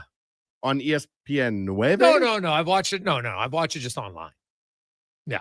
Have you ever watched that Power Slap show that the UFC's trying to roll out? Like that's honestly, I don't get the appeal. Like it's I'm sorry, I'm not a Dana White fan.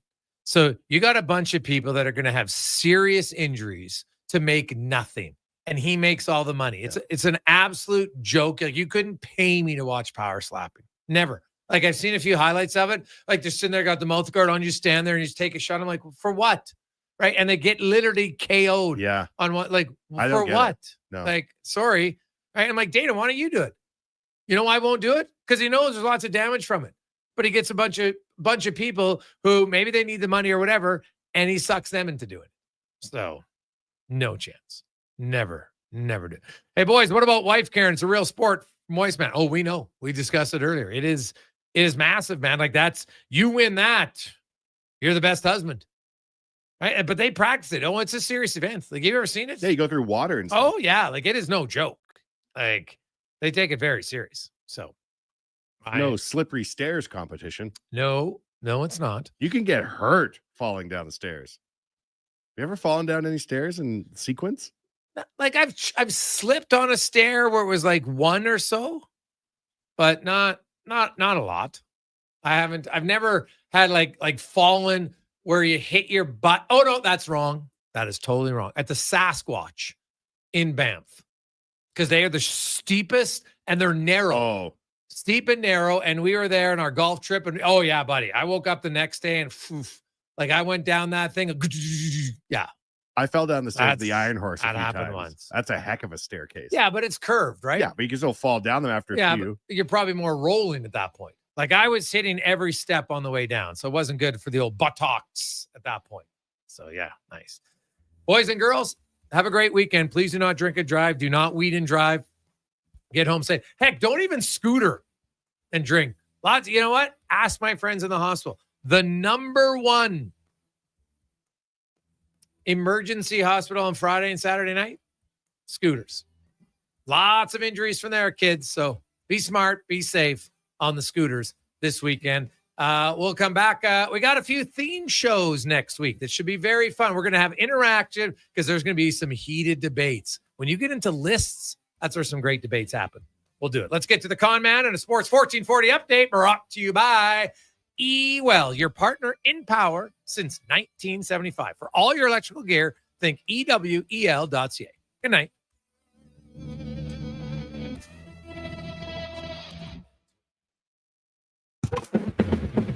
the Sports 1440 update. Winnipeg Jets signing forward Gabe Vilardi to a 6-year contract extension with an AAV of $7.5 million. Vilardi had 27 goals, 61 points in 71 games last season with the Jets. After 2 rounds at the Open in Northern Ireland, Scotty Scheffler atop the leaderboard at 10 under par. Matt Fitzpatrick second at -9. As for Canadians, only Corey Connors will be playing this weekend, finishing 1 over par. Nick Taylor and Taylor Penn just missing the cut, 3 over, while Mackenzie Hughes was 7 over par. The Edmonton Riverhawks back in action tonight, hosting Kamloops down at Remax Field. It's Star Wars night, first pitch set for 7:05. Major League action as well. Jays leading the San Francisco Giants 4-0 in the top of the third. Elsewhere, Phillies lead the Angels 4-3 in the fourth. White Sox have a 4-1 lead over the Pirates. Padres up on the Nationals 1-0, and the Reds trail the Mets 2-0 in the third.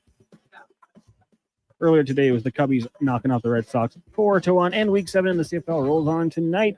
Winnipeg and Calgary going at it. That one starting at 6:30. That's going to do it for us here on the Jason Gregor Show. Coming up next, we've got Fox Sports Radio. Tomorrow morning, it is the Saturday Sports setup at 9 a.m. Then at 10, you got the basketball show with Paul Sir. And at 1 o'clock, radio feed only, Jays and Giants. I'm Connor Halley. This has been a Sports 1440 update. It's Sports 1440.